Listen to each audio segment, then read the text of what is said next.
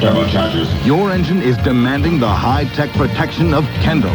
To maximize the life of your engine and the performance of your car, pour in the protection of Kendall Motor Oil.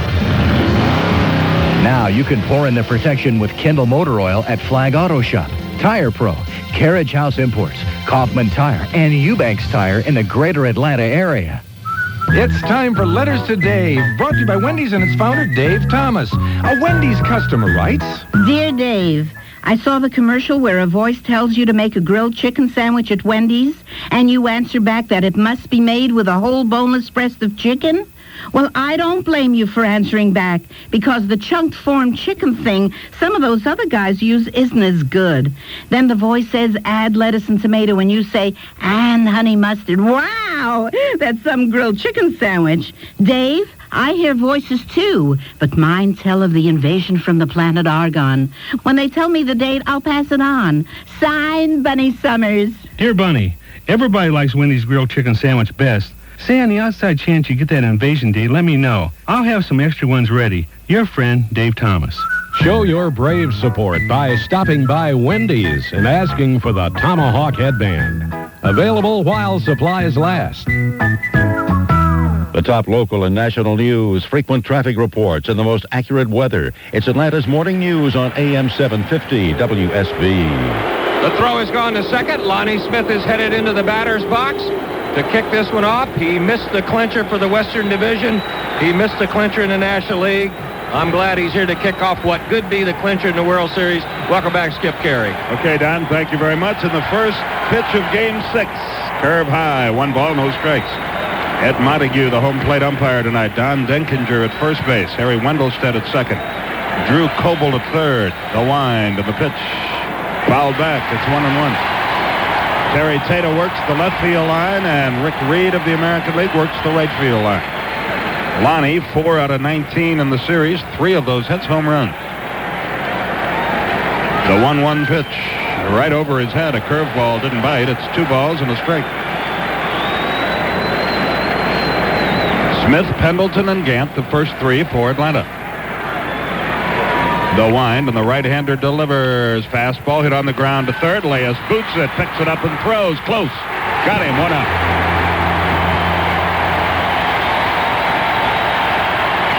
Leas knocked it down, but then pounced on it quickly enough to throw out Lonnie. 1 away. Barry Pendleton, the batter. 6 out of 20 in the World Series. Skip, we've heard the possibility that Erickson might not be 100%. That it might be in his forearm, it might be in his elbow. One of the places that's going to show up, not so much on his fastball or his changeup, but he's going to have trouble really snapping off a good breaking ball. We saw him throw Lonnie 2, not a 1 was a good one. So Pendleton stands in there. Ronnie Gant moves on deck. The 24-year-old right-hander into the wind, and he delivers. Steve Reich at the knees, 0-1. They play Pendleton straight away in the outfield. Again the wind and the pitch. Outside, evens it up at a ball and a strike. That looked like a curveball that didn't do much. 1-1 the count. Well, normally you would think of breaking balls, you'd think it's always the elbow that does the work, but there's a lot of work in the forearm to snap it off. The pitch is swung. Hot shot, right field, base hit. So Pendleton is aboard with 1 out. A solid ground single to right. And Ronnie Gant is the batter. Gant, 7 out of 21 in the World Series. He has scored 3 runs. He has driven home the same number. That gives Pendleton 7 hits. That means he's tied with Gant, second only to, he's tied with Lemke, second only to Gant, and it's good to see his bat getting hot like it did down in Atlanta. So Rennie stands in there. He takes a look at his third base coach, Jimmy Williams. Renner at first, 1 out the pitch. Downstairs, 1 ball, no strikes. Speaking of Atlanta, Erickson went 4 2/3 innings, allowed 5 hits, 4 runs, 3 of them earned. Struck out 3, walked 2, gave up 2 homers to Lonnie Smith and David Justice, and threw a wild pitch. The stretch pitch. Fast strike right through there. Evens the count at 1-1. Again, Gant checks Jimmy Williams. David Justice waits on deck. The right-hand hitter waits. Erickson looks in. Now he's set. He delivers. Curve hit hard and foul past third, and that didn't have much on it either. No, he does not. He absolutely does not have a breaking ball that he's going to be able to get anybody out with. The only way he can be successful with it, if he's going to throw it, and he must, he's going to have to just throw it for effect, not throw it anywhere near the hitting area, and use his changeup and changing speeds on his fastball to get the Braves out. He's ahead of Gant, a ball and 2 strikes.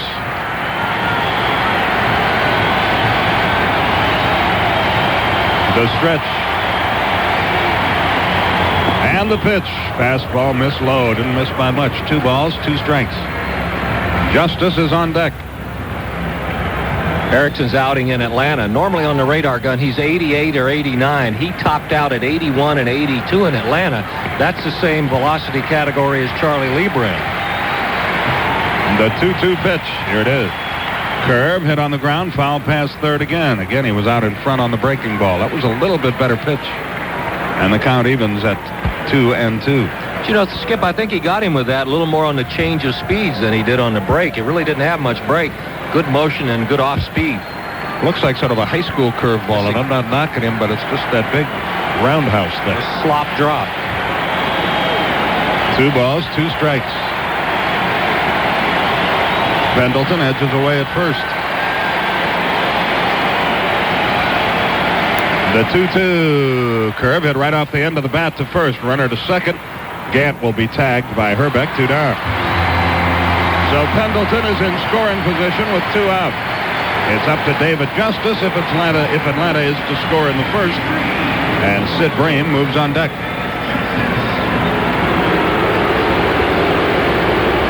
Justice hitting an even .300. He has scored 5 runs. He has driven in 6 in World Series play. 6 out of 20. The left-hand hitter very deliberate before digging into that batter's box, and he does so now. The stretch. The pitch. Fastball. Strike at the letters. Inside corner. 0-1.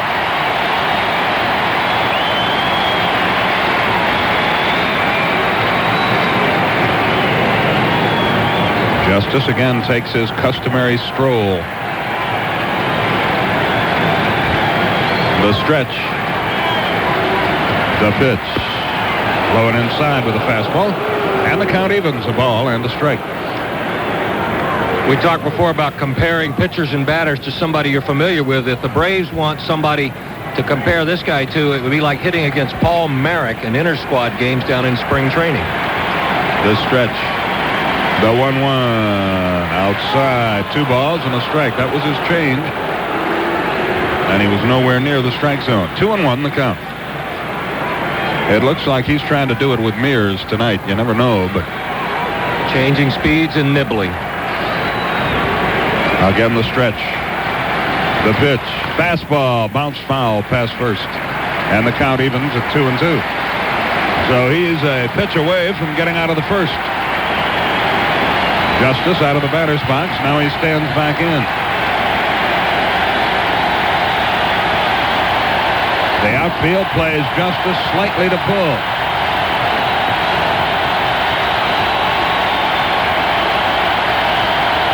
Ortiz with the sign. Now time called as Justice asks for time and steps out. The crowd hoops and hollers here. I know we're not on the field, but I don't think their crowd holds a candle to ours. No. And somehow the homer hanky does not strike fear and dread in the hearts of players. The 2-2 pitch. Here it is. Downstairs, full count, 3-2. So a pitch of decision due David Justice, and with first base open, you would figure that Erickson would not give in to the left-hand hitter. He's got another left-hand hitter, a guy who has been slumping, Sid Bream, waiting on deck. 3 balls, 2 strikes. 2-1 with 2 out for Bream. Erickson throws a sinking fastball, a slider, a split finger, and a changeup. He has only thrown 1 or 2 fastballs, and he's only thrown 1 of them in the strike zone. Bream just 125 in the series. The stretch. The pitch to him. Fastball, strike call, knees, inside corner, 0-1.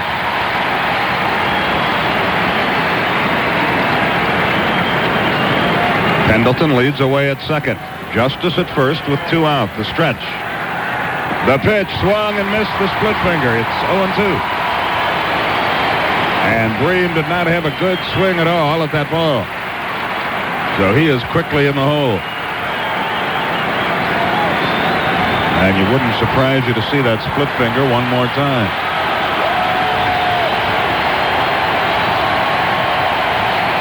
The stretch, the 0-2 pitch, here it is. Fouled it away, just did stay alive. It looked like it was the split finger again. Still 0-2. The outfield plays Bream perhaps a step shaded toward right field. No more than that.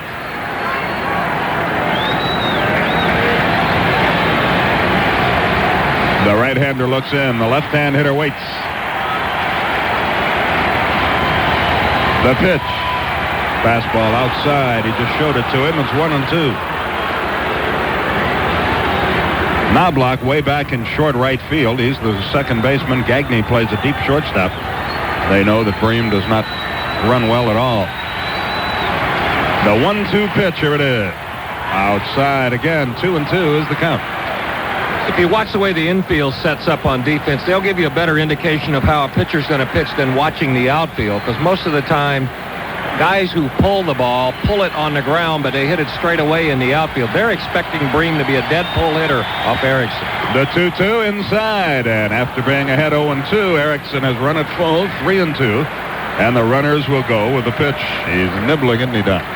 Yes, he is. He showed him that fastball on strike one, and what he's thinking is, here it is, pal. If you don't get it on this one, that's the last one you're going to see in the strike zone. The 3-2, runners go. Swung, fly ball down the left field line. Gladden on the run. Still going. He's there, and the inning is over. Bream almost had it out of here. He hit it to the warning track in deep left field. And Erickson gets out of the first. 1 hit, no runs, no errors, 2 left. We go to the bottom half of the first inning. Atlanta nothing. Minnesota coming to bat. I'm John Rooney with today's Car Care Quiz, brought to you by Slick 50. How can you increase the life of your car? The answer after this. Welcome to race day, everyone, and now here's the man you've all been waiting for. Gentlemen, no, I can't say it. You can't say what? Start your engines. I can't say, gentlemen, start your engines. It's just one line. Oh, yeah, you don't know much about engines, do you? Well, when you start a cold engine, all the oil's in the pan. Yeah, but... So all those bare metal parts grind together. But this is a race. This isn't a race. It's a demolition derby. What? You'll be responsible for 33 wrecked engines. I'm going to go for a hot dog. Wait, come back 70 to 80% of engine wear occurs when you start your car, when oil's in the pan, not in the engine. But Slick 50's 1 quart, one-time formula lubricates and protects for more than 50,000 miles like no oil or additive can. Slick 50, the engine wear protector. All right, gentlemen, you want to start your engines? Go ahead and start your engine. Oh, that's better. While you're at it, why don't you put a stick of dynamite up the tailpipe? Give me that, Michael. Slick 50, the engine wear protector, because starting your engine is a terrible thing to do. Slick 50 engine formula is available at Kmart and other retail and auto parts stores. An Automotive Information Council survey showed that over-maintenance was the key to a healthy car. The average oil change every 1 to 3,000 miles, oil and air filters changed every 3,000 miles, a tune-up and lubrication every 6,000 miles, and transmission fluid changed every 24,000 miles. Making sure your car lasts longer may take extra work, but it's worth it in the long run. The Car Care Quiz brought to you by Slick 50. Well, yeah, how would I want it? Your Jeep Cherokee? Yeah. As opposed to, well, the Nissan Pathfinder or Ford Explorer? Yeah. Cherokee offered more power, a choice of warranties, four-wheel anti-lock brakes, and a reputation for dependability. And you look for that, huh? I look for it in a man. I might as well look for it in what I drive. Okay. Because with my track record, what I drive will be around a whole lot longer. I'm sure it will. Jeep Cherokee, another advantage from your Jeep and Eagle dealer. Jeep is a registered trademark of Chrysler Corporation. News experts explain the hows and whys the first thing each day on Atlanta's morning news. You can depend on AM-750 WSB. We go to the bottom half of the first inning. Steve Avery has completed his warm-up tosses. Gladden, Knobloch, and Puckett will be the first 3. For the Twins in a scoreless game. The Braves threatened, but failed to push a run across in the first. Bream, normally a very stoic kind of guy, really upset with himself after he hit that ball so hard to left, but not quite hard enough. Here's Dan Gladden. He hit .247 on the regular season. He's 4 out of 21 in the World Series.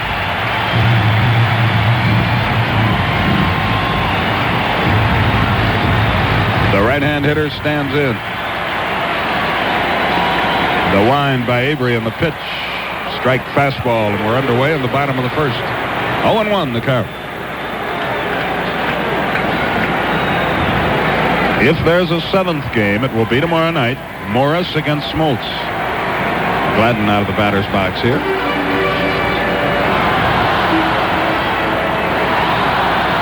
You never know what's going to happen, but Erickson was not impressive in that first inning, even though he got him out. The pitch. Ground ball toward short. Belliard in. Up throws. 1 out. Gladden is retired. 1 away. Sometimes guys look like that and go on ahead and pitch a 2 or 3 hitters, so we're not saying start celebrating. He knows how wasn't overpowering at all. He knows how to pitch, though, and he has a fastball that sinks, and he has that split finger, and that son of a gun is such an equalizer. You can go out there without your best stuff, and if you can get that over, you can beat somebody. Knobloch hitting .281, a homer, and 50 runs batted in the regular season. 6 out of 18, a .333 mark in the World Series. I think he's one of the 2 key guys in the Twins lineup that Avery has to concern himself with. Outside, 1 ball, no strikes. A pesky type hitter. Puts the ball in play. He's going to get his hits. The other one is Chili Davis. Davis, a good off-speed hitter. And if you get behind in the count and have to come in with the fastball, he can set on. So if Avery can handle those 2, he should be able to handle the Twins. His pitch is a fastball right through there, and he had plenty of mustard on that, and the count evens at 1-1.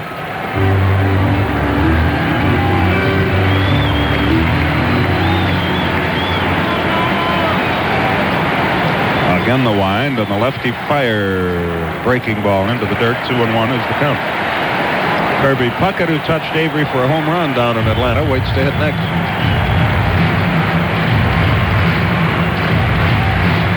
This place jam-packed except for one part of one section that is totally empty. Somebody's bus broke down. Nope, that's where the high school band goes. Oh, is that what that is? Yep. Or that's where they had them last week.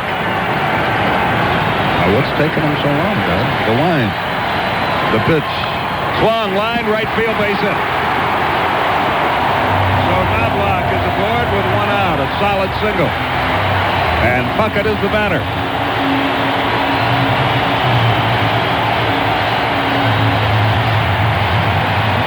The Twins, you know, have never lost a World Series game here. They have never won one on the road.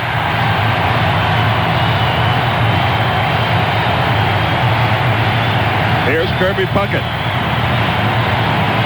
hitting just .167 in World Series play. Runner at first, 1 down. Chili Davis on deck.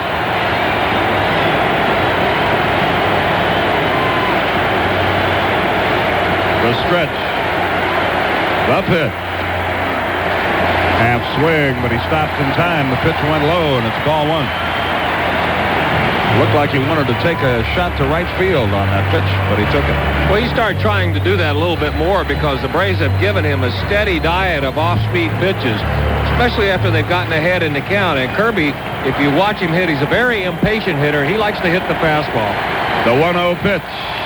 Swung, ground ball fair into the left field corner. Knobloch races for third.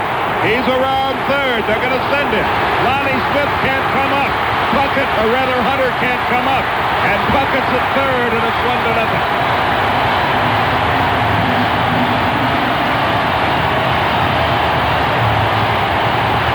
Hunter couldn't play the carom, and the Twins have the lead.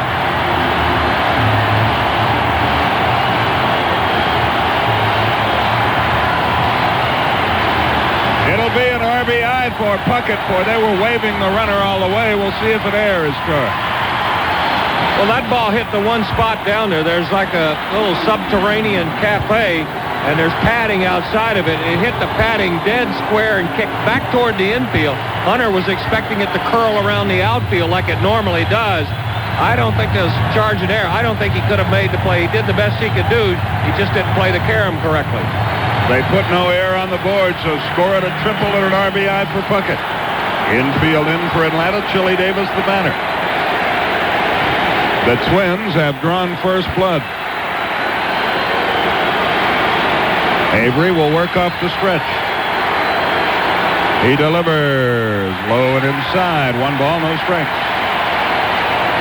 I don't know, personal preference. I just don't like the infield in this time of ball game, because you make every hitter a better one. Davis is basically a fly ball hitter anyway, even if you have to. And on AstroTurf, that ball is going to get to you quick enough that you can throw out Puckett at home plate. Just cut down some of the hitting alleys and try to shorten the inning as much as you can. Avery comes set, the 1-0 pitch. It's low, 2-0. Olson calls time, has a word with his pitcher. 2 balls, no strikes. This is when Davis is at his most dangerous. When it's a hitter's count, 2-0, 3-1, 3-2, where he's fairly sure you have to come in with a strike. 2 balls, no strikes. Shane Mack waits on deck. The stretch. The pitch. There's a strike over the inside corner. It's 2-1. Good spot to pitch him. He likes to extend his arms, likes the ball down in the strike zone better than up at the top of the letters. Chile takes a look at his third base coach, Ron Gardenhire. Now he's ready to go. The pitch. Swung, fly ball, right field. Twisting over near the line. Justice on the run into foul territory. He can't get there. And it bounces on a play. And he played way over in right center. Justice had a long way to go, but fortunately the ball fell foul. And the count now evens up at 2-2. That swing showed you one of two things. Either Avery's fastball is a good one, or Davis's swing is just a little bit tardy, because he had a hitter's count, had to be looking for a fastball. The best he could do was hit it down the right field line. 2 balls, 2 strikes. The stretch. The delivery. High, ball 3. So a full count on Chili Davis.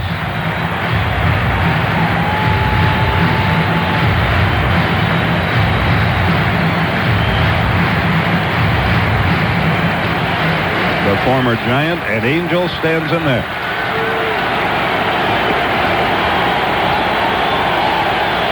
The stretch. The pitch.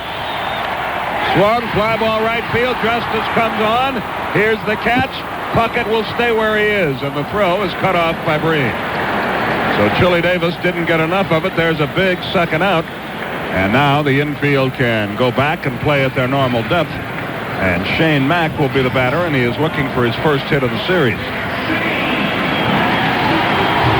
It's 1-0 Minnesota.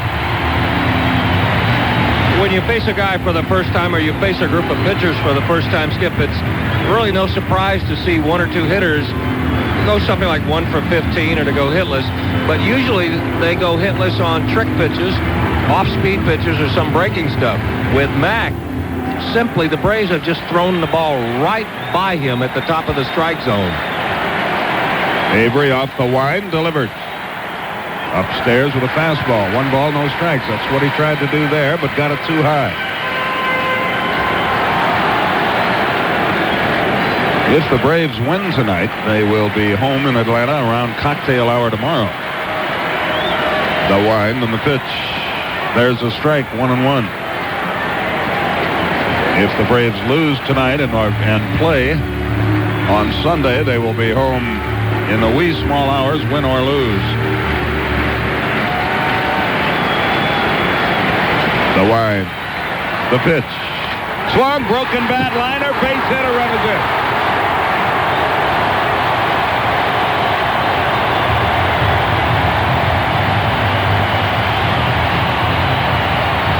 Shane Mack shattered his bat, but he looped the liner to left, and it's 2-0.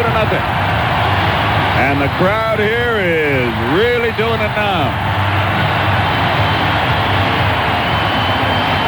Mack got a change up to hit, about belt high, right down the middle of the plate. That's the only pitch he could have gotten off Avery that he would have been able to pull. Scott Leas is the batter with a runner at first, 2 out and 2 in. Minnesota has the lead early. The right-hand hitter waits. Avery to first. Almost balked. Runner back. Almost? Maybe more than that, huh? He just didn't get it called. He got away with one there. First base umpire Don Denkinger, one of the more lenient on balk calls. A little bit tougher on balls and strikes. Here's the pitch. Curveball, a little low. 1 ball, no strikes. Leas hitting .273 in the World Series. A home run included.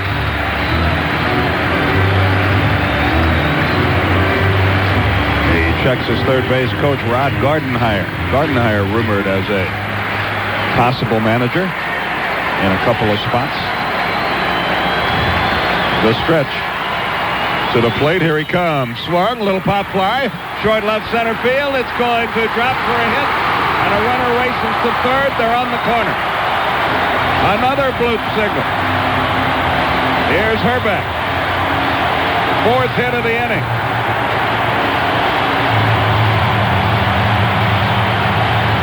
And Green, Pendleton, Olson converge on the mound to talk with Avery. Here comes Leo Mazzoni, the Atlanta pitching coach. Good time for a visit, Skip, just simply to remind Steve Avery he's doing all the right things. The hardest ball hit off of him has been an out, the one that Gladden hit. Puckett hit the ball on the ground just inside the bag. Knobloch went the other way off the end of the bat. Shane Mack broke his bat. And here's a top spin lob by Leia. So the last thing you want the kid to do is try to invent the wheel right now. Just stick with what got him to this point. It's still good enough to beat this ball club. 2-0 is bad enough, but you don't want it to get any worse now. And this guy's tough. Ken Herbeck. The stretch, the pitch to it. Curve, a beauty right in there, 0-1. Herbeck homered here earlier in the series. It's a very cozy ballpark in right field. Just 327 down the line, but a very high wall. The stretch pitch. Fast strike inside corner, 0-2. Herbeck didn't like it. So Avery is out in front. Herbeck is one of those guys that doesn't like the fastball in on him, and therefore he thinks you should not call it a strike if it is there. Perfectly understandable. It certainly is. The runners lead from the corners in the 0-2 pitch. Here it is. Curve, bounce toward first. Bream on the short hop. Steps on the bag, and the inning is over, but the Twins score twice on 4 hits. They leave 2, and after an inning, Minnesota 2, Atlanta nothing. The Atlanta Coca-Cola Bottling Company salutes the Braves, 1991 National League champions. Well, sure, Holt started dealing, and soon became the feeling that things would start to change in just a while. But who would have thought that Clavin would have the season he's having? And down at the launching pad, baseball was back in style. I'm talking baseball. Justice and Cabrera talking baseball. Terry, what a fella. Gant and Bream with Payne, you're getting the save. And soon the tomahawk became the rage. I'm talking baseball. Baseball and the Braves. Congratulations, Braves, on capturing the National League pennant. And from the Atlanta Coca-Cola Bottling Company and all of Georgia, best of luck in the series. Tomahawk this town to the title. At Delta Airlines, we fly to more than 32 countries all around the world, which means we're often asked to explain America's national pastime to our foreign passengers. Yeah, how do you make a baseball score? By going home. Well, not by going home literally. I mean, see, home is actually a plate. Well, no, wait a minute. Hold on, let me start all over. And it's not always the easiest thing in the world to explain. When you're on defense, the object is to control the ball. But how can offense score if defense have the ball? Well, you see, they don't... It's not that simple. But these days, there's one question that's easier than ever to answer. And tell me, please, who is the best team in baseball? Oh, that's the Atlanta Braves. Delta congratulates the Atlanta Braves, champions of the National League. That's it. That's right. Now just bring your arm up and down, chop, chop, and then go boom, boom, boom, boom. No, boom. This baseball is fun, yeah. Delta, the official airline of the Atlanta Braves. Every 6 minutes, 10 times an hour, Atlanta's morning news updates weather and traffic. AM-750 WSB. Depend on it. We go to the second inning. Brian Hunter will lead it off for Atlanta. At the moment, Don Sutton, Skip Carey with you from the Metrodome. It's 2-0 Twins.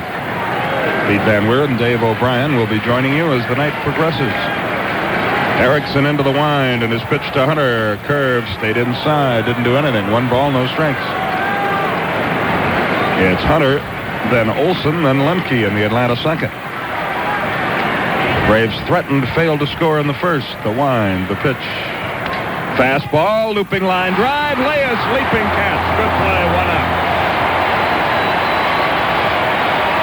Leas took a base hit away from Hunter as he caught his looping line drive. 1 down. Ball wasn't hit that hard, but it could have gotten over his head. He timed his leap perfectly. Got up pretty high, made a nice catch. And Greg Olson is the batter.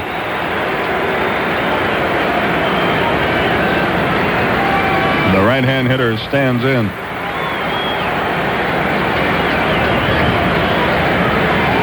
He's playing in front of the home folks here, and the pitch inside. 1 ball, no strikes. 1 out, nobody aboard. The Twins on top, 2-0. Things have not started swimmingly for Atlanta.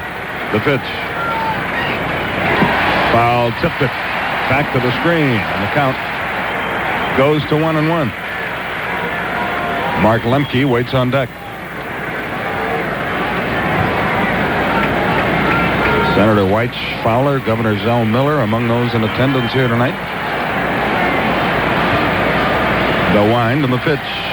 Curveball stayed inside. 2 balls, 1 strike.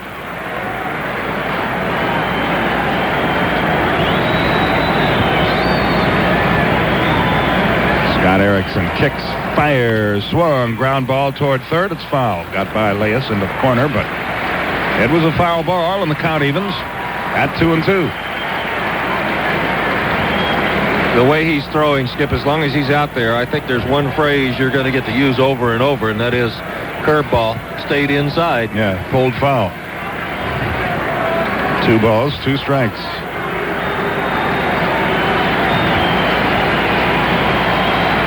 Erickson is ready. So is Olson. The wind and the pitch.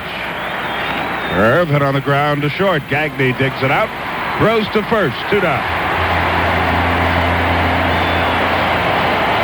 That's one thing we've learned in this series, that Greg Gagne is an outstanding shortstop. Let's pause here for station identification. You're listening to Braves Baseball on AM-750 WSB. Cofer Brothers in Tucker salutes the miraculous Atlanta Braves. Go Braves! AM-750 WSB, Atlanta's news, weather, and traffic station. Here's Mark Lemke, and he takes a strike over the outside corner, 0-1.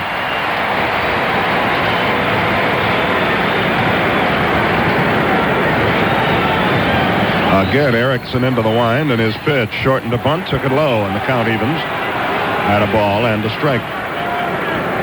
Braves had 2 on with 2 out, failed to score in the first. The first 2 have gone easily here in inning number 2. The wind and the pitch. Fastball low and inside. 2-1 the count. You can see what Erickson's pattern is. He's either going to try to get strike 1 with the fastball or the breaking ball. Then there's not going to be anything else in the hitting area till he gets absolutely 3-1. Or here's a pitch fouled away toward first. Count evens 2-2. What he's trying to get the Braves to do, and thus far has been successful in doing, is he's letting them get themselves out. He's going to say, okay, I'm going to throw it a little out of the strike zone. If you want to pull it to third, if you want to pull it to short, go ahead. I've got guys that'll pick it. The wind, the pitch. High and outside, evens it up to 2-2.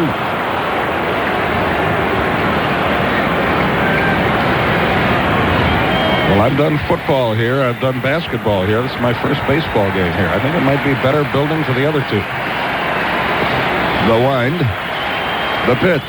Swung, base hit center field. Lemke continues to swing a red-hot bat, a 2-out single to center. And Rafael Belliard, the batter. That's the second Atlanta hit. Pendleton had the other.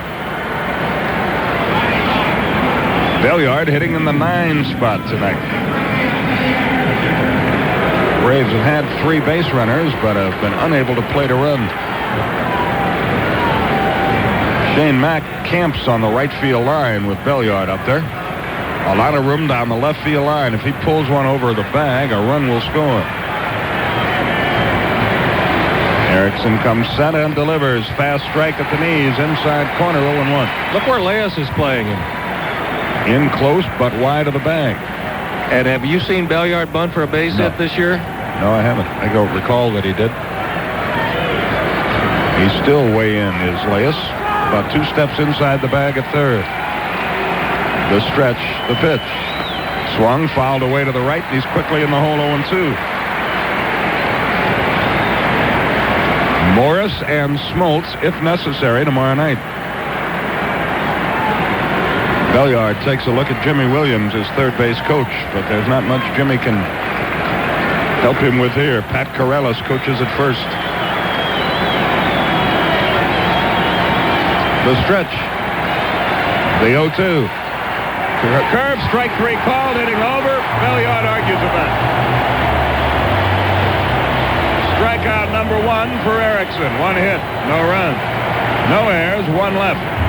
The end of an inning and a half. The Twins lead 2-0.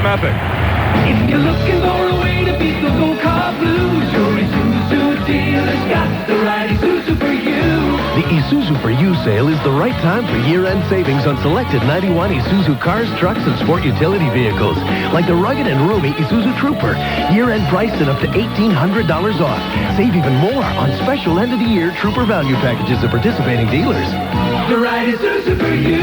With its great performance, toughness, standard 4-wheel drive with auto-locking hubs, incredible cargo space, and wide-opening double cargo doors, the Isuzu Trooper is the right Isuzu for you. See your Isuzu dealer today and save up to $1,800 on a Trooper now. It's the right Isuzu at the right price. But hurry, the Isuzu for You sale ends soon. Impulse styling, pickup Trooper, rodeos too. Your Isuzu dealer's got the right Isuzu for you. Based on factory to dealer incentives, which may vary by model, actual prices will vary. See dealer for details. Mondays! I think Mondays are the best gosh darn day of the week! I'm a Monday mad woman! Doesn't this woman make you want to hit her in the face with a pie? I just can't wait for Mondays! Well, don't throw the pie. Her Monday madness is caused by the CBS Monday Funnies. Evening Shade. Give me an M! Major Dad. Give me an O! Murphy Brown. Give me an N! Designing Women. Give me a D! And Northern Exposure. Give me an A! Why? On second thought, throw the pie. A full evening of laughs every Monday on CBS. Is it something I This is John Madden. People want to know just how excited I really am about Walker Advantage mufflers. Hey, I'm excited. I mean, the Walker Advantage is the only muffler with Absorbite, a built-in rust fighter. It's the most advanced muffler you can buy. I even took my bus, the Madden Cruiser, and put a Walker muffler on it. And then I put the Walker toll-free number on the back, and the Walker Advantage name on the side. Hey, when I get excited, I don't mess around. For your nearest Walker Advantage installer, call 1-800-422-2484.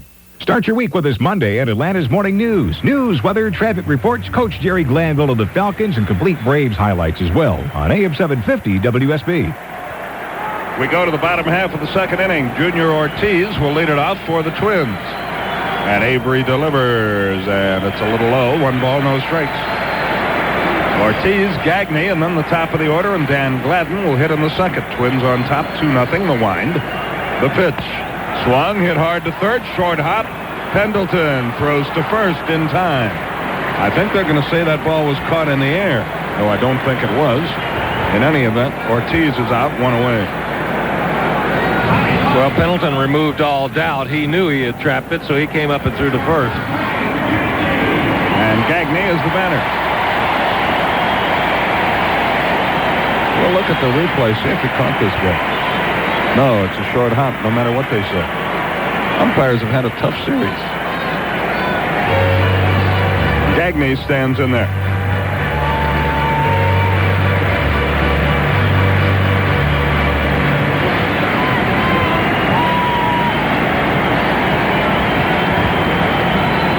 Avery ready to go to work. He's into the wind and the pitch.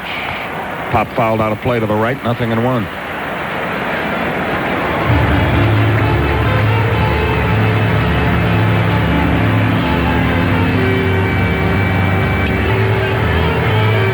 Gagne, a .265 hitter during the regular season.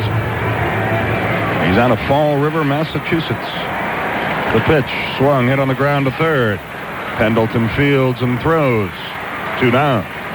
So Avery gets the first 2 in a hurry here in the second. And Dan Gladden will be the batter. He bounced to short his first time. And it looks like Avery's going to have to do a little bit more pitching tonight, Skip. 3 postseason games, he had enough juice that he could blow people away early in the ball game, but looks like his fastball just a little bit short. He'll go to the change, and he'll go to the curveball, and we'll have to really pitch a little bit more than just throw. Boy, he shows remarkable poise even when he's off the field. There were people chasing him around that hotel today. The wind on the pitch. Swung, ground ball to short. Should be easy. Belliard fields, and the inning is over. Nothing doing in the second for the Twins. No hits, no runs, no errors, none left. We've played 2 in the Metrodome, and the Twins lead 2-0. Hi, this is Skip Carey in the home of Cindy Ross Jones Smith. We're listening to a cold wind whistle through the crack around her front door. Some door, huh? Boy, you're letting a lot of energy escape here. My husband, Mr. Fix-It, was going to take care of that 2 years ago. What's the delay? Well, he does spend an awful lot of time listening to your sportscast. Yeah, well, you could buy a Good Sense home. A new home? Hey, Eddie, Skip's got something to tell you. Or you could upgrade this house. Oh, I like the new home idea better. Georgia Power will come out here and recommend things like weather stripping and high-efficiency heating and cooling to bring your house up to Good Sense Home energy-efficient standards. What about my new home? The improvements could save you up to 30% on your utility bill. Listen, Skip, when my husband gets in here, you stick to that new home suggestion, or that $1 million voice of yours is going to be as high-pitched as this wind. Getting my drift? Upgrade your house to Good Sense Home energy efficient standards. For details, call your local Georgia Power office. Hi there. This is Phil Singer with another installment of Sports Quest. Today, we're at the Alpine Corral for the 8th annual Snow Ski Rodeo. And here comes world champion Brahma Bull ski jumper, Jeff Chambers. Hey, great jump, Jeff. Thanks. It must be tough to hang on to a bull like Avalanche when it's this icy. Yeah, but these Velcro mittens really help. And the competition looks pretty tough. Yeah, now that Delta flies here, ski cowboys are coming in from all over. Europe, Canada, even the Far East. Well, with Delta and the Delta Connection flying to more than 300 cities worldwide on over 4,800 flights a day, I can see why. The more places Delta flies, the harder it is to keep my title. Oh, speaking of which, I gotta go sharpen the spurs on my ski boots for the next event. Chuck wagon bobsledding? Nope, downhill calf roping. Well, there you have it, folks. Whether you're headed across the U.S. or around the world, saddle up with Delta. For reservations, see your travel agent or call Delta. The biggest news team means the best coverage on Atlanta's morning news here on AM-750 WSB. Depend on it.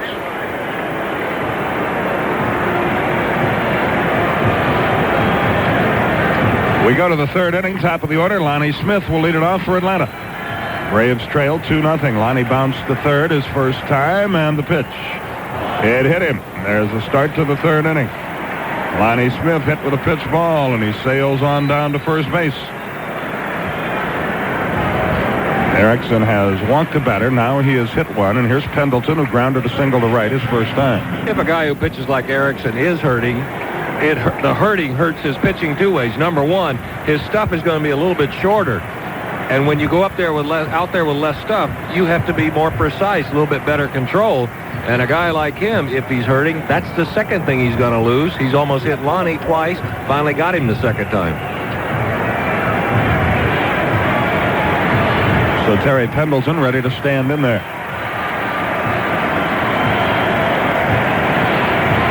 Lonnie edges away from first base and has a good-sized lead over there. Herbeck holds the runner on the stretch, the pitch. He shortened a bunt, took it high, snapped through to first. Safe. Bang, bang, play at first. He just did get back. Ortiz unloaded that ball in great fashion. If that throw is down a foot lower, Lonnie is out of there. Good call. The umpire, Don Dinkinger, right there on top of it to make the call. Herbeck swiped him up about the elbow as his hand hit the bag, but if that throws down a little bit lower, Herbeck took it about face high. Lonnie is out of there. Snap throw to first, chases him back again. That was close, but you're right, a good call. He was safe. 1 ball, no strikes, the count to Pendleton. Lonnie a much shorter lead. Now he edges away a bit further. The stretch, the pitch. Started to go, held up, 2-0 the count. So Pendleton gets ahead in the count. See how the second time through the order works out for Scott Erickson. The tying run is at the plate. There's nobody out. See, a guy like Erickson doesn't have enough to intimidate anybody inside right now, Skip. So Pendleton can pick out a tiny little zone that he wants the ball in. If he doesn't get it, he can afford to take it. Hitting 2-1 is not that bad. The 2-0 pitch. Swung, pop foul back and out of play. Looked like he tried to inside out that ball. It was a pitch in on his hands. He took a shot at left field, but fouled it off. And 2-1 is the result.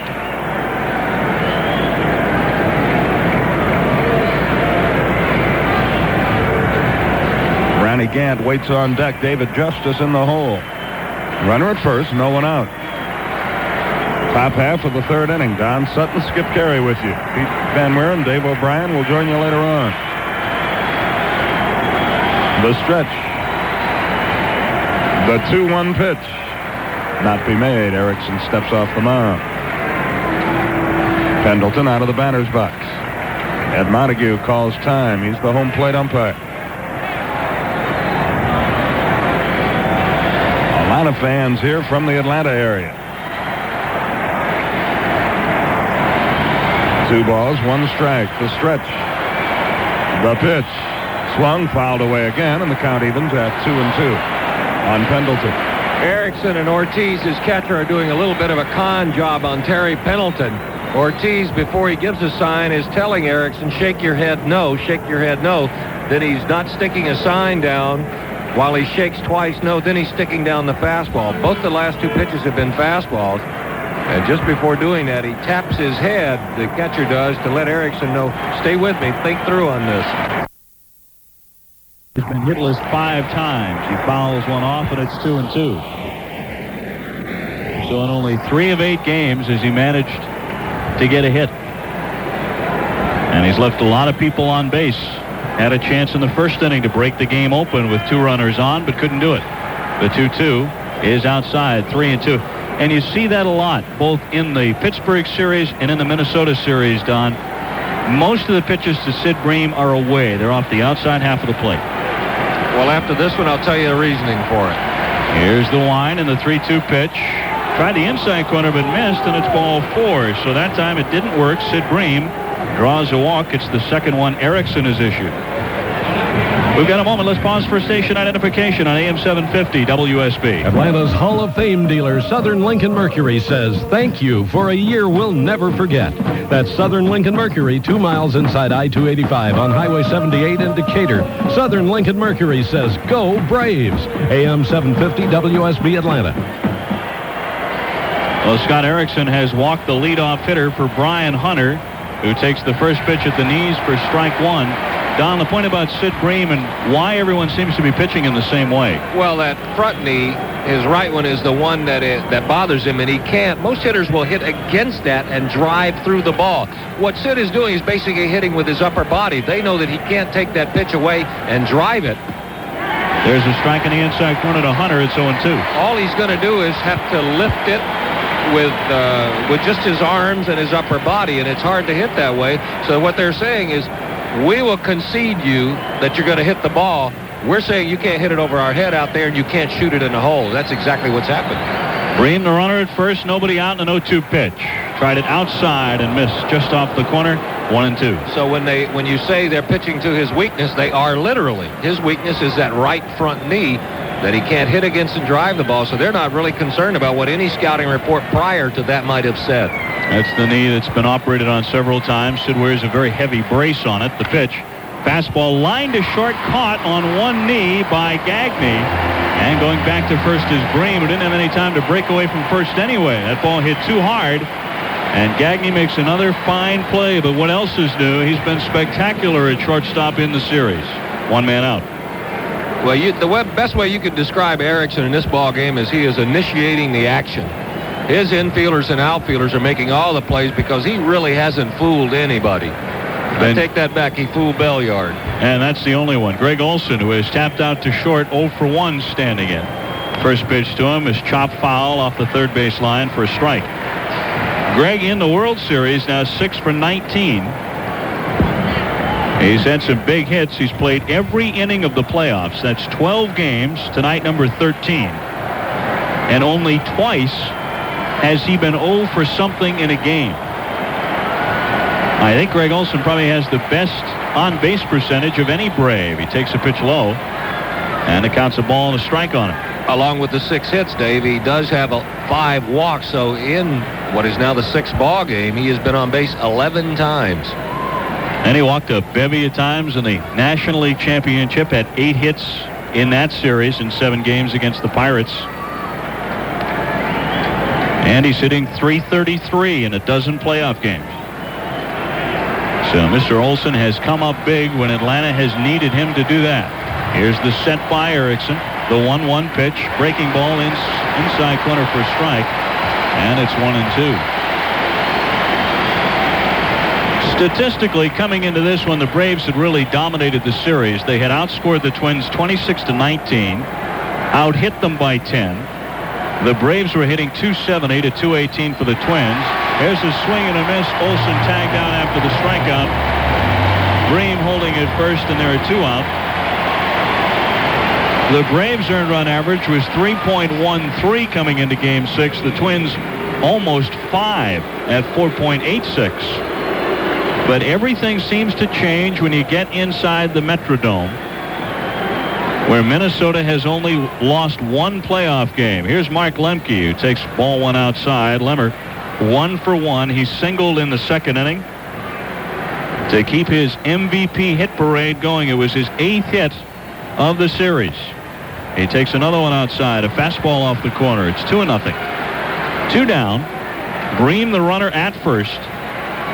Minnesota in front 2-0. They got them both in the last half of inning number 1 on 4 hits. Avery has shut him out since. But the Braves have not been able to break through offensively. The pitch, belt high fastball right down the middle. It's 2-1 on Lemke. Lemke has become the story of the World Series. He drove in the game-winning run in Game 3, scored the game-winning run in number 4. He bounces one fouled on the first base line, and it counts even up 2-2. His 2 triples on Thursday tied a World Series record. And he has given more interviews in the last 4 days than in the previous 26 years he's been on this planet. He climbs back in on the left side. Here's the 2-2 pitch. A bouncing ball up the middle, but Gagne fields it behind second, fires to first and gets him. And the inning is over. Braves got a base runner to start it on the walk to Bream, but could not deliver him. And Atlanta has now left 5 men out there. Through 3.5 in Minnesota, Twins lead it 2-0. Oh, and you drive the clunker. Huh? Oh, yeah. And your wife drives the Jeep Cherokee. Right. Why? Well, because with the baby and all, I just feel better knowing she's got the 4-wheel drive. Mm-hmm. You know, anti-lock brakes. But why Jeep Cherokee, not, say, Nissan Pathfinder or Ford Explorer? Oh, I don't know, because there's just something innate in the name Jeep that just isn't there with anything else. Oh, what is that? Oh, I believe you could call it peace of mind. Jeep Cherokee, another advantage from your Jeep and Eagle dealer. Jeep is a registered trademark of Chrysler Corporation. Mondays! I think Mondays are the best gosh darn day of the week! I'm a Monday mad woman! Doesn't this woman make you want to hit her in the face with a pie? I just can't wait for Mondays! Well, don't throw the pie. Her Monday madness is caused by the CBS Monday Funnies. Evening Shade. Give me an M! Major Dad. Give me an O! Murphy Brown. Give me an N! Designing Women. Give me a D! And Northern Exposure. Give me an A! Why? On second thought, throw the pie. A full evening of laughs every Monday on CBS. Is it something I said? Check out these specs. 4 channels, amplifier, subwoofer, beta input transistors for clarity, loads of volume, plus terrific bass response. Sounds pretty good. Are you kidding? It sounds awesome. Listen. Introducing Odyssey, the new automotive sound barrier breakthrough from Delco Electronics. Available only on Chevy Cavaliers and S10 trucks, and on Geostorms, tractors, and Metros. You won't just hear it. You'll feel it. Sound that pounds! State Farm sells life insurance from an agent who's famous for good neighbor service. What's good neighbor service when it comes to life insurance? Well, it's doing a lot of listening, so your plan will meet your specific needs. It's doing a lot of explaining, so you'll know just what you're buying. And it's being there after you buy the policy to keep that plan working as your life changes. For sensible, affordable protection that comes with good neighbor service. Remember, State Farm sells life insurance. Hi, this is Wes Minner. If you want to hear opinions from people in their 20s, 30s, and 40s on the issues of the day, then listen to me weeknights 8 until midnight here on AM-750 WSB. We take it out of the last half of the 4th inning inside the Dome. Dave O'Brien, Don Sutton, Pete Van Wieren, and Skip Carey with you. World Series game number 6. It's 2-0 Minnesota.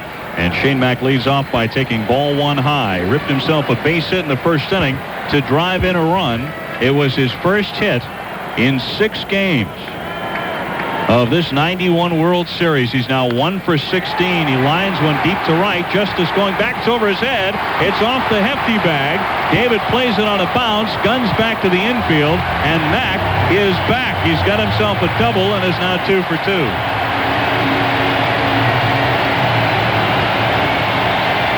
First good swings we've seen him take. He got a changeup, a bad pitch to hit last time, but that time he was on time for a pitch that the Braves pitchers have been throwing right past him, a fastball belt high. I think Avery might have liked to have gotten it up a little bit higher, but he hit it high off the bag and right.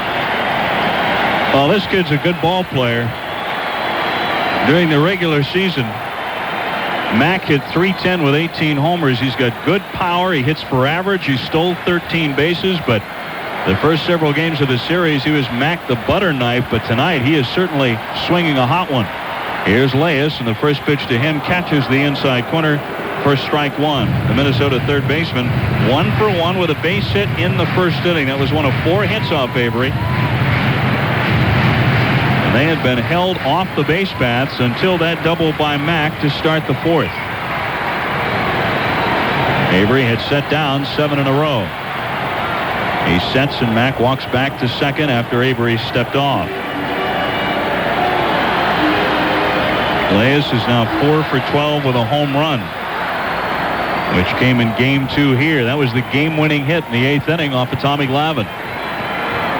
The stretch of the 0-1 pitch, he squared to bunt, took the pitch inside, did not try to lay it down. It's 1-1.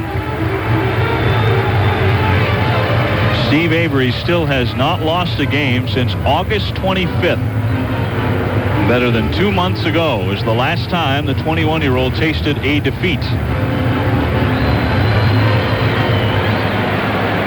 Up 2-0. Tom Kelly can afford to do just about anything he wants here. He's shown bunt, but he can take it off, let Leas swing away, or he might still try to get him to third with a bunt. Avery's stretch and pitch. Missed a little bit low with it. It was over, but downstairs, and it's 2-1. The outfield does not believe he's going to get around on the Avery fastball, so they have him pulled around toward right field as an off-field hitter. Hunter not quite so far over into the gap, but Ronnie Gant is several steps into the right center field alley, so they leave him left center as a gaping hole. The 2-1 pitch. High chop to third, backing up Pendleton. Fields, throws, and gets him. Runner has to hold at second. 1 man out. Terry took his time with that, and it paid off. 1 man away for Ken Hrbek. Hrbek was one man, Don, who said he was happy to get out of Atlanta. He had some trouble with a couple of idiots calling his mother and threatening her, and I understand his wife had some difficult times as well. So I think that Ken Herbeck is very happy to be home in Minnesota. First pitch to him, hit high in the air, but not deep to left. Coming on is Brian Hunter. Belliard's out there, too, but Hunter misplayed it. It's over his head. He lost it in the lights. Mack has to hold at third. On to second base is Herbeck. Hunter completely lost it in the ceiling or the lights. And coming in on a routine fly ball, it went over his head, and runners are safe at second and third, and that's dome baseball for you. Let me tell you what he did. He made a big mistake there, and the first thing the Braves outfielders were told when they came in here, don't take your eye off the ball. He had it all the way till about 3 steps from the ball. When he looked down to tell Belliard, I got it, I got it. When he looked back up, absolutely could not pick it up in his Teflon ceiling, and that was a defensive mistake on Brian Hunter's part. Because once he looked down, he had no chance of finding it when he looked up. We can see it on the replay. Brian clearly looked over at Rafael Belliard while saying, I got it, I got it. And he's charged with an error and maybe a big one. Here's Ortiz, and the first pitch is a strike at the knees, 0-1. So it goes E7, Hunter charged with the boot. And a base hit by Ortiz would drive in 2 and give the Twins a 4-0 lead. The infield is in close. And the pitch to the right-hand hitter. On the inside corner for a strike called. It's 0-2. Ortiz didn't think so. He threw his head back in disgust. And he's still talking with Ed Montague, the home plate umpire. Avery needs a strikeout. He has him 0-2. There is no reason for him to throw a free swinger like Ortiz a strike here. Take a couple of shots at getting him to go fishing. Then if you get to 2-2, 3-2, you want to finish him off, go ahead. The pitch checked his swing, but it was on the inside corner for called strike 3. And Ortiz has been punched out, so Avery does rack up the big strikeout. And now there are 2 away. And Gagne, the number 9 hitter, coming to bat.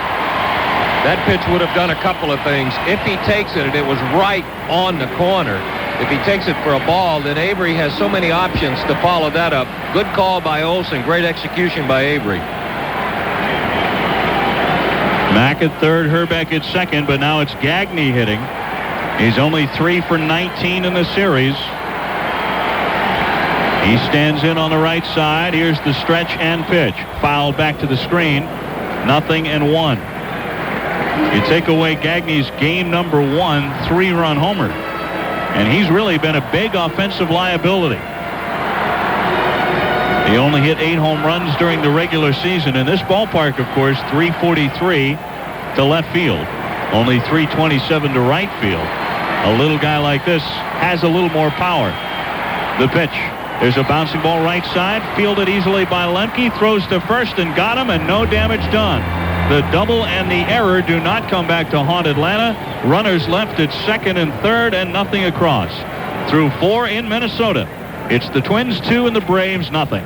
Winn-Dixie, America's supermarket, is proud to sponsor the Atlanta Braves, America's team. It's a great combination. America's favorite pastime and America's favorite supermarket. And Winn-Dixie's also proud to bring you low prices nobody can beat. Score big with WD brand U.S. choice beef, only from Winn-Dixie, and hit a home run with super savings and everyday low prices down every aisle in the store. So all you Atlanta Braves fans, slide on into your nearby Winn-Dixie for low prices nobody can beat on everything you need for the big game. Winn-Dixie, America's supermarket, a proud sponsor of the Atlanta Braves. Texaco Technology Report. The problem. As cars get older, they may need higher octane to perform like they used to. The Texaco solution: develop a patented octane control technology in System 3 gasoline to help control increased octane appetite while cleaning an engine and to perform in every single octane grade. Texaco System 3 gasoline. It's that good. Listen to the machines of the 90s. They are more sophisticated than ever. Fuel injection, overhead cams, multi-valve. Fact is, the closer tolerance design of today's car engines demands high-tech protection. They rev higher and run hotter, creating greater stress and harmful deposits. Space-Age alloys, variable valve timing. Will your motor oil meet the challenge? It will if it's Kendall. Nothing protects a high-tech engine against heat, stress, and wear better than Kendall motor oil. Listen to your high-tech engine. Intercoolers, turbochargers. Your engine is demanding the high-tech protection of Kendall. To maximize the life of your engine and the performance of your car, pour in the protection of Kendall motor oil. Now you can pour in the protection with Kendall motor oil at all Firestone locations in the greater Atlanta area. Because the cars of the 90s demand high-tech protection, make sure you pour in Kendall motor oil to meet the challenge. In your car or at work, tune in 2, 3, 4 times a day. AM-750 WSB News, weather, traffic. Depend on it. Here we are in the 5th inning inside the Metrodome. Dave O'Brien, Don Sutton with him. Pete Van Wieren will be joining us shortly. It's 2-0. The Twins lead it. They've out-hit the Braves 5-1, 5-2. Atlanta has committed the one error. But Scott Erickson has been on a little bit of a tightrope so far. Here's Rafael Belliard. Turned to bunt but took it inside for a ball. The Braves have stranded 5 and have had at least one base runner on in each of the first 4 innings. So Erickson has not been dominating. The right-hander kicks and delivers. There's a strike inside corner, 1-1. Belliard was struck out looking in the second. He's 0 for 1. Raffy celebrated his 30th birthday on Thursday in Game 5, and he did it by going 2 for 4 and driving in 2 runs. He fouls one away, and it's 1-2. He's got 8 hits and 4 RBIs in the playoffs, so he has really made those hits count.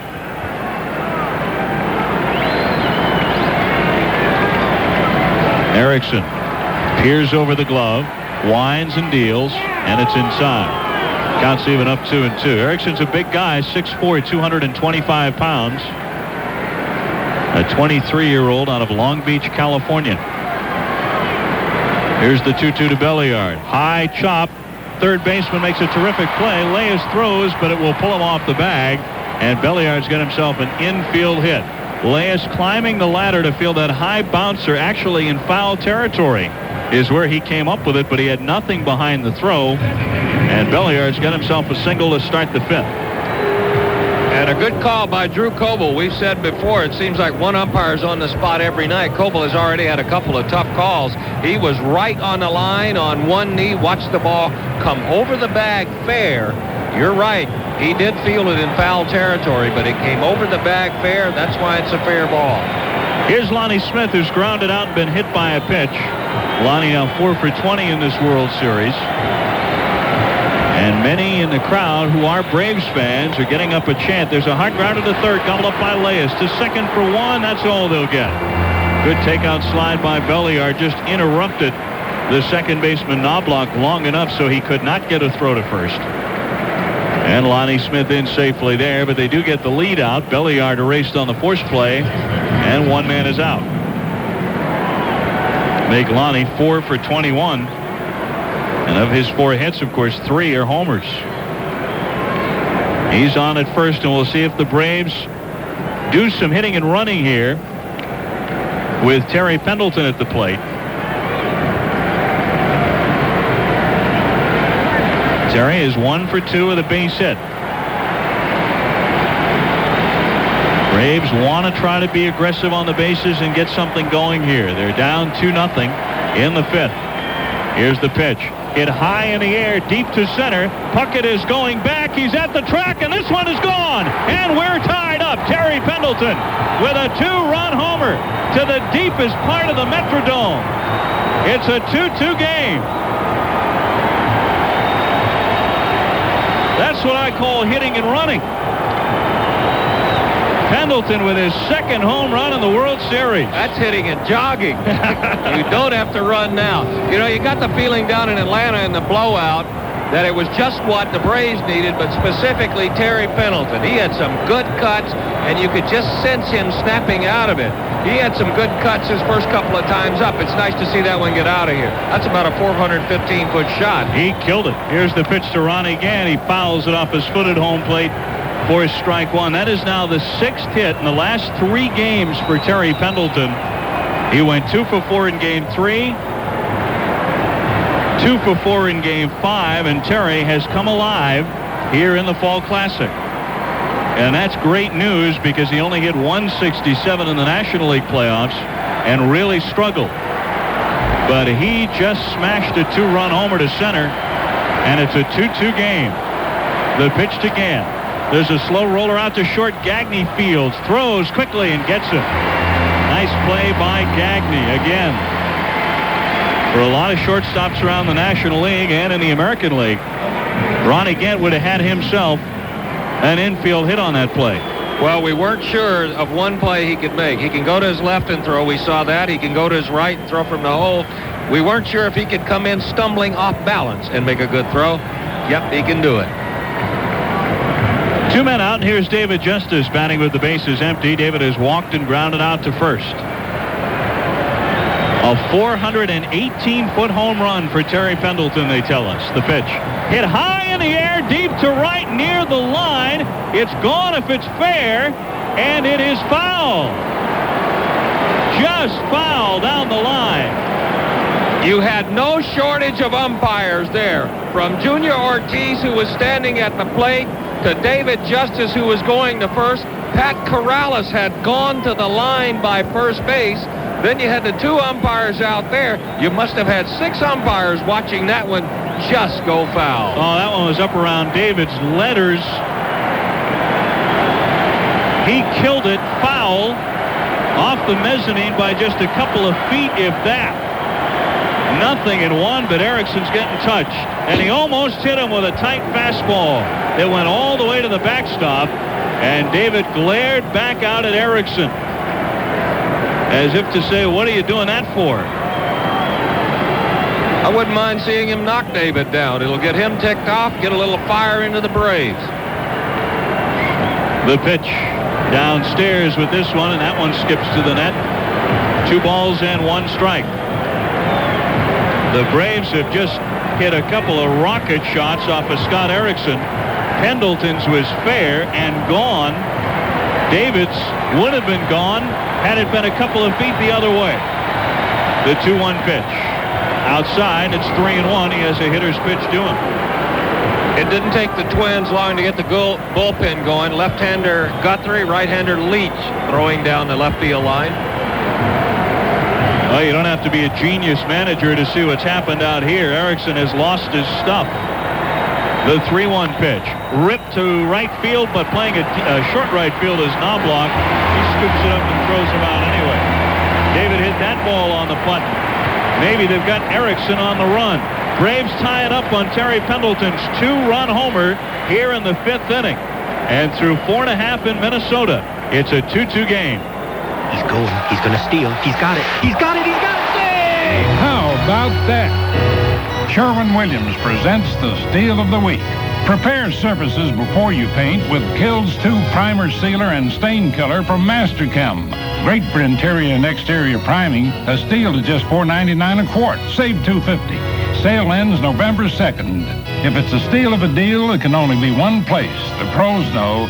Ask Sherwin-Williams. Teammates, sponsored by the U.S. Army. Hail, hail, the gang's all here. Dizzy, Daffy, Ducky, and other birds of a feather after this. Chrysler Chairman Lee Iacocca. When we hire people with Army experience, we know we're getting self-starters. People who already know how to motivate themselves. Sears Chairman Edward A. Brennan. Today's complex business environment requires personnel with discipline, integrity, and a commitment to quality, attributes that are evident in Army alumni. Fact is, 9 out of 10 employers prefer the qualities that Army training develops. Call 1-800-USA-ARMY for details. Paid for by the U.S. Army. The hustling St. Louis Cardinals of the early 30s were literally dirty players. They didn't wash their uniforms out often, and a local writer noted that they looked like a bunch of gas workers on the field. The Gas House Gang captured the World Series in 1931 and again in 1934 when 30-game winner Dizzy Dean shut out the Tigers in Game 7. Teammates, sponsored by the U.S. Army. I'm Jerry Coleman.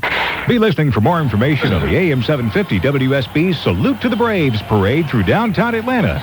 Monday on Atlanta's Morning News on AM-750 WSB. Hello there, everybody. This is Mel Allen. You know, each year the World Series gives us new thrills and heroes. Now, to order the 1991 World Series home video for $19.95 plus $4 shipping, just call 1-800-537-8900. Visa or MasterCard orders only. That's 1-800-537-8900. A message from Major League Baseball. O'Brien and Carey have gotten you halfway through this one, all tied at 2. Here to walk you through the next 2.5, maybe do a little damage to the Homer Hankies. Once again, here's Pete Van Wieren. Okay, thank you, Don. Dan Gladden leads it off. He is 0 for 2. He has grounded out twice to the shortstop. Avery's pitch on the way, popped foul, right side. Long run for David Justice into foul territory, and he can't quite get to it. So Avery ahead in the count, 0-1 on Dan Gladden, who has not had a good series offensively, only 4 for 23. Chuck Knobloch will follow, and then Kirby Puckett. Just watching Scott Erickson pitch those first 4 innings, it was only a matter of time before the Braves were going to get something off him.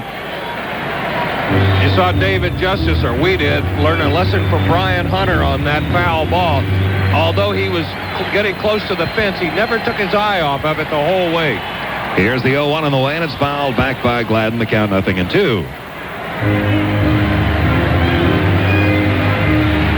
2 runs, 4 hits, 1 error for Atlanta. 2 runs, 5 hits, no errors for the Twins. We're in the bottom half of the 5th inning of Game 6. And an 0-2 pitch on the way now to Dan Gladden. Almost hit him with an inside fastball. 1-2.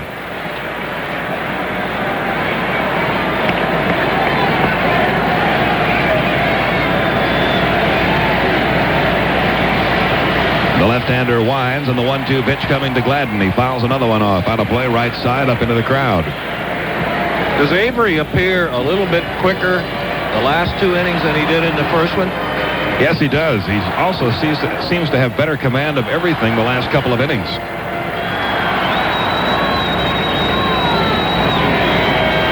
Here's the 1-2 on the way. Pop foul up our way. Count remains, a ball and 2 strikes. The concern with pitching on 3 days rest was fatigue. It looked like for Avery, it might have been that he just had a little bit of a problem getting loose, because once he got loose in the first inning, Twins got a couple of runs, but he's been throwing strikes, and the Twin bats have been just a little tardy on his fastball. Again, the 1-2 on the way to Gladden just missed the outside corner, 2-2. A little bit unusual tonight with Avery getting as many ground balls as he's getting. A lot of times when Steve is effective, he's getting his outs and strikeouts, pop-outs, and flyouts. A lot of infield grounders tonight. Here's the 2-2 on the way, and it's up high. Full count now, 3-2 on Dan Gladden. Chuck Knobloch on deck.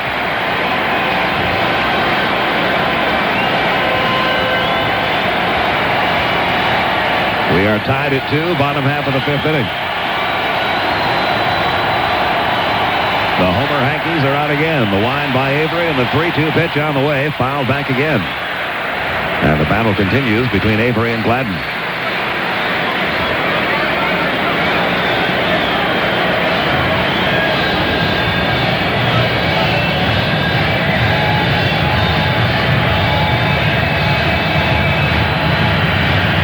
Outfield shading Gladden toward right. They don't think he's going to be able to pull Steve Avery.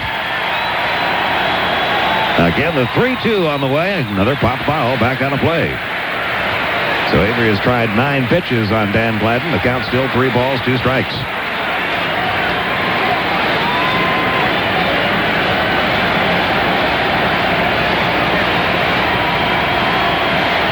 Avery winds again. Here's the 3-2 on the way, and it's up high, ball 4. So Gladden wins this battle. He worked him for a walk, the first of the night, issued by Steve Avery. A runner at first with nobody out for Chuck Knobloch. And in a tie ball game, the Braves anticipating bunt move Pendelin in at third. Bream, of course, will hold the runner and then charge from first. Knobloch 1 for 2 tonight. He has singled. He's grounded out. Got a good combination here for a hit and run. Gladden with pretty good speed. Knobloch hardly ever strikes out. So if Tom Kelly wants to put a play on, he's got the right duo to do it with. The Atlanta bullpen going to work. Right-hander Jim Clancy, left-hander Kent Merker. Each begin to throw. Time call. The ball got loose down in the bullpen. Rolled into right field. We have a moment. Let's pause for station identification. You're listening to Braves Baseball on AM-750 WSB. Kofor Brothers in Tucker salutes the miraculous Atlanta Braves. Go Braves! AM-750 WSB, Atlanta's news, weather, and traffic station. First pitch to Knobloch is taken. Down to second with a stolen base goes Dan Gladden. He stole that on Avery. Once Avery started his movement, Gladden, who had 1 foot out on the turf, was off and running. Olson got a lot on the throw, but the tag was just a split second late. 1 ball, no strikes on Chuck Knobloch. A runner at second. That's the go-ahead run for the Twins. Nobody out here in the bottom half of the 5th. Pendleton stays in at third. Breen likewise at first.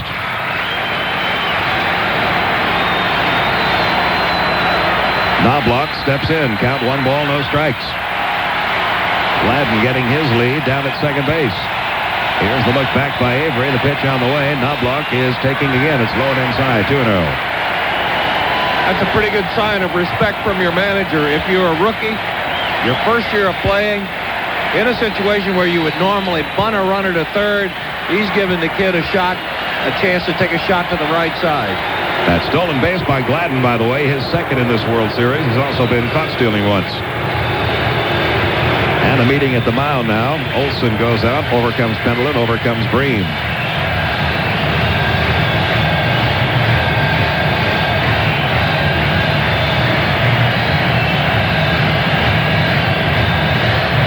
Two and nothing the count on Chuck Knobloch. Counting spring training, counting the regular season, counting the playoffs, counting the World Series. For the Atlanta Braves, this is their 205th game of the year. That is a lot of baseball games. As our partner Skip Carey would say, that's a lot of events. The meeting is broken up. Avery works from the stretch. And the 2-0 pitch on the way. Taken high and tight. Ball 3. 3-0. Kirby Puckett on deck. Avery is pitching more to the situation than he is to the hitter. He wanted to make it difficult for Knobloch to have a pitch to hit to the right side or to bunt, so he's missed inside with three consecutive pitches. Gladden again gets his lead down at second. The look back by Avery. And the 3-0 pitch on the way to Knobloch, taken for a strike inside corner. 3-1. He's not giving in, is he? No, he's not. He's staying right in there.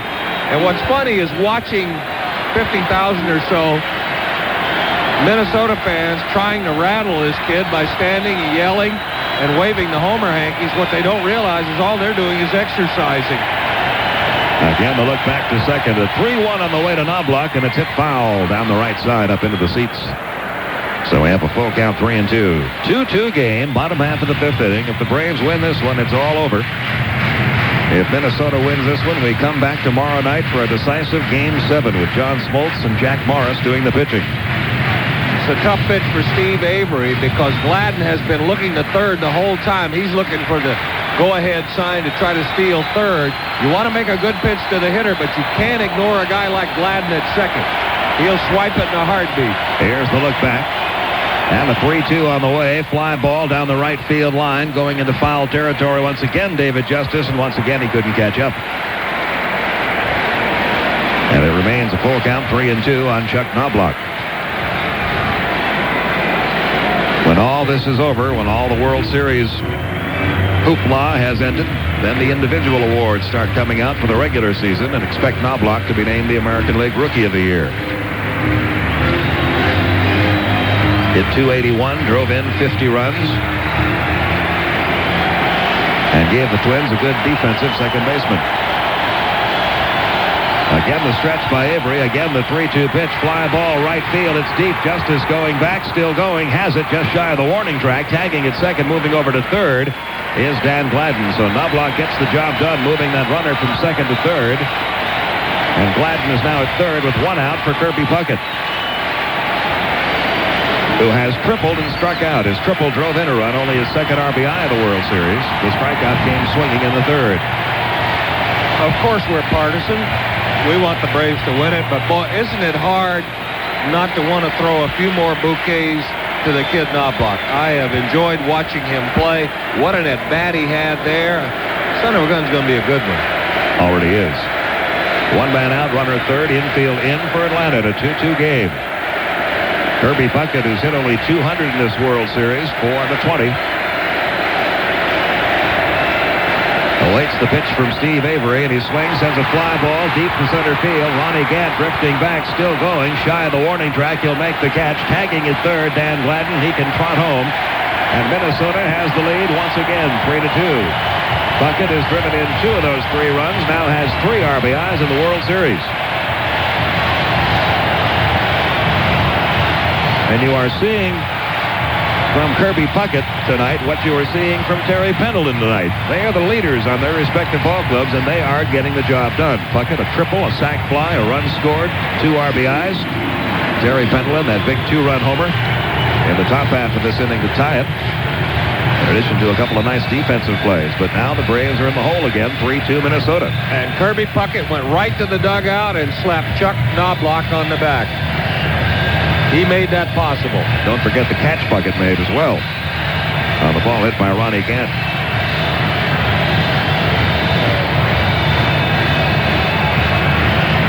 So here's Chili Davis, who has flied to right twice. 2 men out, a run in. 3-2, Twins lead it.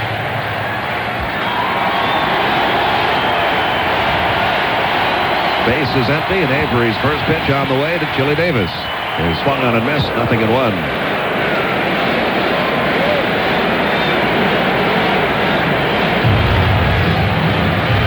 Chili back to his familiar designated hitter role with the Minnesota Twins after starting 1 of the 3 games in Atlanta in the outfield. His only start in the outfield all year.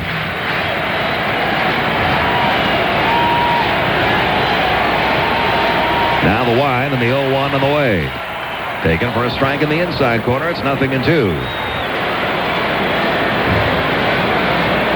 Unusual ballpark, the Metrodome. 343 down the left field line, 408 to straightaway center, 327 down the right field line with that high wall. The right field power alley, 365. Left field, 385. A little bit shorter in right than Atlanta Fulton County Stadium. Next pitch on the way to Chili Davis, taken high and inside. 1-2, the count now on Davis. Batting righty, of course, against the left-hander Steve Avery. 3-5-0 for the Twins, 2-4-1 for the Braves. Bottom half of the 5th inning, 2 men out.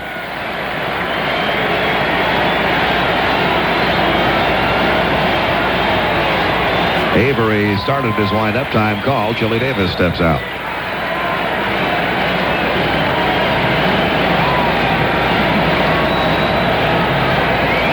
Here's the wind and the 1-2 pitch on the way. Taken, strike 3 called, outside corner. Chili Davis called out on strikes. And that's the 3rd strikeout of the game for Steve Avery, and that's all for Minnesota in the 5th. But they have the lead back. The walk, the stolen base, and the pair of fly balls put them ahead after 5. Twins 3, Braves 2. When doctors were asked which one of the 2 leading headache powder formulas they preferred, doctors chose the Goodies formula by more than 3-1 over BC's. And when people in the South choose their #1 headache powder, Why, Goodies, of course. Goodies wins again, because Goodies has the formula most doctors preferred, and BC doesn't. Goodies, no wonder it's the South's #1 headache powder. My dad had one. He was a really big 4-wheeling kind of guy. Really? Yeah, I was kind of a daddy's girl. He'd take me fishing and hunting. And now you drive a Jeep Wrangler, too. Yeah. So you're still kind of outdoorsy. Well, I still hunt and fish. You do? Not quite the same way. What do you mean? Well, now I fish for compliments. Okay. Always hunting for men. All right, yeah. Trust me, with the looks I get with this Wrangler, it is A1 perfect for the chase. Jeep Wrangler, another advantage from your Jeep and Eagle dealer. Jeep is a registered trademark of Chrysler Corporation. Hi, this is Chuck Hatcher for Makita Power Tools. I was visiting a construction site the other day to see what kind of tools were being used. As I suspected, I did see a lot of Makita Blue. I knew it was because Makita offers a full line of corded and cordless tools with enough torque to power through just about anything. But I shouted up to a guy anyway, "Hey, buddy, why do you use Makita Blue?" He said, "'Cause they go with my eyes, stupid." Makita, it's all the power you need. Okay, so the 90s are here. And wasn't this when machines were going to do all the work and we'd have enough leisure time to be creative? Oh, and here's one of the machines, a fax, which we use to order our lunch because we're too busy to eat out. Tell you what, be creative and quick. When it's time to finance or lease your new GM car or truck, GMAC does it all. Right at your Chevrolet, Pontiac, Oldsmobile, Buick, Cadillac, and GMC truck dealer. While you're hardly waiting. Nobody wants to get you into your new GM car or truck faster than GMAC. You're never more than 6 minutes away from weather and traffic on Atlanta's Morning News. AM-750 WSB. Depend on it. It is 3-2 Minnesota as we go to the top half of the sixth inning. Sid Bream, Brian Hunter, and Greg Olson do up against Scott Erickson. Bream has fly to the left and walked 0 for 1.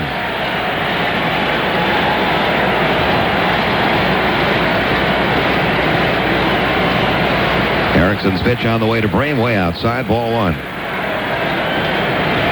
Erickson has been hit hard tonight. He's had some fine defensive plays made behind him. He's also had some atom balls. Line drives it right at people.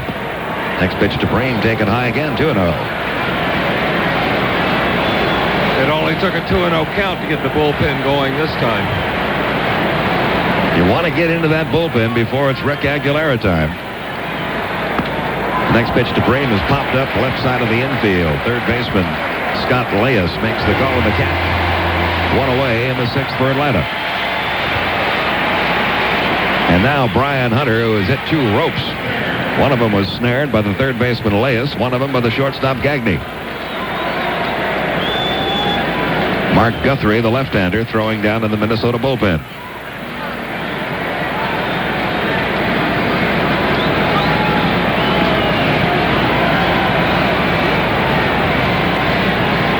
Erickson has his sign.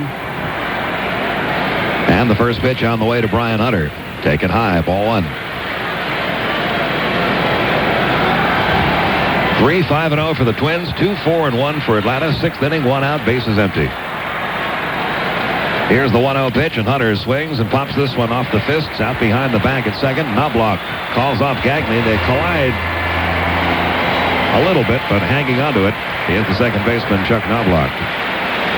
And quickly 2 are down here in the top half of the sixth inning, and now Greg Olson, who has grounded out to short and struck out.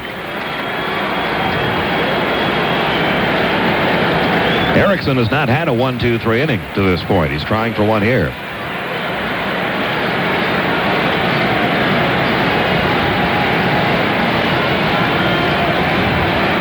Here's the wind of the pitch on the way to Olson. It went behind him all the way to the backstop. Ball 1.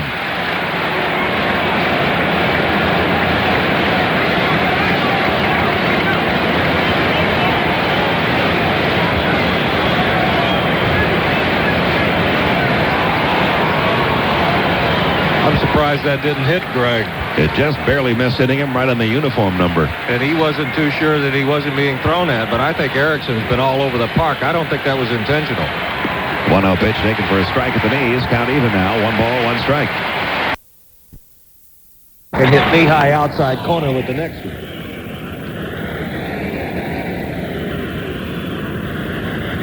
Sign given by Ortiz on the 1-1 on the way to Olson.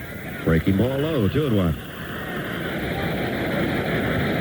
3-2, Twins leading it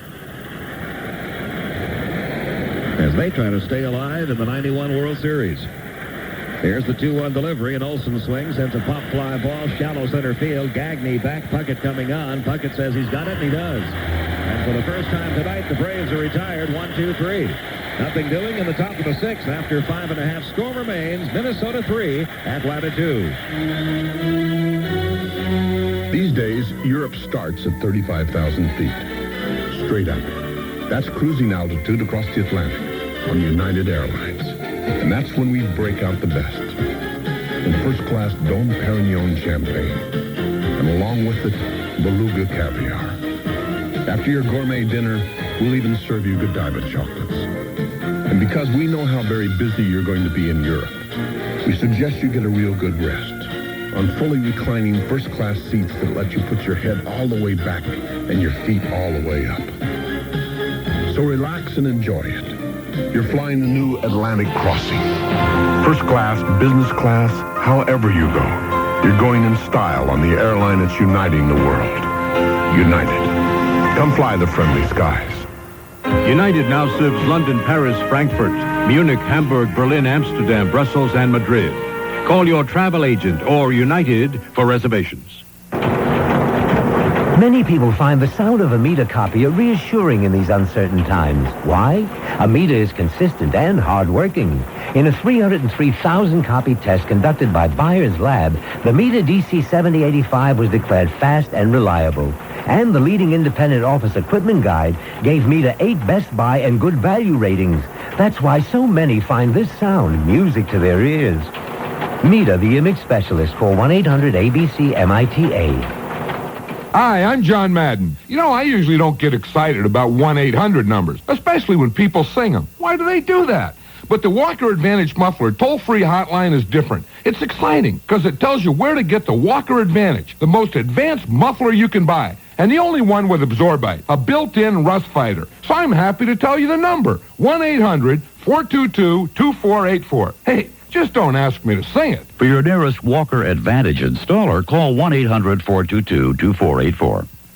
Atlanta's Morning News. Start your day informed with Scott Slade and the news, weather, and traffic team on AM-750 WSB. Depend on it. We go to the bottom half of inning 6. Pete Van Wieren-Dave Sutton with you, along with Dave O'Brien and Skip Caray from the Metrodome. Game 6 of the World Series. Minnesota on top right now, 3-2. Shane Mack, Scott Leas, Ken Herbeck due up against Avery here in the bottom half of the 6th. We may have seen the last of Scott Erickson. Carl Willis is throwing down in a pen now, and he's the only one throwing, and he's throwing while his team hits, so that's a pretty good indication, Pete. So it looks like they'll bring Carl Willis into the game for inning 7. And here is Shane Mack to lead off the bottom of the 6th. He's 2 for 2 tonight, and those are his first 2 hits of the World Series. Now 2 for 17. He has driven in one of the Twins' runs tonight. Avery's pitched to him, hit foul out of play, right side, 0-1.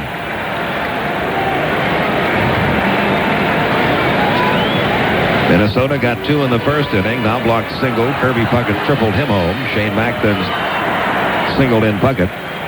Braves tied it up on Terry Pendleton's 2-run homer in the 5th.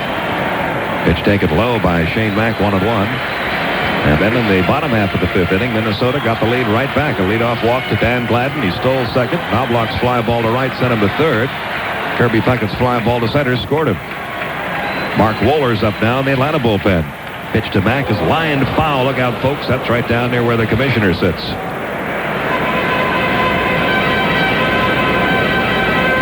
The commissioner may want to consider for the future World Series putting his box someplace else. It's been a shooting gallery every game here. Faye Vincent's daughter hit right on top of the head by a foul ball. She was all right.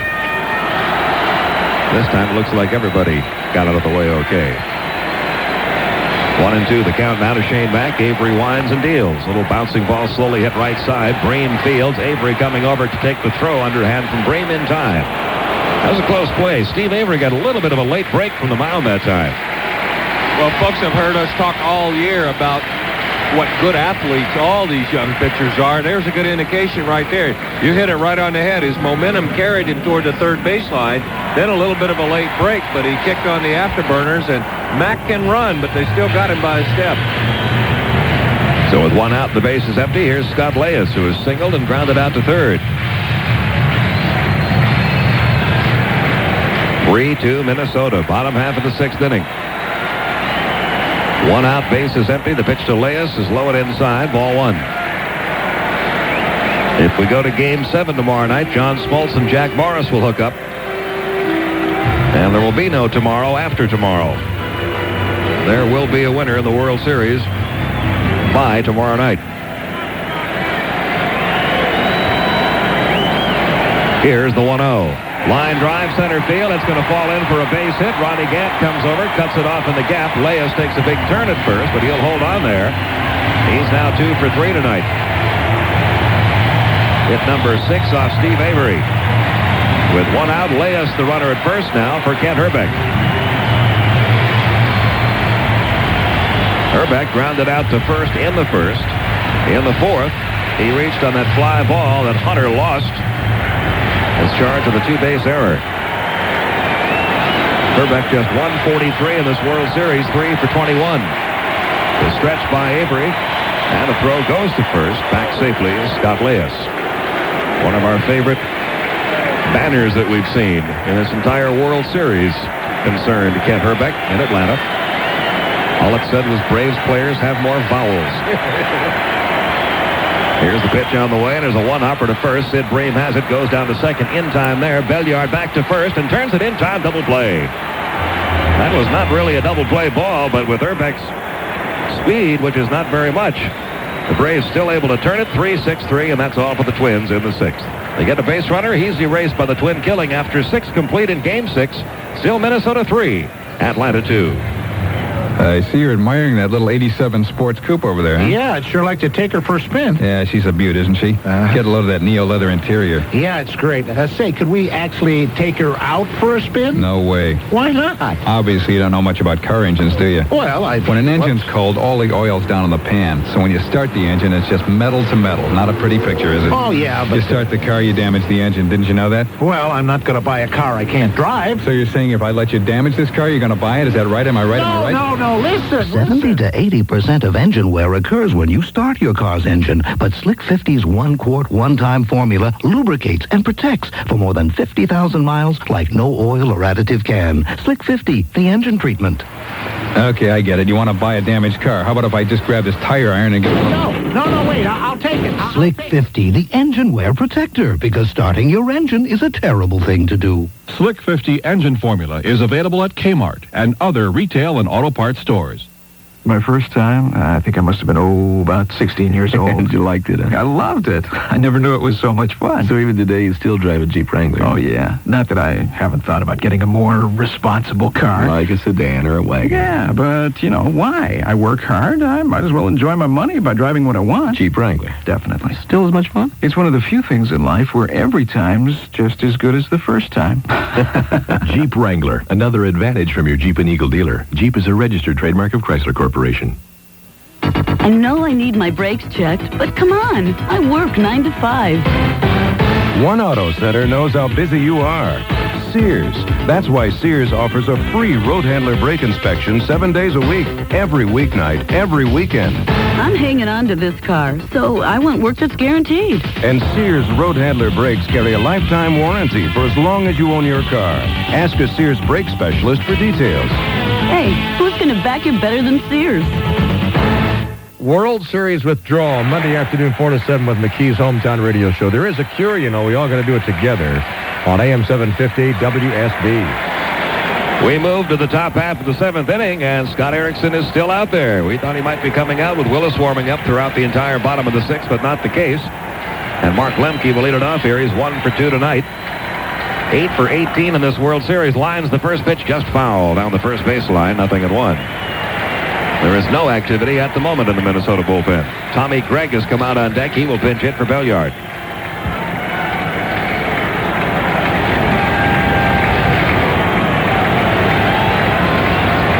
The pitch to Lemke, swing and a miss. And Erickson ahead in the count now, 0-2.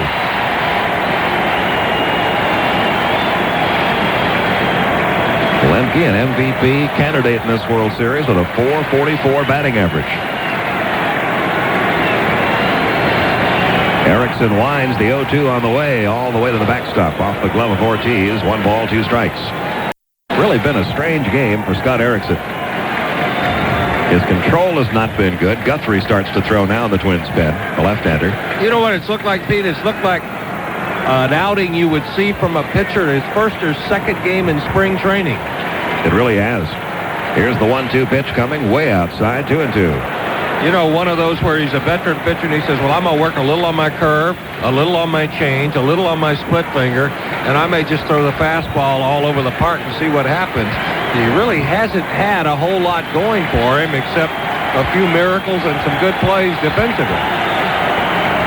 The next pitch on the way to Lemke, line drive up the middle into center field for a base hit. He continues to swing the hottest bat on the Braves in the World Series. Mark Lemke now 2 for 3 in this one. And now 9 for 19 overall in the World Series. That's only the 5th hit allowed by Erickson. That's what's so amazing about it, because you look out at that scoreboard, you see the Braves 2 runs, 5 hits. You think, well, this guy must be pitching a pretty good ball game. He has, because he's leading by a run. But he really hasn't been that effective with his stuff. Well, here's Tommy Gregg, and that's going to be probably the end of the night for Scott Erickson as Tom Kelly is on his way to the mound. Tommy Gregg announces the pinch hitter. He's 0 for 3 in this World Series. If he makes a change, it's going to be for a left-hander, and it will have burned basically what has to be the Braves' healthiest and best left-handed hitter coming off the bench. Jeff Treadway is still not 100%. That would leave Jerry Willard. So Scott Erickson will be lifted here.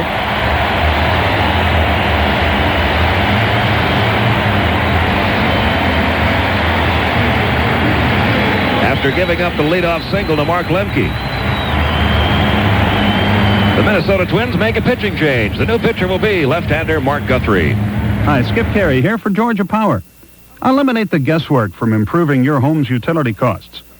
Upgrading your home to high-efficient, good sense standards is the right way to go. And here's the right way to get the job done. Call for Good Sense information at 1-800-874-7554 and request the dealers for your area. These dealers are Good Sense trained to provide expert recommendations and installation to help you save energy and money. Call today, 1-800-874-7554. I know I need my brakes checked, but come on, I work 9 to 5. One Auto Center knows how busy you are. Sears. That's why Sears offers a free road handler brake inspection 7 days a week, every weeknight, every weekend. I'm hanging on to this car, so I want work that's guaranteed. And Sears road handler brakes carry a lifetime warranty for as long as you own your car. Ask a Sears brake specialist for details. Hey, who's going to back you better than Sears?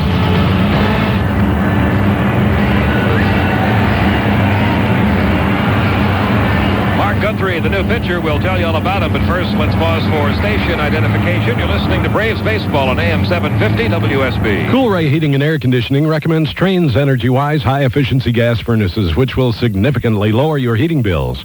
Call 926-7701 for Cool-Ray Heating and Air. AM-750 WSB, Atlanta's news, weather, and traffic station. Left-hander Mark Guthrie, a part-time starter. Most of the time a relief pitcher during the regular season, where he had a record of 7-5, a 4.32 earned run average. This will be appearance number 4 in the World Series for Guthrie. He's 0-1. Earned run average 2.45. He's worked 3 2/3 innings, given up a run, 2 hits. He has walked 3, struck out 2. And with Guthrie, the left-hander, coming into the game, Jeff Blauser, the right-hand batter, will pinch hit for the announced pinch hitter, Tommy Gregg. Blauser 0 for 3 in this World Series. The American League hit over 300 for the year off of Guthrie.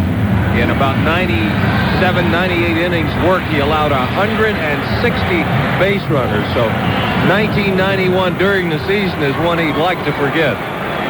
Erickson worked 6 innings, faced 1 hitter here in the 7th, allowed 5 hits, 2 runs. The runner at first belongs to him. He walked 2, he struck out 2, he hit 1 batter. He is the pitcher of record, has a chance to record a victory if the bullpen can hold it. Right-hander Terry Leach now up in the Twins bullpen as Guthrie gets ready to go to work on Jeff Blauser. Nobody out. Lemke, the runner at first. The stretch by Guthrie and the pitch on the way to Blauser. Taken for a strike. Fastball outside corner, 0-1.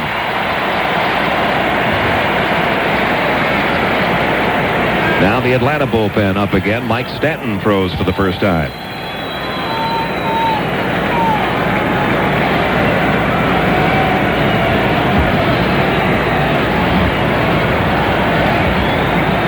Lemke edging off first. The look over by the left-hander. And the pitch coming to Blauser. Swing and a miss. And the count 0-2 on Jeff Blauser. Lonnie Smith on deck.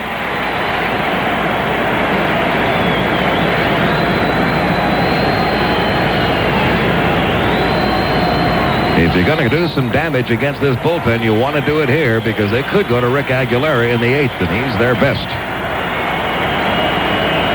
The stretch by Guthrie. And the 0-2 pitch on the way to Blauser. Swing and a miss. Strike 3. Got him on 3 pitches. That's out number 1. The runner remains at first. And back we go now to the top of the order. Lonnie Smith, who was grounded out to third, was hit by a pitch and hit into a 5-4 force play.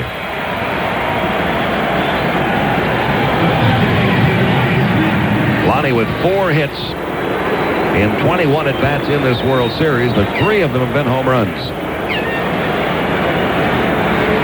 That's a good job of pitching by Guthrie on Blauser. Got him the fastball on the outside corner for strike one, and back-to-back changeups, down and away, but strikes. The look toward first by the lefty, Mark Guthrie. The pitch on the way to Lonnie Smith. In the dirt, getting away from Ortiz. Down to second goes Mark Lemke. So the wild pitch gets Lemke into scoring position. And a runner is now at second with one man out. A count of 1 ball, no strikes on Lonnie Smith, with Terry Pendleton waiting to hit next. And the wild pitch should not surprise you either if you followed Guthrie's 1991 season. Only Jack Morris had more on the Twins ball club than Guthrie did, and he a part-time performer. Lemke now down at second with one out. Braves trying to tie it up here. They're down by a run. The look back by Guthrie. And the pitch on the way. Lonnie was squaring the bunt, took it low. The count 2-0.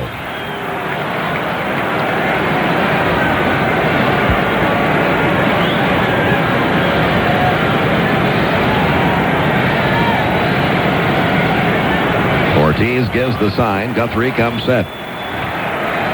Here's the 2-0 pitch on the way to Lonnie Smith. That's a strike at the knees. The count 2-1.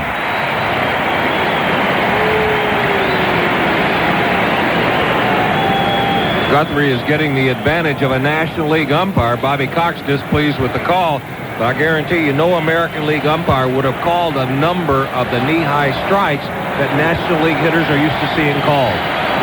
Here's the look back again by the lefty. Guthrie's 2-1 on the way to Lonnie Smith. Again, he was squaring a bunt. He pulled back, though. The pitch was low. It's 3-1.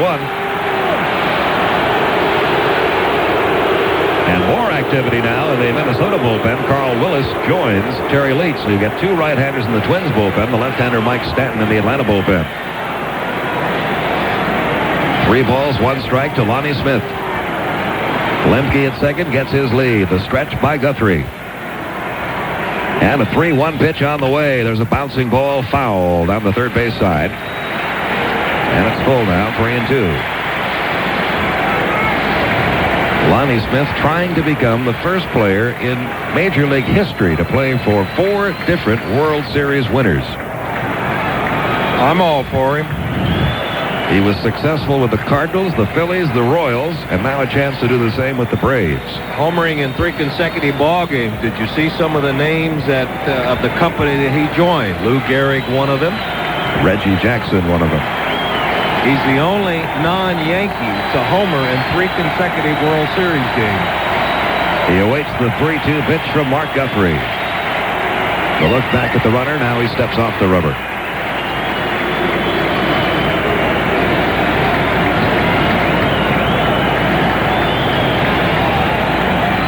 Twins up by a run, 3-2. We're in the top half of the 7th inning.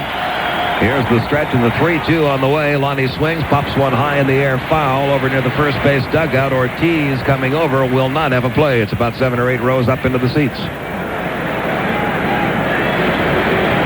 And the count remains 3-2. If you're familiar with National League ballparks and not that familiar with the Metrodome, the seats behind home plate and up the lines very much like the seats at San Diego's Jack Murphy Stadium here. They are not right down at field level. They're up about 7 or 8 feet with the dugouts underneath them. Another 3-2 pitch will be coming now to Lonnie Smith. It's on the way from Guthrie, and it's low and inside, ball 4. So Guthrie walks a man, his first walk. And runners are now at first and second with one out for Terry Pendleton, who had a 2-run homer back in the 5th, his second World Series home run. He is also singled and headed to a 3-6 force play, so he's 2 for 3. And after struggling during the league championship series against the Pirates, he is now hitting .348 in this World Series. 8 for 23. He'll bat righty now against the left-hander Guthrie. First and second, 1 man out. A long home run by Pendleton back in the 5th inning to center field. Here's the stretch and the pitch. Terry swings and misses. And Guthrie ahead in the count, 0-1.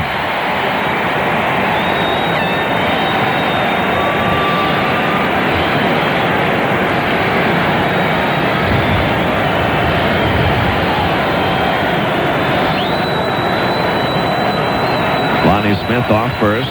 Mark Lemke off second. Here's the stretch by Guthrie. And the 0-1 pitch on the way to Pendleton. He takes it low.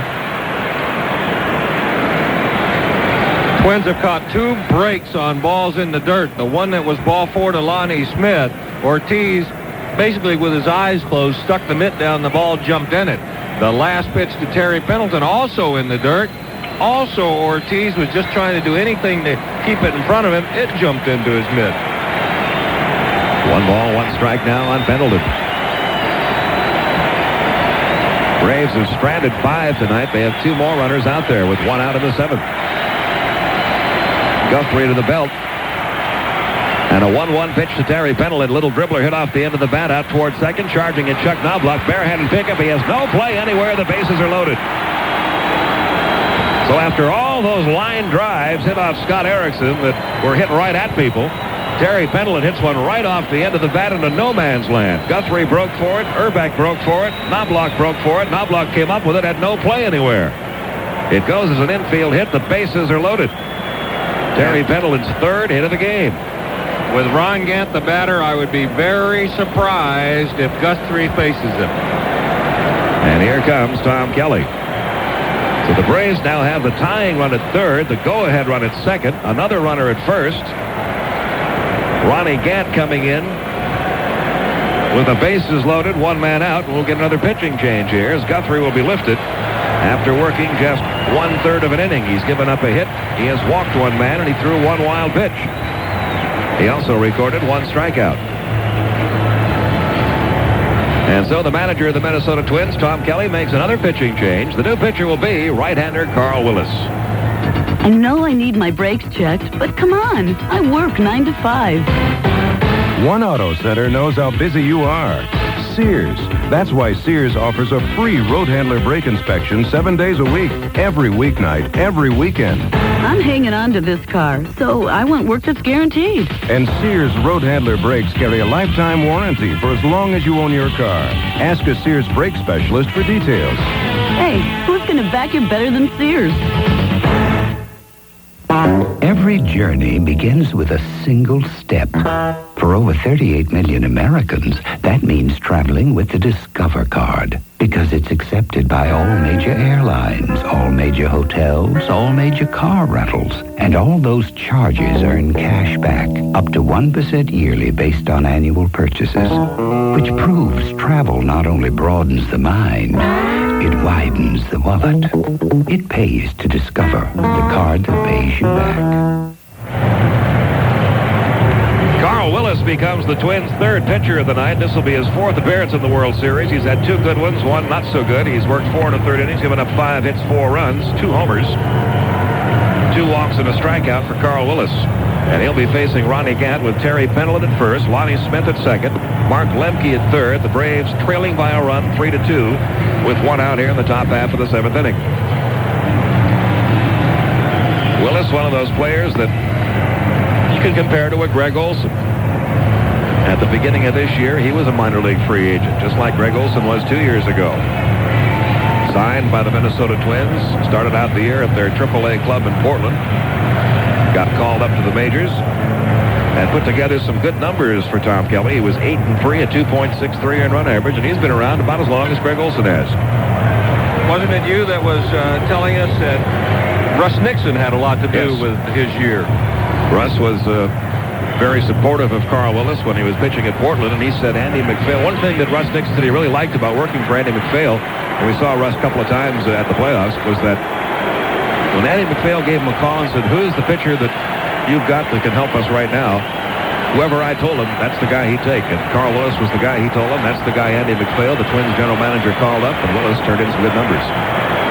Well, here we go. Ronnie Gant, the batter. Runners 1st, 2nd, and 3rd. 1 out. Braves down by a run, 3-2. Infield double play depth, except at 1st. Here's the stretch by Willis. The pitch on the way to Gant. It's low and outside. Ball 1. We have seen some shifts in the infield a lot of times, but have you seen one as exaggerated in the outfield as the Twins are showing Ron Gant? Right fielder Shane Mack is way over in right center field. Kirby Puckett way over in left center. The next pitch to Gant, taken at the knees for a called strike. The count even, 1 ball, 1 strike. At one time, he's taken a couple of steps back toward the right field line, but at one time, Mack was playing more center field than he was right field. Gentleman off first, Lonnie Smith off second, Mark Lemke off third. 1 ball, 1 strike to Ronnie Gant. Here's the stretch by Willis. And the 1-1 pitch on the way. Ground ball to short. Gagne goes to second. In time there. On to first. Not in time. And in to score. Mark Lemke to tie the game once again.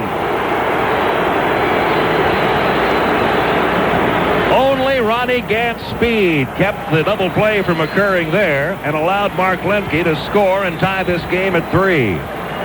Only his speed. And give Terry Pendleton a little credit, too. Bad knee and all. He was all over second baseman Chuck Knobloch. And Pendleton will tell you he is less than 100%, but as he said in a meeting, there are no hurts in October. Ronnie Gant driving in his 4th run of the World Series. Runners now at first and third. Gant at first, Lonnie Smith at third. David Justice, the batter. He has walked, grounded out to first, grounded out to second. Just missed hitting a home run. Situation right here where Ron Gant could steal very easily. I think he could steal off Willis and Ortiz, but if he steals, it'll take the bat out of David Justice's hands. They'd rather pitch to Sid Bream. Here's the stretch and the pitch to Justice, taken for a strike in the inside corner. We are tied at 3. 3 runs, 6 hits, 1 error for Atlanta. 3 runs, 6 hits, no errors for the Twins. Gant, the runner at first. Lonnie Smith, the runner at third. 2 men out. And a count of 0-1 on David Justice, who just missed a home run his last time up. Here's the stretch in the 0-1 pitch. Swung on, missed the count, 0-2. What I mean by taking the bat out of his hand, Pete, if Gant steals second, first base would be open. They'd walk Justice. They would have intentionally walked Justice to get the Bream, but they're going right after him. Willis has stayed right on the inside corner, belt high with a couple of good pitches. The Homer Hankies are out. Runners lead from first and third. The stretch by Willis. He fakes the throw to third, looks back to first. Ronnie Gant was going nowhere. That's 91. Consecutive times that hasn't worked. Just this year alone. Willis again to the belt. Here's the 0-2 on the way to Justice. Misses outside. The count 1 ball, 2 strikes on David.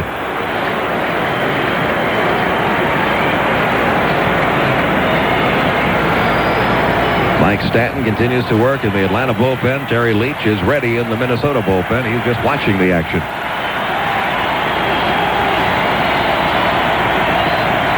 Here's the stretch. And the 1-2 pitch on the way. Low and inside. Ball 2, 2-2. One thing that has become a little bit evident in this World Series that was not talked about much before the World Series is that the Braves are much deeper in the bullpen than Minnesota. Nobody knew that was the case going in. I think most people thought just the opposite was true. 2 balls, 2 strikes. Here's the stretch. And the 2-2 pitch on the way. Swing and a miss. Strike 3. Justice down on strikes, and that's all for Atlanta in the top half of the 7th inning. But the Braves tie it up. They get a run. They do it on 2 hits, and they leave 2 runners. And we go to the bottom half of the 7th inning in Game 6, all tied. Atlanta 3, Minnesota 3. If you're looking for a way to beat those old car blues, your Isuzu dealer's got the right Isuzu for you. The Isuzu for You sale is the right time for year-end savings on selected 91 Isuzu cars, trucks, and sport utility vehicles. Like the Go Anywhere, Carry Anything Isuzu Rodeo 4x4. Year-end priced at up to $500 off. It's as big on power and performance as it is on looks. The right Isuzu for you. With its standard rear-wheel anti-lock brake system, phenomenal passenger space, optional 4-wheel drive with auto-locking hubs, in addition to its already low price, the Isuzu Rodeo 4x4 is the right Isuzu for you. See your Isuzu dealer today and save up to $500 on a Rodeo now during the Isuzu for You sale. But hurry, the sale ends soon. Impulse Stylist Pickup Trooper, Rodeos too. Your Isuzu dealer's got the right Isuzu for you. Based on factory-to-dealer incentives, which may vary by model, actual prices will vary. See dealer for details. Mondays! I think Mondays are the best gosh darn day of the week! I'm a Monday mad woman! Doesn't this woman make you want to hit her in the face with a pie? I just can't wait for Mondays! But don't throw the pie. Her Monday madness is caused by the CBS Monday Funnies. Evening Shade. Give me an M! Major Dad. Give me an O! Murphy Brown. Give me an N! Designing Women. Give me a D! And Northern Exposure. Give me an A! Why? On second thought, throw the pie. A full evening of laughs every Monday on CBS. Is it something else? There's a reason we're known as the hottest, coolest radio talk show in the night. Find out for yourself with me, Wes Minner, weeknights 8 until midnight on AM-750 WSB. The 1991 World Series on AM-750 WSB, the sports voice of the South. Game 6 of the 1991 World Series, the Atlanta Braves and the Minnesota Twins, is presented by Slick 50, the engine wear protector, by Isuzu, and by CBS Television. It's the 1991 World Series on AM-750 WSB. We go to the bottom half of inning 7, all tied, 3-3. Mike Stanton becomes the new Atlanta pitcher, replacing Steve Avery, who worked 6 innings tonight, allowed 6 hits, 3 runs, walked 1, struck out 3. And Brian Harper will pinch hit for Junior Ortiz to begin the bottom half of the 7th. Harper hitting .400 this World Series, 6 for 15. The first pitch from Stanton to Harper is low and outside, ball 1. There are a lot of stories on the Braves, a lot of success stories this year, but here's one that has kind of quietly unfolded, and it's a good thing for the Braves that Mike Stanton has come along as he did. The next pitch hit foul down the right side, 1-1. He's had a great World Series. This is his 4th appearance. He's worked 4 2/3 scoreless innings, giving up only 1 hit, walking 1. That was intentional, and striking out 6. Remember, it wasn't that long ago he was having surgery, and he was in 74 ball games this year. +4 in the World Series. This is his 78th pitching appearance of the regular season and postseason combined. Hit foul down the left side by Harper. The count 1-2. Greg Gagne will follow, then Dan Gladden. And you can see the confidence that Bobby Cox has in a Mike Stanton. He brings him in a tie ball game, bottom half of the 7th inning, with right-hand batters coming up.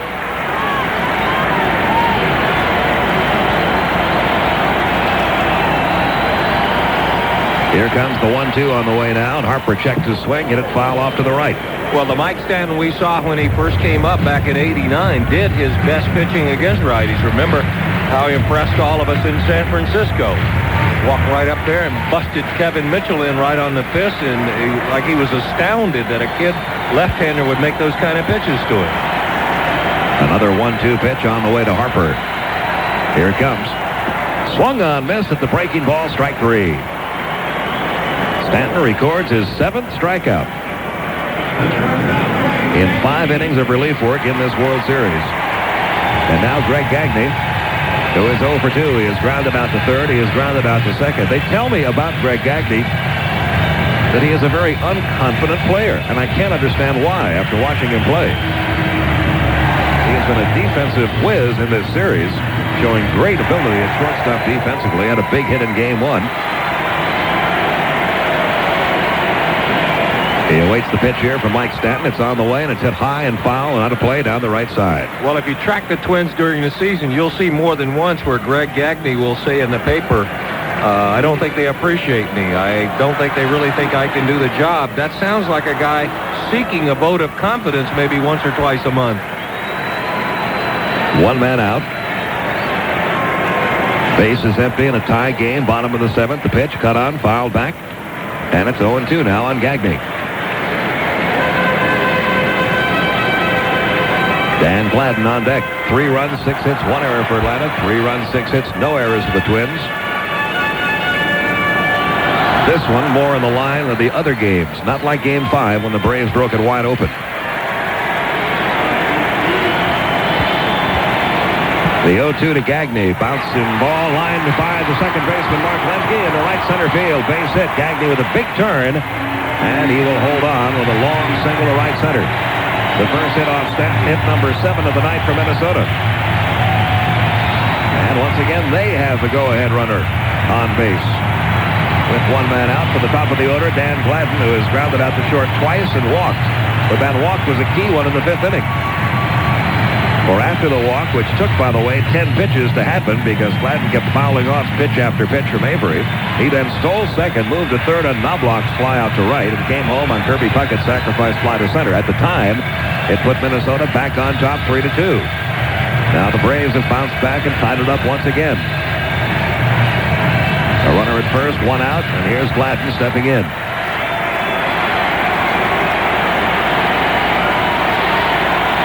The stretch by Stanton. He'll throw to first. And back safely is Gagne. Gagne, a threat to steal. During the season, he tried it 20 times. He was only successful 11 times, so he has the speed to do it. He may just not have the smarts to pick up when to go yet. He has not yet tried one in this World Series. But remember, he is a go-ahead run. Here's the stretch and the pitch on the way to Gladden. Taken high and inside, ball one.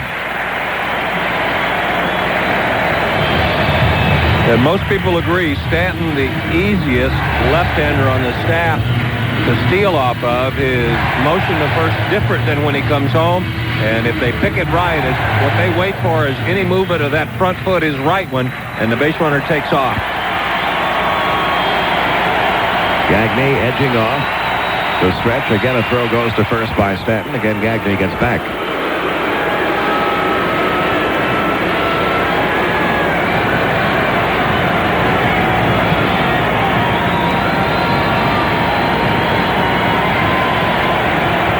Three game, bottom half of the seventh, one man out. Gagne, the runner at first. Here's the pitch on the way to Gladden. He takes it just inside, and the count 2-0. Olson walks the ball about halfway out to the mound.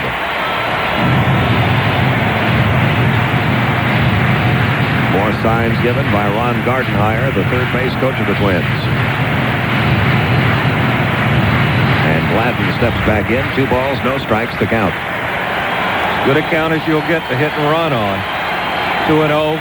Stanton wants to throw a strike. He throws to first instead. Gagne got back. Wayne Terwilliger, who's been in professional baseball for over 40 years. The coach at first from Minnesota. One of the genuine good guys in all of baseball. Twigs, they call him. That's right. Again, the stretch, pitch on the way. Gladden takes outside. Ball 3. It's 3-0. And now Terry Pendleton calls time and heads to the mound for a chat with Mike Stanton. Chuck Knobloch, the on-deck hitter.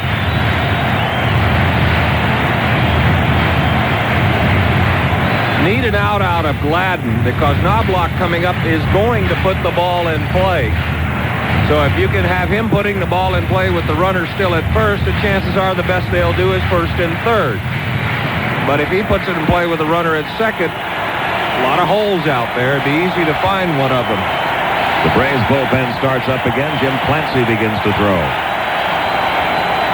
Here's the pitch, and on 3-0, ground ball to short, fielded by Blauser to second, one. Lemke on to first, double play. They gave Dan Gladden the green light with a 3-0 count, and he hits it to a 6-4-3 Twin killing to end the inning. So nothing doing for the Twins in the seventh. No runs, a hit. The double play took care of the base runner after 7 in Game 6. We are tied. Braves 3, Twins 3. Okay, it's quitting time, and you are out of there. We deliver, we deliver. Nothing is going to slow you down, least of all express mail overnight delivery service from your post office. We deliver, we deliver. Your express mail drop box is just a few steps away, with pickup times posted on each box. Drop in your prepaid package and overnight letters, and you're all done. We'll take it from there.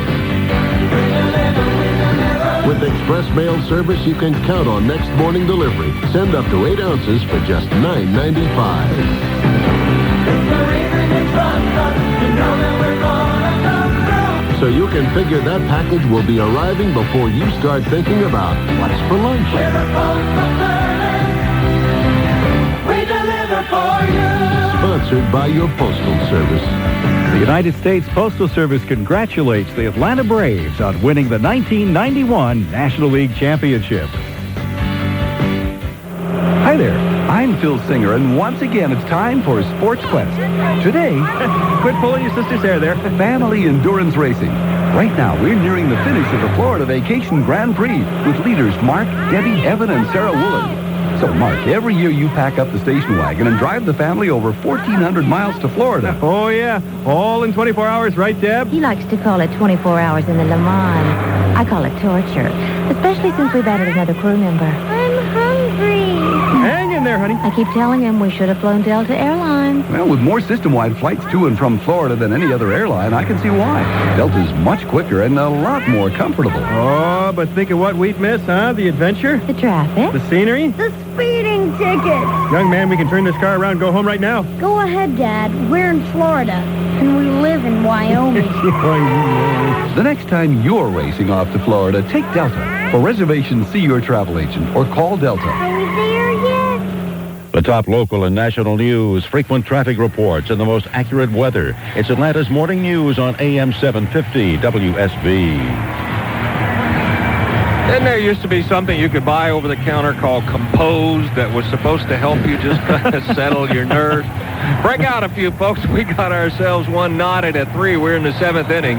Game 6 of the World Series. Now, Dave, let me get this right. You're the play-by-play guy. Mm-hmm. I'm the analyst. Right. So your job is to get 1 run and 6 outs and let me explain how you did it. Okay. Welcome back, Dave O'Brien. It's a good deal. Thank you very much, Don. Well, this is the World Series, right? And what a World Series it has been. Nobody said it would be easy coming up here, but you got to win 1 in the Dome, and you've got yourself a ring. Here's Sid Bream, 0 for 2 as he leads it off. Takes a fast strike down the middle. It's 0-1 down. I've got to believe the scouting report on Sid Bream is if you throw him a strike right down the heart, because we've seen it so many times in this series, he's going to lay off the first pitch. The Wieren and Willis's throw, it's outside, 1-1. And what have we seen him follow it with almost every time? Try to get a strike away from him. We were talking about it before, that it's that front leg. He absolutely cannot go into it full force and drive the ball. So they're letting him spin that energy in the upper body, hitting fly balls to left. He chops one slowly down the first base line for a foul strike. And the count moves to 1-2. Sid only 2 for 18 in the World Series. And in the playoffs, he only has 5 hits, including the National League Championship against his old Pirate team. So he really is in a slump. You go back to about the middle of September, Sid Bream only has 11 hits in his last 72 at-bats. That's an extended, prolonged slump. The 1-2 pitch. Outside, and it's 2-2. Brian Hunter, the on-deck hitter, then Greg Olson. The Braves 3 and the Twins 3. We're in the 8th inning now, top half of the 8th. And the crowd is a little bit quiet right now. They are not up. They're not waving their hankies. They're not making much noise. It's very tense. The big righty's 2-2 home, fouled back, and it holds right there, 2-2. And this is Carl Willis's ball game. Unless the Twins get ahead. If they get ahead, it's Rick Aguilera's ball game. But if the Braves can score or keep it tied, it's going to be Willis for a little while. The righty steers in, gets his sign from Harper, and the 2-2 pitch on the way. Laced foul into the left field crowd. Still 2-2. Now, their bullpen took a real beating in Game 5. All their pitchers did, but I think they were a little bit shocked at how easily the Braves bats handled them in Game 5, because their bullpen has been such a big key to their success. And I think we were talking, Pete and I think people are very surprised at how sound the Braves bullpen has been. 2-2 low, it's 3-2. All right, got a question for you here. If Bream walks, do you pinch run? Because then you could pinch run with Mitchell, put him in left field, and put Hunter at first. I think it's a pretty good scenario. I like it. Tie ball game, you need to make something happen. This time of the World Series, this time of a game, 1 run may be the biggest lead you need. Instead, he swings, hits it high and deep to center. Puckett's going back. He turns and makes the catch short of the warning track. Sid hit it well, but it stayed in the park, and before Hunter does hit, we pause for station identification on the Atlanta Braves Baseball Network. Start every day with Atlanta's Morning News. Clear, concise, and to the point. Weekday mornings on AM-750 WSB. Atlanta's news, weather, and traffic station. Depend on it. Game 6 of the 91 World Series. Dave O'Brien, Don Sutton with you, and Brian Hunter is hitting. And he takes ball 1 low. Brian has hit the ball sharply on 2 occasions. Lining out to third, Leas climbing the ladder to make a great spearing catch. He also lined hard to short, and he's popped to second. He's 0 for 3. Takes a strike, and it's 1-1. Base is empty. 1 man is out. 3-3 tie. Twins have 7 hits. The Braves have 6.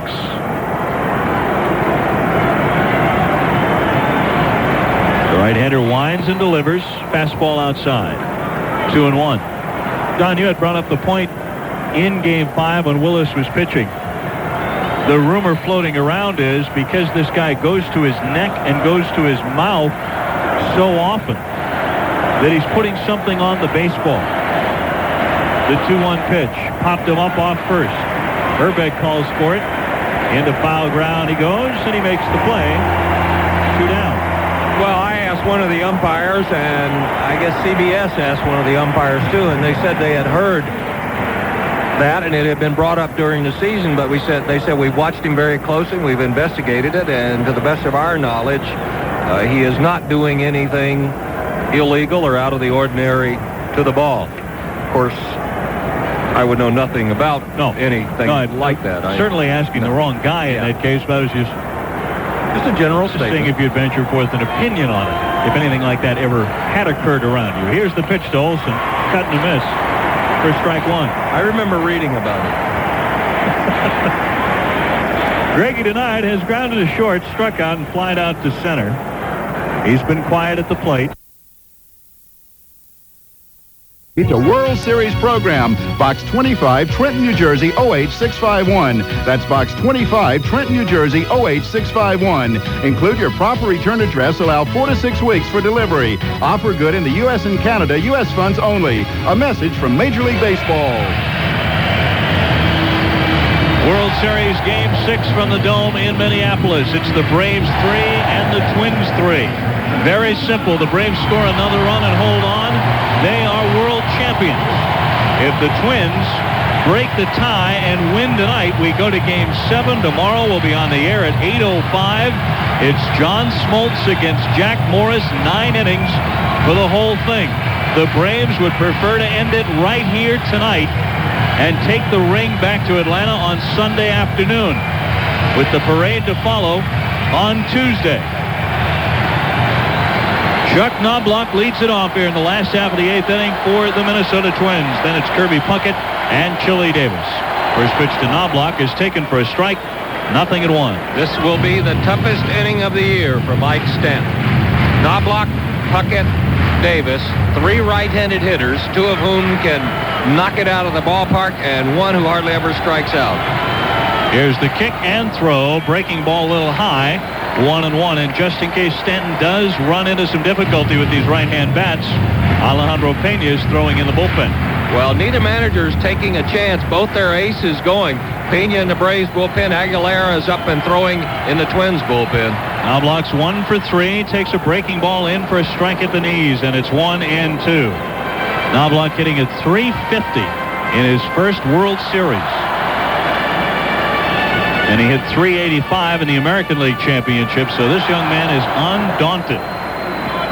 He is the prime candidate to win the American League Rookie of the Year award. One of his best friends in Houston is Jeff Bagwell of the Houston Astros. There's a pop-up over second. This will be fielded by Blauser, fighting the ceiling. He makes the catch and back of second base for the out. 1 away, and you could see him fighting that ceiling and fighting the strangeness of it on that little flare. Well, he's kept his eye on it. He made sure that he followed the ball, and he let Mark Lemke worry about getting out of the way. Knobloch, a little bit of a surprise, Dave. He hit 40 points lower against lefties during the season than he did righties. That's backwards from what you normally see. Nothing backward about the way Kirby Puckett hits against left-hand pitching this season. Batted .406. 1 down, base is empty, and the pitch from Stanton is cut on and missed for strike 1. Kirby has 2 RBIs in the game. He tripled in a run in the first inning, struck out in the third, and his deep sac fly to center got a run home in Dan Gladden in the 5th. He's 1 for 2, a pair of RBIs. And the pitch. Almost offered at it. It was down and in, and it counts 1-1. Coming into this game, Dan Gladden, Kent Herbeck, Shane Mack, and Puckett had a total of 10 hits and 73 at-bats. But they've all done something offensively tonight. There's a foul back by Puckett, a wicked rip, and it's 1-2. He got his pitch and missed it. Remember earlier we were talking about how he came up with his strike zone. He was playing stickball, and they drew the square on the wall, and for him, the strike zone went from about his knees to his cap bill, and he has followed that strike zone all the way to the big leagues. If you turn it loose and it's over the plate, he will hack at it. The set at the belt, and the pitch from Stanton. Breaking ball, foul ball. He jammed him, and Puckett fought it off to stay alive. Still 1-2. Kirby is 6-time All-Star. He is the idol of the people in Minnesota. They love him here. He's a .320 career hitter. He won the batting crown in '89. He batted .339 that year. In '88, he hit .356, but lost it to Wade Boggs. The pitch is high. 2-2.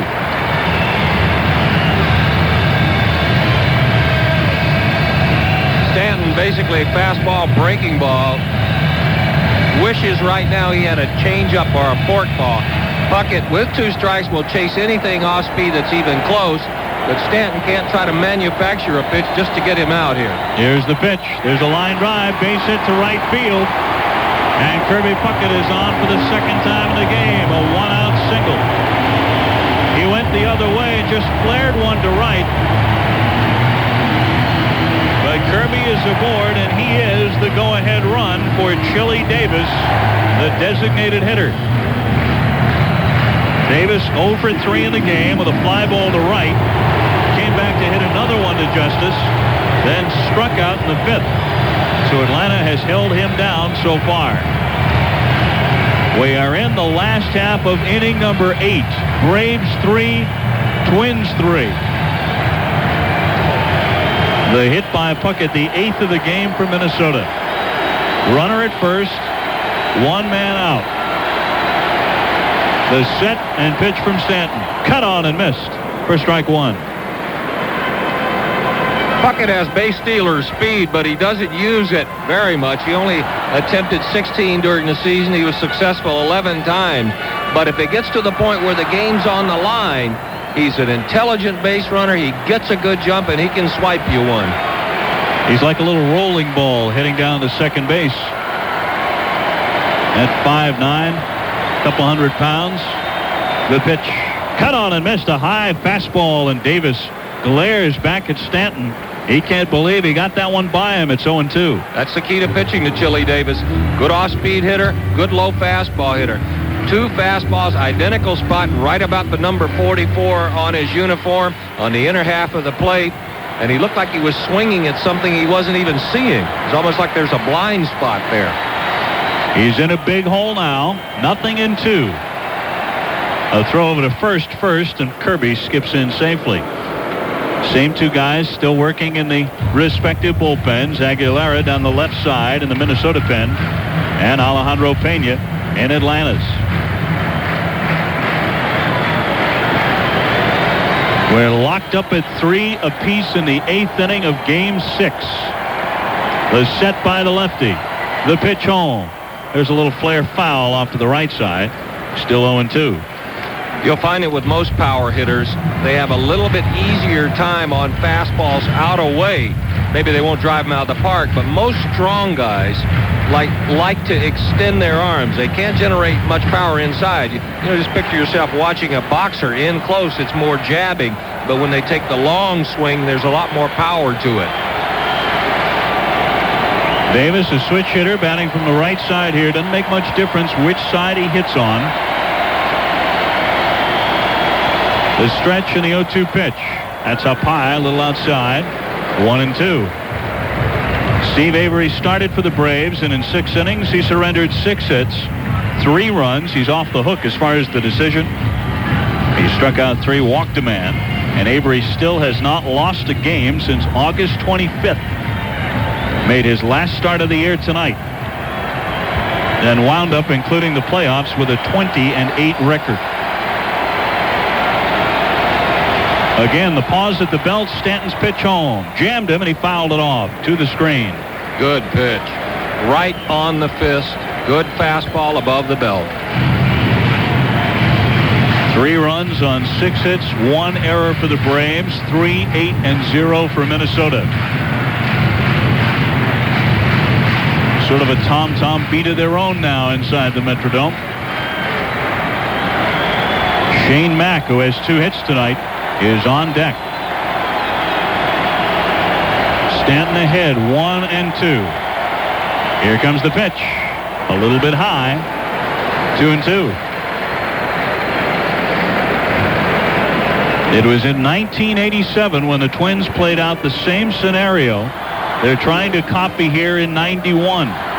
They won the first 2 against St. Louis in the 87 World Series, won them here in the Dome, went on the road to St. Louis, dropped 3 in a row, came back here and won the last 2 games with Frank Viola pitching Game 7.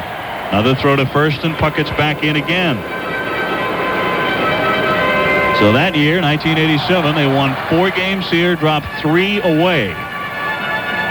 And they still have not been able to win a road series game.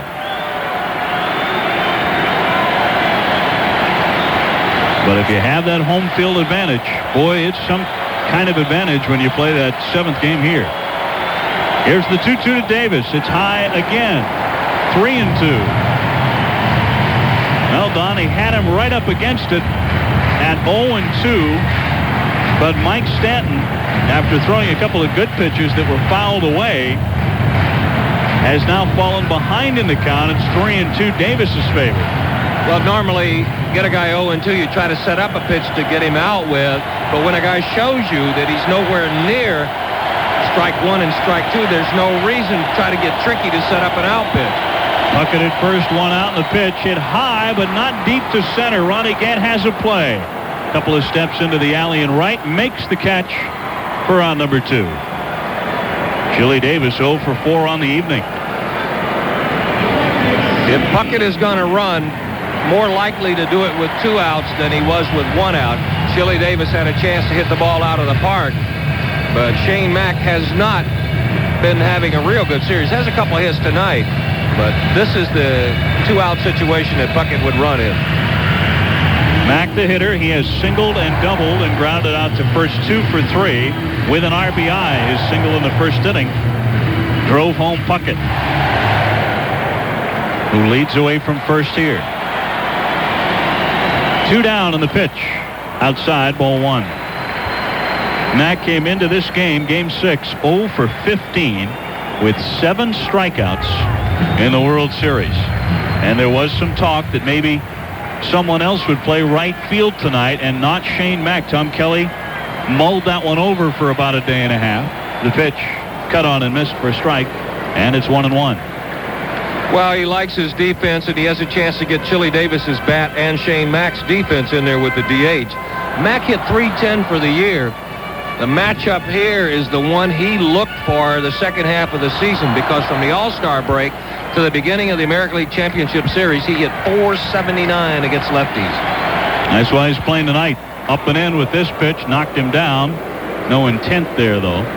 And the count moves to 2 balls and 1 strike. Tom Kelly also said, I don't want him to end his season feeling lousy about himself and having a bad series, and everybody goes through a down time, and he played so well for us during the regular season. I'd hate to just cast him off in this big game. And he's come through for his manager tonight. Another throw to first, and again Kirby Puckett gets back. Counts 2-1 with 2 out. Well, if you have a series of 7 consecutive ball games in June where you only get 1 hit or no hits, nobody remembers it.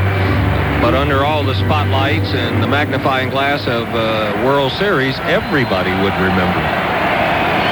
Here's the stretch. Runner going. Pitch cut on and missed. The throw down to second is late, and Puckett has stolen the base. Kirby Puckett is in scoring position, stealing here with 2 down. It was swung on and missed by Mack, so the count's 2-2. But now a base hit will put Minnesota in front. It's a 3-3 tie at the moment. They're reading Mike Stanton's motion perfectly. The high leg kick, once he starts it, they're off and going. And Puckett had 3 steps before Mike's front leg ever touched the ground in his delivery. Nothing wrong with Olson's throw. He beat the pitcher on that one.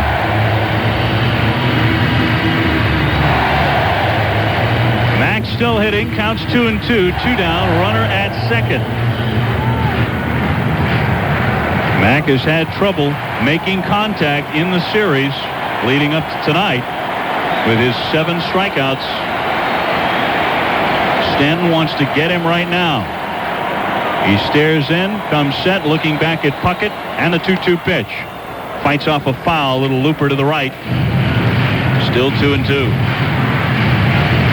Twins have not had a lot of base runners tonight. They've scored 3 times. They've only stranded 4. That's pretty good for 2 down in the 8th inning. And a similar situation as Stanton had with Chili Davis. He's thrown the fastball by him. The temptation here is probably to try to trick him and strike him out. But he's better off continuing to stay hard and up in the strike zone. Make Mack make the adjustment. Don't give him something that he doesn't have to adjust his swing on. They're all good low ball hitters almost. Almost every single one of them likes it around the knees. So if you get it up, you might have some success. The Braves have throughout the series. Here's the stretch. Stanton's pitch home. There's a little looping flare to left field coming on. Hunter coming on. He makes the catch. Oh, Brian Hunter turned on the Jets just when he had to. If that falls in, the Twins have a lead. But it didn't. Hunter got there, and the inning is over. They strand a runner in scoring position. We have played 8 full now in Minnesota. Still tied, the Braves 3 and the Twins 3. Winn-Dixie America's Supermarket is proud to sponsor the Atlanta Braves, America's team. It's a great combination. America's favorite pastime and America's favorite supermarket. And Winn-Dixie's also proud to bring you low prices nobody can beat. Score big with WD brand U.S. choice beef, only from Winn-Dixie, and hit a home run with super savings and everyday low prices down every aisle in the store. So all you Atlanta Braves fans, slide on into your nearby Winn-Dixie for low prices nobody can beat on everything you need for the big game. Winn-Dixie, America's Supermarket, a proud sponsor of the Atlanta Braves. The Atlanta Coca-Cola Bottling Company salutes the Braves, 1991 National League champions. Well, sure, Holt started dealing and soon became the feeling that things would start to change in just a while. But who would have thought that Clavin would have the season he's having? And down at the launching pad, baseball was back in style. I'm talking baseball. Justice and Cabrera talking baseball. Terry, what a fella. Gant and Green with Payne, you're getting the save. And soon the tomahawk became the rage. I'm talking baseball. Baseball and the Braves. Congratulations, Braves, on capturing the National League pennant. And from the Atlanta Coca-Cola Bottling Company and all of Georgia, best of luck in the series. Tomahawk this town to the title. What are you doing out here so late? Just adding a bottle of Berryman Gas Blast Octane Booster to my tank. Can't wait till morning? Nope. Tomorrow's the first day on the new job. Don't want to be late. I don't think Berryman Gas Blast is going to help. Sure it will. Gas Blast fires up all grades of gasoline for easier starts, better mileage, and more power. Berryman Gas Blast is great stuff, but it won't help you. Why not? You were supposed to start work yesterday. Oh. The power that runs clean. I'm Clark Howard. Join me weekdays 1 to 4 on AM-750 WSB. And remember, go Braves!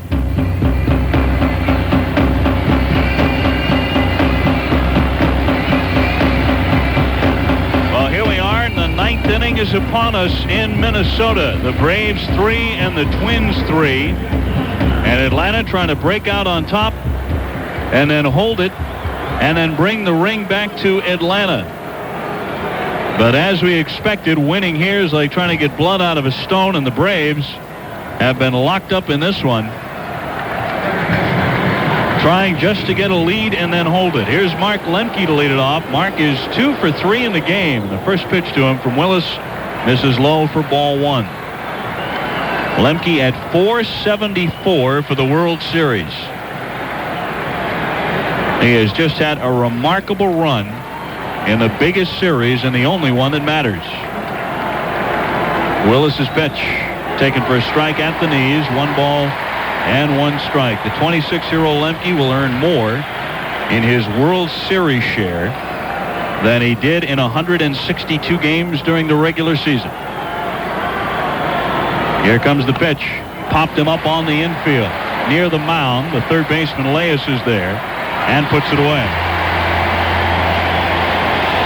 One down in the ninth inning for Atlanta. And the batter will be Jeff Blauser, to be followed by Lonnie Smith.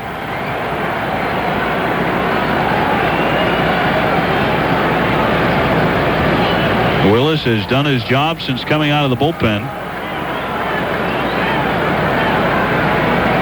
And I'm sure the Twins are thinking,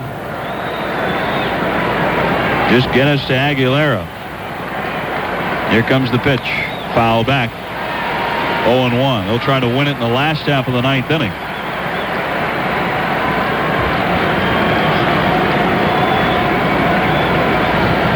All tied up, 3 apiece.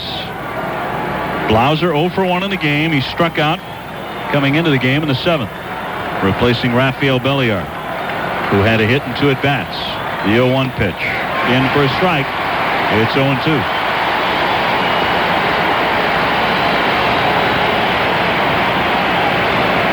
The Braves are but 1 victory shy of the city of Atlanta's first major world title ever. But it's so hard to get. The 0-2 is outside. 1-2 the count. 1 man away. Nobody aboard for the Braves. Top half of the ninth inning. Game 6.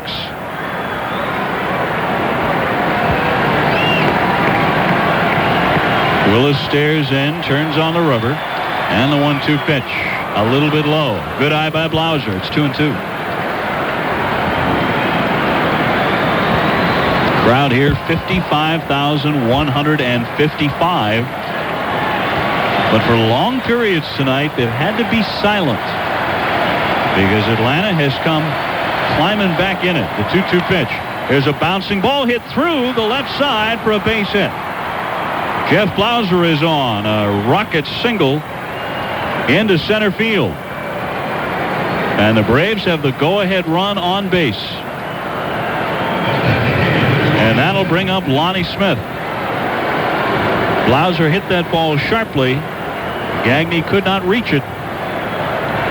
He took a fastball away, Dave. Didn't try to pull it. Just drilled it right back through the center. And that base hit gets their ace up and throwing again. Tom Kelly cannot afford to wait now.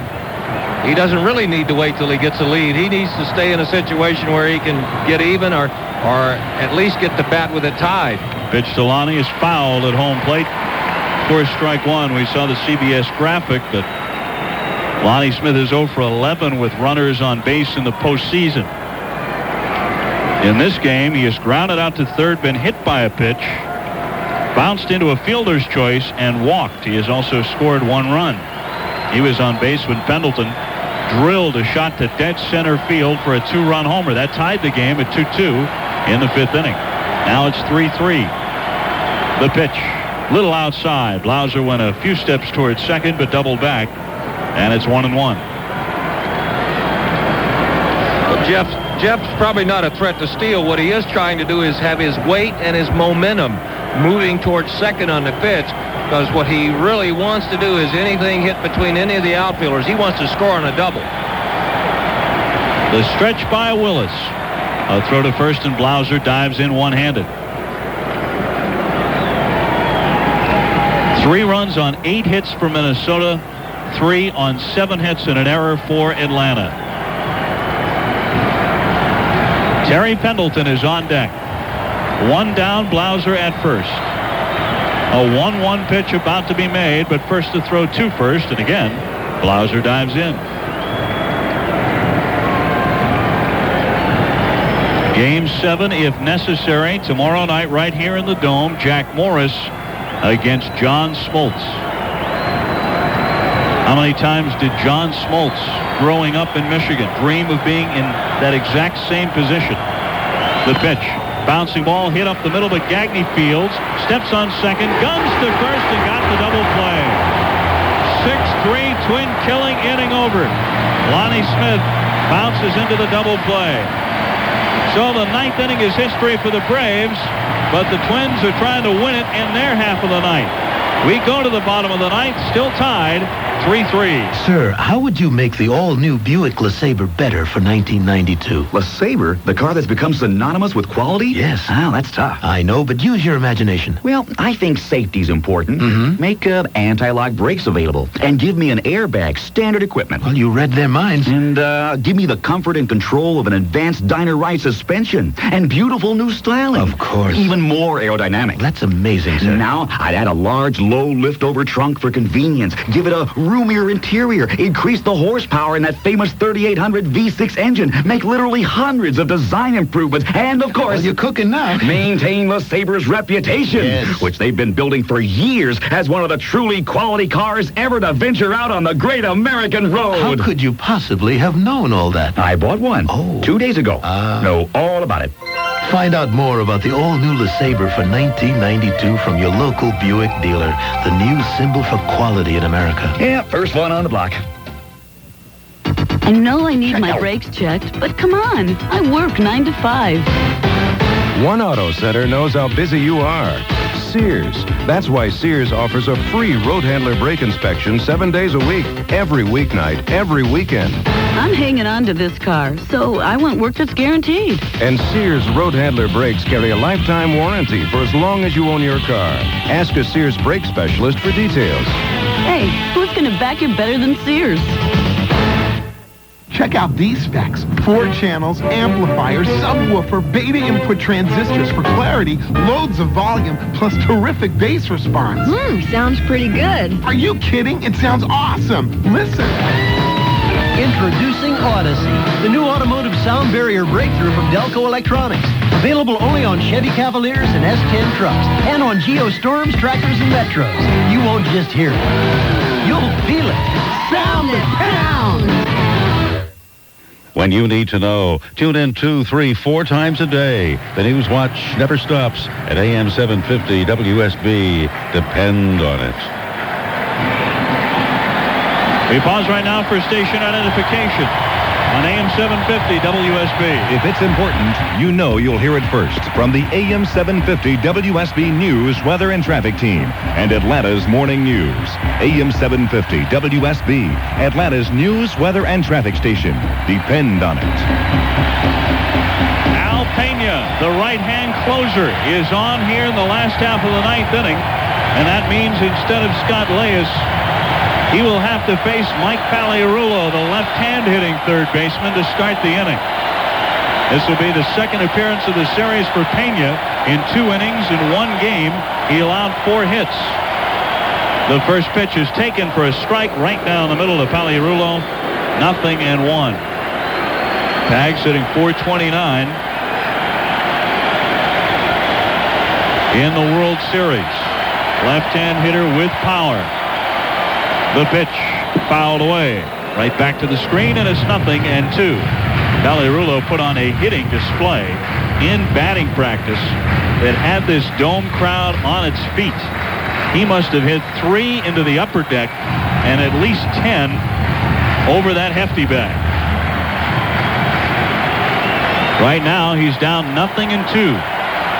Pena into the wind, and the pitch. Up high, a fastball that Olson just rose up to spear, and it's 1-2. 3-3 last half of the ninth inning. Game 6 of the 91 World Series. Braves trying to win it in 6. Minnesota desperate to see it go 7. A ball, 2 strikes on Pagliarulo, the former Yankee and Padre. Here's the pitch. Fouled off the mask of Olson into the net. Still 1-2. Pena, the third Atlanta pitcher to work tonight. Avery started, went 6. Mike Stanton pitched a couple of scoreless frames, and now it's Pena. A ball, 2 strikes, nobody out. Base is empty. And the smooth right-hander goes to work, the 1-2 pitch. Struck him out swinging on a high heater. Got a big out there in Pagliarulo. 1 down in the ninth. Well, remember the changeup he threw Andy Van Slyke for the out up in Pittsburgh. Greg Olson wanted it again. But Pena shook him off, went with the letter-high fastball, and Pagliarulo couldn't catch up to it. Now here's Ken Herbeck, who hasn't caught up to much of anything in this World Series. He's only batting 143. He's 0 for 3, including bouncing into a 3-6-3 twin killing tonight. The Braves have had his number, and they've nailed it to the locker room door. This pitch is inside for ball 1. Herbeck will never be confused with Mr. October in any event. In '87, he batted 175 in the playoffs. Had a terrible time. This year, only 150 in the playoffs. Takes another ball high, and it's 2-0. Yeah, but he could undo a lot of offers with one swing right here. As a matter of fact, I can only think of one park that he can't hit it out of, and that's Yellowstone.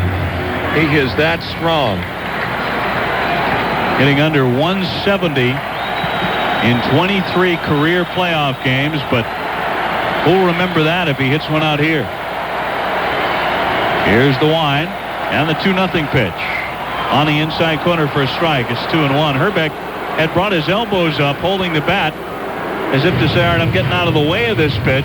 And then when it was called a strike by Ed Montague, he glared back at the umpire. He's had some tough times with Ed Montague in this game. He doesn't like the ball inside, and therefore he doesn't want to call strike in there because he figures that if he gets it called a strike, the pitcher might come back in there. And he and Montague still having a few words with each other. This is the second or third time tonight that they have discussed one of Montague's decisions on a ball or strike. The big first baseman climbs back in. Left-hand hitter who put one into the upper deck here early in the series. Pena nods yes to Olson. And here comes the 2-1. There's a strike on the outside corner. It's 2-2. And Herbeck is thinking right now, how wide is this plate? Book says 17 inches, but Ed Montague, I think you're tacking on a few. Good time for the changeup. Trying to get him here. Throws one in the dirt instead, and it's 3-2. And Pena very angry with himself there. But the biggest display of emotion you'll see. And that throw came back from Olson. He really knocked at it with his glove. 3-2, one man out, bases empty. 3-3 tie, last half of the ninth. Pena begins his motion, and here comes the payoff pitch. Strike 3 called on the outside corner. Had flipped the bat and was headed up the first base line. Herbeck arguing now, angrily, with home plate ump Ed Montague.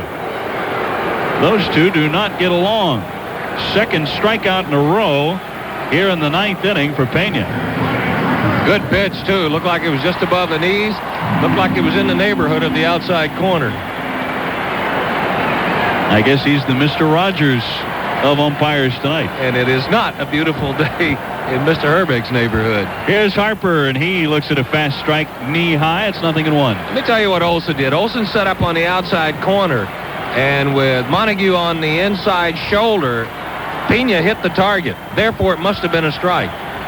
The 0-1 pitch. There's a high chop to short. Easy play for Blauser. He has it and throws him out. 1, 2, 3, they go. Guess what? We're going to 10. Extra innings. That means Skip Caray will untie this thing. Coming up next, it's the Braves 3 and the Twins 3. Oh, finally I can put my seat back. Quit your complaining, Al. It's a little cramped in, Coach, but think of the money we're saving. Oh, no, it's my conscience again. And while we're on the subject of saving, Al, you ought to find an insurance company that works harder to keep your costs down. Hey, that sure would help my profits. Well, the right insurance company cares as much about your bottom line as they do their own. But, wait, why should an insurance company care if I make a profit? To keep you as a customer, Albert. The CNA insurance companies work in many areas to contain costs to keep your insurance premiums from rising. In 1 year alone, CNA's medical cost containment program saved over $90 million for its policyholders. And that means more affordable premiums for businesses like yours. So, Al, if we go with CNA, I figure our profits will... Our profits? We're partners, Al. Don't forget, I go everywhere you go. Ask your independent agent about the CNA insurance companies. CNA, for all the commitments you make. This is Daniel Pinkwater. I bought this fantastic Swiss watch. It can survive a 14-story drop, waterproof down to 5,000 feet, weighs about a pound. Naturally, when this precision instrument needs service, it's going to the people who made it. I'm not going to let just anybody monkey with it. It's worth $99.95. Your Ford, Lincoln, or Mercury car is a precision machine, too, and worth a lot more than $99.95. When you need service, doesn't it make sense to take it to the folks who know it best? Ford and Lincoln Mercury Quality Care. It may be your car, but it's still our baby. John Madden here.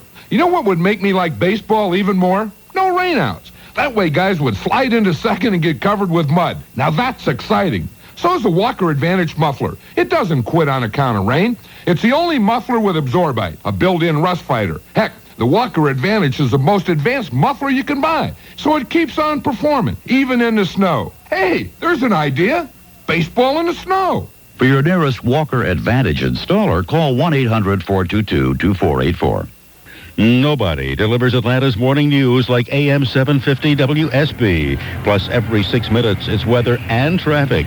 Tied at 3, we're headed to extra innings. Both managers have turned it over to their stoppers. Rick Aguilera has come on for the Minnesota Twins. The ball for the Braves in the hands of Alejandro Pena. And Skip Gary, how long have you been working for the Braves? 16 years. So 16 years, you haven't had a chance to cover a World Series till this one. Our partner Pete Van Wieren got the call to clinch the West. It would seem very appropriate if you were sitting here with the microphone as the Braves won the World Series. Well, I would accept that, yes. Well, come on and see if you can do it. Well, let's see if Terry Pendleton can do it. He's done it all night long. He's 3 out of 4. His 2-run homer. One of the reasons we go to extra innings here. Rick Aguilera, the new pitcher. Mike Pagliarulo stays in the game to play third. By the way, are you going through puberty? No, but it feels like it. Your voice is changing. Pendleton stands in there. And Aguilera ready to go to work.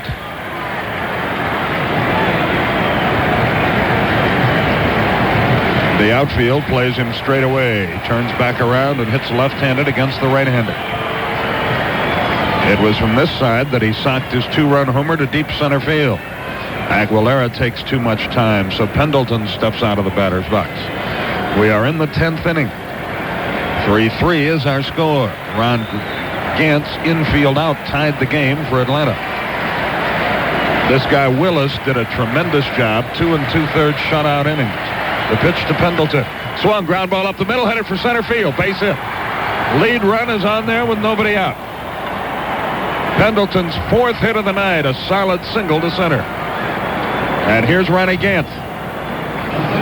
Gant 0 for 4, drove in a run with an infield out his last time. If Gant can deliver or the Braves can score here and hold on to win it, Terry Pendleton may have just snatched the MVP out of the hands of teammate Mark Lemke. What a night he's had. Gant studies his third base coach Jimmy Williams for a long, long time. So does Pendleton. Harper's reputation is that of a weak-armed catcher. Terry edges away at first. How will the Braves play it here? Pagliarulo in close at third. The stretch. Runner goes. The pitch swung. Line drive to the shortstop. It'll be a double play. They played hit and run, and he ran right into the ball. Oh, did that hurt. It was sharply hit, but right at Gagne. Well, a number of options at the Braves' disposal. They chose to put him in motion. Not a bad call with the infield in and everybody on the move. Gant got a pretty good pitch to hit, but the line drive right at shortstop Gagne. He tags Pendleton to score that 6 unassisted double play. And David Justice is the batter with 2 out and nobody on. What a difference that was. Another ball sharply hit, but right at him. Justice stands in with 2 out, nobody on. Aguilera into the wind and the pitch. Outside, 1 ball, no strikes. 3-3 our score in the 10th. What a World Series this has been some great ball games. The right-hander winds the pitch. Fastball missed outside. 2 balls, no strikes. Sid Bream would be next. But there are now 2 out in the inning. And now you've got a 2-0 count, and Justice, you know what he's thinking about with 2 out and nobody on. He just missed a home run earlier when his long drive went foul. The 2-0 pitch. Swung, popped up, foul, and out of play to the left. It's 2-1. Justice tonight 0 for 3 with a walk. Aguilera hasn't exactly fooled anybody yet, but he's got 2 out, nobody on. And that pitch proved you don't always have to be picture perfect to get a strike. Harper wanted a fastball down and away from Justice. Aguilera hit him on the fist. 2 balls, 1 strike. The wind, the pitch. Pop foul back and out of play, and he's battled back in the count 2-2, but his pitch is up in the strike zone a little bit, and that's not where he likes to do business. Well, he's given up a single. He's got a line drive hit for a double play. He's got Justice 2-2, and thus far he hasn't thrown a pitch anywhere near Harper's asking for it. 2 balls, 2 strikes. 2 out, nobody on. Here's the pitch. Popped him up. On the infield, Pagliarulo in fair territory, and the inning is over. So what started with great promise comes to nothing. 1 hit, no runs, no errors, none left. We go to the bottom of the 10th, tied 3-3. These days, Europe starts at 35,000 feet. Straight up. That's cruising altitude across the Atlantic on United Airlines. And that's when we break out the best. In first-class Dom Perignon champagne. And along with it, Beluga caviar. After your gourmet dinner, we'll even serve you Godiva chocolates. And because we know how very busy you're going to be in Europe, we suggest you get a real good rest on fully reclining first-class seats that let you put your head all the way back and your feet all the way up. So relax and enjoy it. You're flying the new Atlantic Crossing. First class, business class, however you go. You're going in style on the airline that's uniting the world. United. Come fly the friendly skies. United now serves London, Paris, Frankfurt, Munich, Hamburg, Berlin, Amsterdam, Brussels, and Madrid. Call your travel agent or United for reservations. Tell me, sir, how do you think Buick improved the all-new LeSabre for 1992? Well, that's a tough act to follow, but they probably made it better. Better? Yeah, I mean, why would they have changed Buick's best-selling car at all if it weren't to make it better? Exactly. New LeSabre styling isn't just more beautiful, it's more aerodynamic. Which means it's better. There's more horsepower from its improved 3800 V6. Better. And a larger trunk with a low lift-over design to make loading and unloading easier. That's better on your bag, isn't it? LeSabre's new interior is even roomier. I knew that. And with a standard driver's side airbag and available anti-lock brakes, it's safer too. Better yet, huh? And you know, even with all these changes, you still get that same great Buick quality that goes hand in hand with the name LeSabre. So, basically, what you're trying to tell me is that this new LeSabre is better. Aha. So test drive the all-new 1992 LeSabre at your local Buick dealer. I'll do that. The new symbol for quality in America. And what could be better than that? Join our little support group, Make It Easier. Gary McKee, Hometown Radio Show, Monday afternoon, 4 to 7, World Series Withdrawal on AM-750 WSB. We go to the bottom half of the 10th inning. Greg Gagne will lead it off. He was a hero here earlier in the series with a home run. A home run now, and it's over. 3-3 is our score. Gagne, Glennon, and Knobloch, the first 3 against Al Pena, who's into the wind and delivers. Fastball high. 1 ball, no strikes. He started to swing, but stopped in plenty of time. Gagne 1 for 3 tonight. That was a single.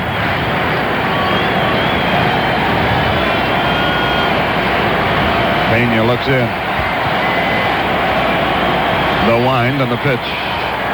Fastball foul back. He took a shot at right field.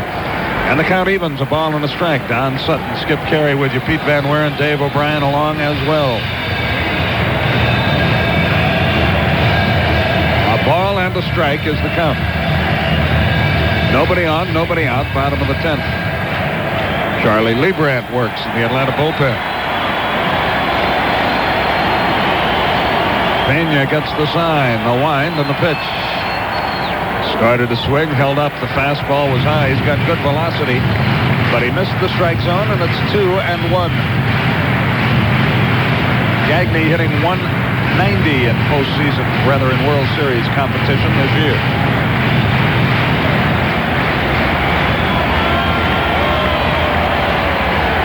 Again the wind. The pitch. Swung and missed. And the count evens at 2-2. Pena has had only one blown save opportunity since he joined the Braves, and that was earlier in this World Series back in Atlanta. He has been a salvation for this team. The 2-2. Little pop fly on the infield. Lemke is there waiting. 1 out. He broke his bat. Gagne is retired. That's the first one in the bottom of the 10th. Here's the leadoff man, Dan Gladden. You hit it right on the head. He has good velocity. He has hit a couple of hitters right on the fist with pitches where you knew they had to be looking for a fastball. He's only thrown 2 off-speed pitches since he's been in the game. The hits are even at 8. The runs are even at 3. The only error was by the Braves, and it had nothing to do with the scoring. Gladden stands in there. Pena into the wind. He delivers. Fastball a little bit outside. 1 ball, no strikes. When they talk about this World Series in 20 years, I wonder how far up on the ladder it would be ranked as far as excitement. There haven't been many better than this one.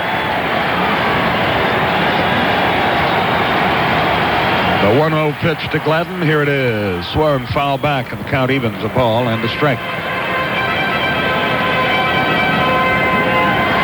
Knobloch waits on deck. Then Kirby Puckett. There's 1 out in the inning. Gladden stands back in there. He's 0 for 3 with a walk and a run scored. Boy, that run looms big now. The wind by Pena, the 1-1. Fouled back again. It's a ball and 2 strikes. Back in the 5th inning, after Pendleton's homer had tied the game, Gladden fell into the hole 0-2 against Steve Avery, then fouled off 9 or 10 pitches and worked him for a walk, stole second, came home on a sacrifice fly by Kirby Puckett. Pena is ready, and the 1-2 to Gladden about to be made. Here it is. Swung, tapped towards second. Lemke has it. Throws to Bream, 2 down. So nothing doing in the 10th so far for the Twins. Here's Knobloch, who hit just 1 home run all year.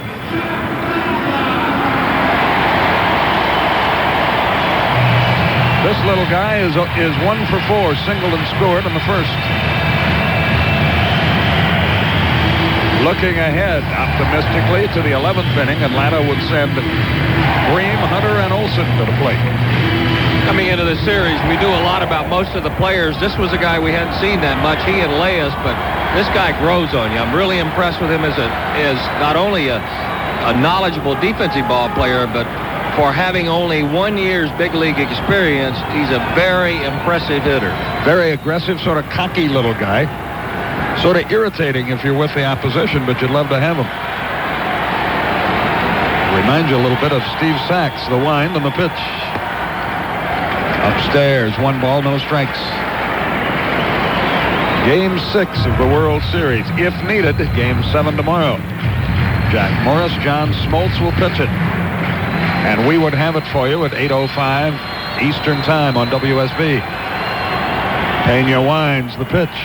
Swung, bounced to short, a 2-hopper to Blauser. Hop, skip, and throw, and the inning is over. And Pena breezes through the 10th in 1-2-3 fashion. We move on to the 11th inning, all tied, 3-3. The Atlanta Coca-Cola Bottling Company salutes the Braves. 19.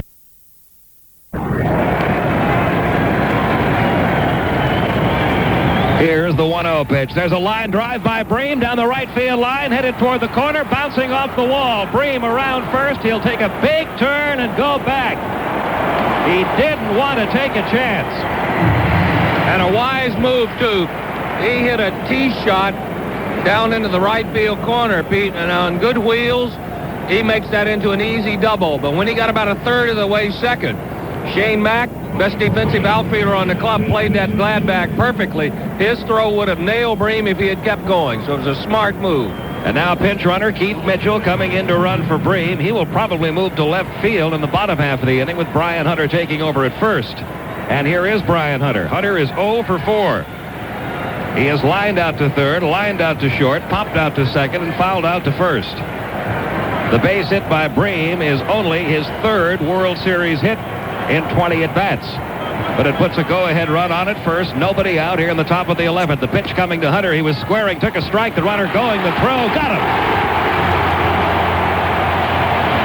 Knobloch took the throw, and Keith Mitchell caught trying to steal Hunter to Knobloch. So now the bases are empty with one man out. And a count of 1 ball, no strikes on Brian Hunter. Mitchell got a good jump. Harper's strong suit is not throwing. But on this case, he got it there, right where Knobloch could tag him right on the seat of the pants as he heads in head first. It was a good call by Harry Wendelstedt, right in the position to make it. Close play down at second base, but the right call was made. And Brian Harper, who had only thrown out 18% of base runners during the regular season, nails a huge one here. Now the pitch to Brian Hunter is swung on and missed. 1 ball, 1 strike. Greg Olson on deck. Or correction, 0-2 the count. 0-2 the count on Hunter. Aguilera getting his sign. He is working his second inning. And the 0-2 pitch on the way. Fouled back, it remains 0-2. Interesting to see what Bobby Cox will do going to the bottom half of this inning. Do you pitch Alejandro Pena for a 3rd inning, or does Charlie Liebrandt come into the game, leaving Pena available for a 7th game if necessary? And the same decision may have to be faced soon by Tom Kelly, who doesn't like Aguilera to go more than 2. Now time called and Harper out to the mound for a conference with Aguilera. This is a good move anytime when you're not sure and you're having trouble getting together on a pitch, but it's especially a good move when you could be 1 pitch away from heading home for your winner. So Harper, rather than trying to run through a set of signs and maybe risking not agreeing on something, decided just to go out to the mound and talk about it. Normally a conference that long on the mound would have been broken up by plate umpire Ed Montague. He just let them talk as long as they needed to there. Well, he realizes the situation. Now Hunter steps back in. Again, the 0-2 pitch. There were breaking ball missed outside with it. 1 ball, 2 strikes. 3 runs, 9 hits, 1 error for the Braves. 3 runs, 8 hits, no errors for the Twins. We're in the top half of the 11th inning. Here's the 1-2, and he popped him up, foul territory, first base side. The catcher Harper, the first baseman Herbeck coming over. Herbeck calls off Harper and makes the catch right in front of the Atlanta dugout. 2 down. We have a moment. Let's pause for station identification. You are listening to Braves Baseball on AM-750 WSB. AM-750 WSB, Atlanta's most reliable radio station. We continuously update the top news stories and break in whenever news breaks out. Atlanta's morning news on AM-750 WSB. Depend on it. Here is Greg Olson, 0 for 4 tonight. He has grounded out to short twice, struck out once, flied to center once. 2 outs, bases empty. Aguilera winds and delivers. Olson pops this one high in the air, left side of the infield. Into foul territory comes Pagliarulo, now drifts back into fair ground, makes the catch for out number 3. That's it for Atlanta in the 11th. No runs, 1 hit, nobody left. We go to the bottom half of inning 11. Still tied. Braves 3, Twins 3. And New Yorkers, when you elect me president, I'll make New York my #1 priority. Just a reminder, a meter plain paper fax machine can get you anywhere in just seconds. And Texans, when you elect me president, I'll make Texas my #1 priority. For more information, call 1-800-ABC-MITA. And Hawaiians, when you elect me president, I'll... What's an Army Cavalry Scout exercise like? Hold on. And when you're tracking an armor, follow the signs. Like these fresh tracks. Likely river crossings. Shh. Listen. Hear them? Here come their scout vehicles and their armor force. Mount up. We'll call in some firepower. Be all that you can be. Paid for by the U.S. Army. Welcome to race day, everyone. And now here's the man you've all been waiting for. Gentlemen, no, I can't say it. You can't say what? Start your engines. I can't say, gentlemen, start your engines. It's just one line. Oh, yeah, you don't know much about engines, do you? Well, When you start a cold engine, all the oil's in the pan. Yeah, but... So all those bare metal parts grind together. But this is a race. This isn't a race. It's a demolition derby. What? You'll be responsible for 33 wrecked engines. I'm going to go for a hot dog. Wait, come back. 70 to 80% of engine wear occurs when you start your car, when oil's in the pan, not in the engine. But Slick 50's 1 quart, one-time formula lubricates and protects for more than 50,000 miles like no oil or additive can. Slick 50, the engine wear protector. All right, gentlemen, you want to start your engines? Go ahead and start your engine. Oh, that's better. While you're at it, why don't you put a stick of dynamite up the tailpipe? Give me that microphone. Slick 50, the engine wear protector, because starting your engine is a terrible thing to do. Slick 50 engine formula is available at Kmart and other retail and auto parts stores. Nobody talks issues like we do. Weeknights 8 until midnight with moi, Wes Minner, on AM-750 WSB. We go to the bottom half of inning 11 in Game 6. Charlie Liebrandt has become the 4th Atlanta pitcher of the night, replacing Alejandro Pena, who worked 2 scoreless innings, didn't allow a run or a hit, didn't walk anybody, struck out 2. Liebrandt making his first appearance since he started in Game 1 in this World Series. He was the losing pitcher in that game. Working 4 innings, allowing 7 hits, 4 runs, walking 1, striking out 3. It'll be Kirby Puckett, Chili Davis, Shane Mack, the heart of the Minnesota order, due up here in the bottom of the 11th against Charlie Liebrandt. Kirby Puckett tonight, 2 for 3, a triple, a single, a sac fly, and a strikeout. He's driven in 2 runs. Normally a starting pitcher has a routine that he uses to warm up. It's a little bit different as a reliever, but Charlie has been up for a while, so he has had chance to warm up as much and any way he wanted to. And the first pitch to Kirby Puckett, a called strike in the outside corner. So Alejandro Pena's use tonight limited to 2 innings in case he is needed for Game 7. Aguilera has worked 2 innings. There's no activity now in the Minnesota bullpen. The next pitch to Puckett is taken high. 1 ball, 1 strike. Braves trying to end it all tonight. The Minnesota Twins trying to stay alive in what has been a phenomenal World Series. Game after game of intense pressure on both sides. Game after game going right down to the wire. Here's the 1-1. It's low, 2-1. After Game 3, a lot of comments going around the media that you may never see another game as good as that one in the World Series. Well, we're seeing one tonight.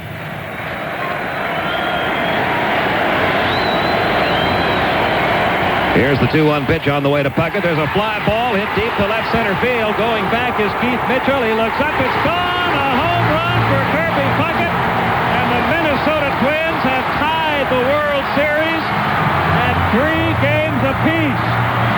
A 2-1 pitch to Kirby Puckett just did make it over the left center field wall.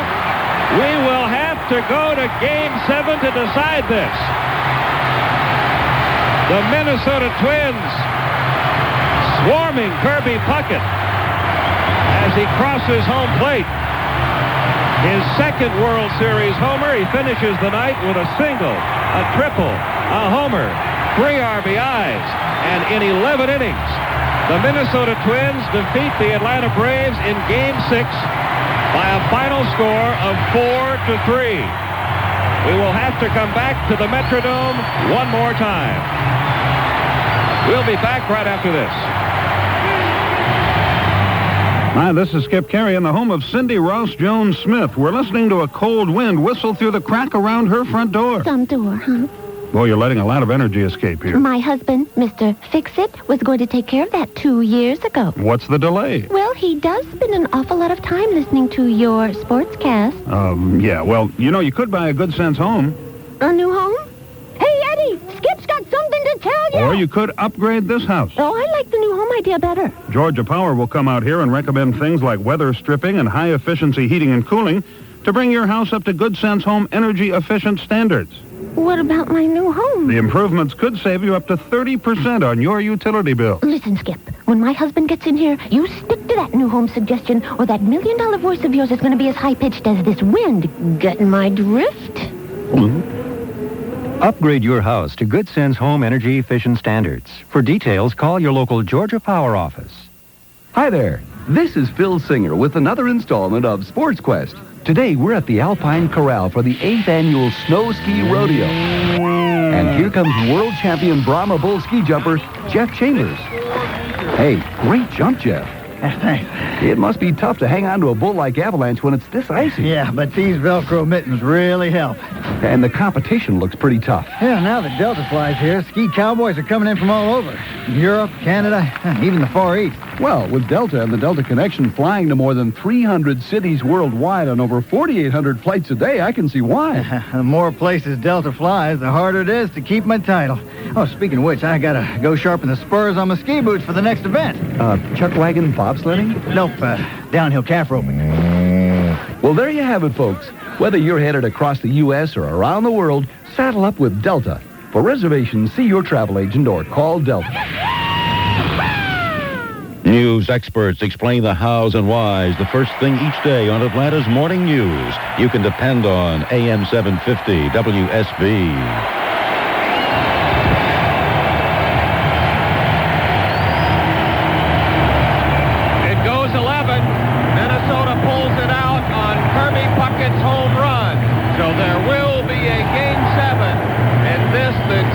Tensest World Series I can remember.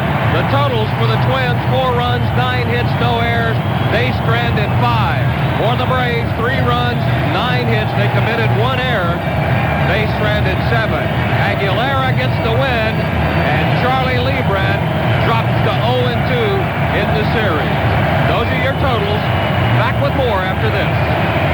Oh, hey, pardon me for asking, but is that one of those new 1992 Mercury Sables? As a matter of fact, it is. Just bought it. It's a nice car, but didn't you just have a Sable before? How very observant of you. Well, so why'd you get another Sable? Well, for lack of a better phrase, this one's new and improved. Oh, yeah, the old new and improved. Oh, no, really. They made over 200 refinements to this car. 200? Mm-hmm. Outside Sable's even sleeker. Oh, you mean more aerodynamic is what you mean? Yeah, and here, take a close look at this new interior. It's contoured to be more comfortable than before. I believe that's ergonomically redesigned. Exactly. It's real comfortable. Not to mention a standard driver's side airbag, supplemental restraint system, and more. Oh, the 1992 Mercury Sable, huh? Mm-hmm. Over 200 refinements, huh? Make that 201. 201? I forgot about me. See the 92 Mercury Sable with over 200 refinements. That's 201. With over 201 at your Lincoln Mercury dealer today. Now, get cash back and great option package savings on selected Mercury Sables in stock. Listen to the machines of the 90s. They're more sophisticated than ever. Fuel injection, overhead cams, multi-valve. Fact is, the closer tolerance design of today's car engines demands high-tech protection. They rev higher and run hotter, creating greater stress and harmful deposits. Space-age alloys, variable valve timing. Will your motor oil meet the challenge? It will if it's Kendall. Nothing protects a high-tech engine against heat, stress, and wear better than Kendall motor oil. Listen to your high-tech engine. Intercoolers, turbochargers. Your engine is demanding the high-tech protection of Kendall. To maximize the life of your engine and the performance of your car, pour in the protection of Kendall motor oil. Now you can pour in the protection with Kendall Motor Oil at all nationwide locations in the greater Atlanta area. Because the cars of the 90s demand high-tech protection, make sure you pour in Kendall Motor Oil to meet the challenge. Every 6 minutes, 10 times an hour, Atlanta's Morning News updates weather and traffic. AM 750 WSB. Depend on it. The star of this ball game in 11 innings, without a doubt, Kirby Puckett, as the Twins win the ball game 4-3, almost solely on the back of their center fielder, who went 3 for 4 with 3 RBIs. He scored 2 runs. As you heard moments ago, he hit one of the most dramatic World Series home runs ever, beating the Braves here in Game 6. Early in the night, Don, he also made a spectacular catch in center field up against the wall, robbing Ronnie Gann of extra bases. You can't do more than Kirby Puckett did to help the Twins force it to 7. And if you ask American leaguers, Dave, they'll tell you he is the heart and soul of this ball club. Thus far, they have gotten to down 1 and maybe out of it without his contributing except very little, except for the 1 home run. But you can't keep a guy like him, the way he plays, his personality, the way he rises to the occasion. You can't keep him quiet for a whole World Series. It was just a matter of time. You could only hope that his performance wouldn't be enough to do it. The crowd is partying on. They refuse to leave. Everyone waving the hankies, and they are really showering the Minnesota Twins with all sorts of cheers and love at this point, because they are going to a 7th game. And if there was any question that this World Series wasn't already in that area we call it classic, well, tonight solved that. This was a great baseball game. The Braves won 2 great ones in Atlanta. Tonight they have lost one 4-3 to Kirby Puckett and the Twins. We are going to Game 7, and we'll have more in a moment on AM-750 WSB. Comfort Maker's super high-efficiency natural gas furnace is up to 93% efficient, which makes it one of the most efficient furnaces available. With a SEER rating as high as 12.0, Comfort Maker's ultra-high-efficiency air conditioner is one of the best. Add their outstanding warranties, and you simply have one of the best heating and cooling systems going. So how do you make the best even better? Call Valentine Heating and Air Conditioning at 964-6482 and take advantage of their best offer ever. Through December 15th, you can choose either $400 cash back or no payments and interest for 5 months for selected systems. For details, call your participating Southside Energy-Wise professional, Valentine Heating and Air Conditioning at 964-6482. Comfort Maker, air conditioning and heating. 3 big winners: the Atlanta Braves, Friedman's Jewelers, and Bulova. Friedman's Jewelers and Bulova have been proud to bring you the Atlanta Braves for the entire season. And to celebrate, you can get Bulova, the watch that has earned the proud distinction of America's time, at a full 20% off. So get on over to a Friedman's Jeweler near you, including 2 new Friedman's Jewelers, lower level Cumberland Mall and lower level Southlake Mall. Friedman's Jewelers, where your personal charge account is invited. Friedman's Jewelers, with over 70 years of quality and value. Texaco Technology reports a problem with too much detergent in gasoline. It can increase a car's need for higher octane. Texaco System 3 scientists solved that problem with a patented octane control technology to help control octane appetite while it cleans effectively in every single octane grade. Texaco System 3 gasoline. It's that good.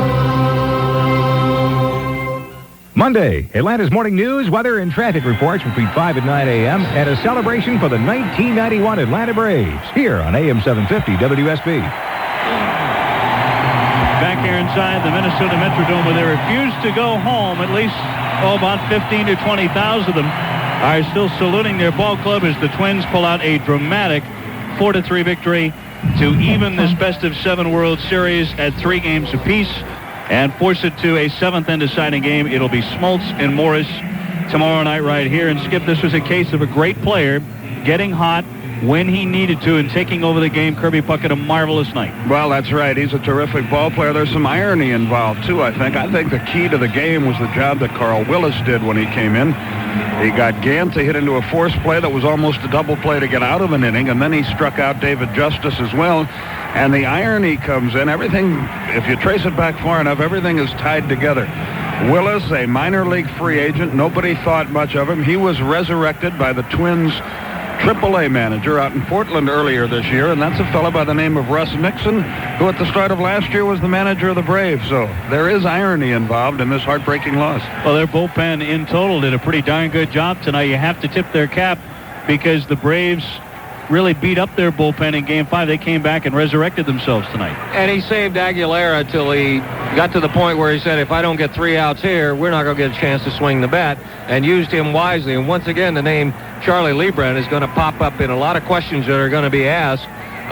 In this situation a couple of times this year, Bobby Cox has used Jim Clancy. He had right-hander Mark Wohlers down there. First 3 due up were right-handed hitters. We'll have more in a moment as we continue to wrap up a tough Braves defeat 4-3. The Twins have won it on a Puckett home run off of Leibrandt at the top of the 11th inning from Minnesota. We'll have more in a moment on AM-750 WSB. It's time for Letters to Dave, brought to you by Wendy's and its founder, Dave Thomas. A Wendy's customer in the chicken parts business, right? Dear Dave, I recently had a Wendy's grilled chicken sandwich, and I thought, wow, what a sandwich, and wow, what a business opportunity. As sales representative for Chicken Parts R Us, I can provide you a cheap alternative to the whole boneless breast you currently use. We call it bits and pieces. We chunk and form parts into any shape you'd like. Legs, breast, heck, even a miniature 57 Cadillac. That's our classic series. We've saved some of your competitors a lot of money this way, and frankly, Dave, a whole chicken breast is great, but our slogan is, if you can make it out of parts, let's do it. Call you next week. Sincerely, Bill Hudson. Dear Bill, our customers like Wendy's grilled chicken sandwich just the way it is, made with a whole boneless breast of chicken. As we say in the chicken business, don't call me, I'll call you. Your friend, Dave Thomas. Show your Braves support by stopping by Wendy's and asking for the Tomahawk headband. Available while supplies last. It's a hectic day, and you've got overnight packages to get out. We deliver. Well, don't put on your coat. Grab the phone. Call Express Mail Service, and we'll pick them up for you. We deliver. You heard right. Express Mail Service from your post office picks up your free... The Atlanta Braves, they have won Game 6 of the 91 World Series. It's all tied up at 3 games apiece. Let's look ahead, gentlemen, to the pitching matchup tomorrow night.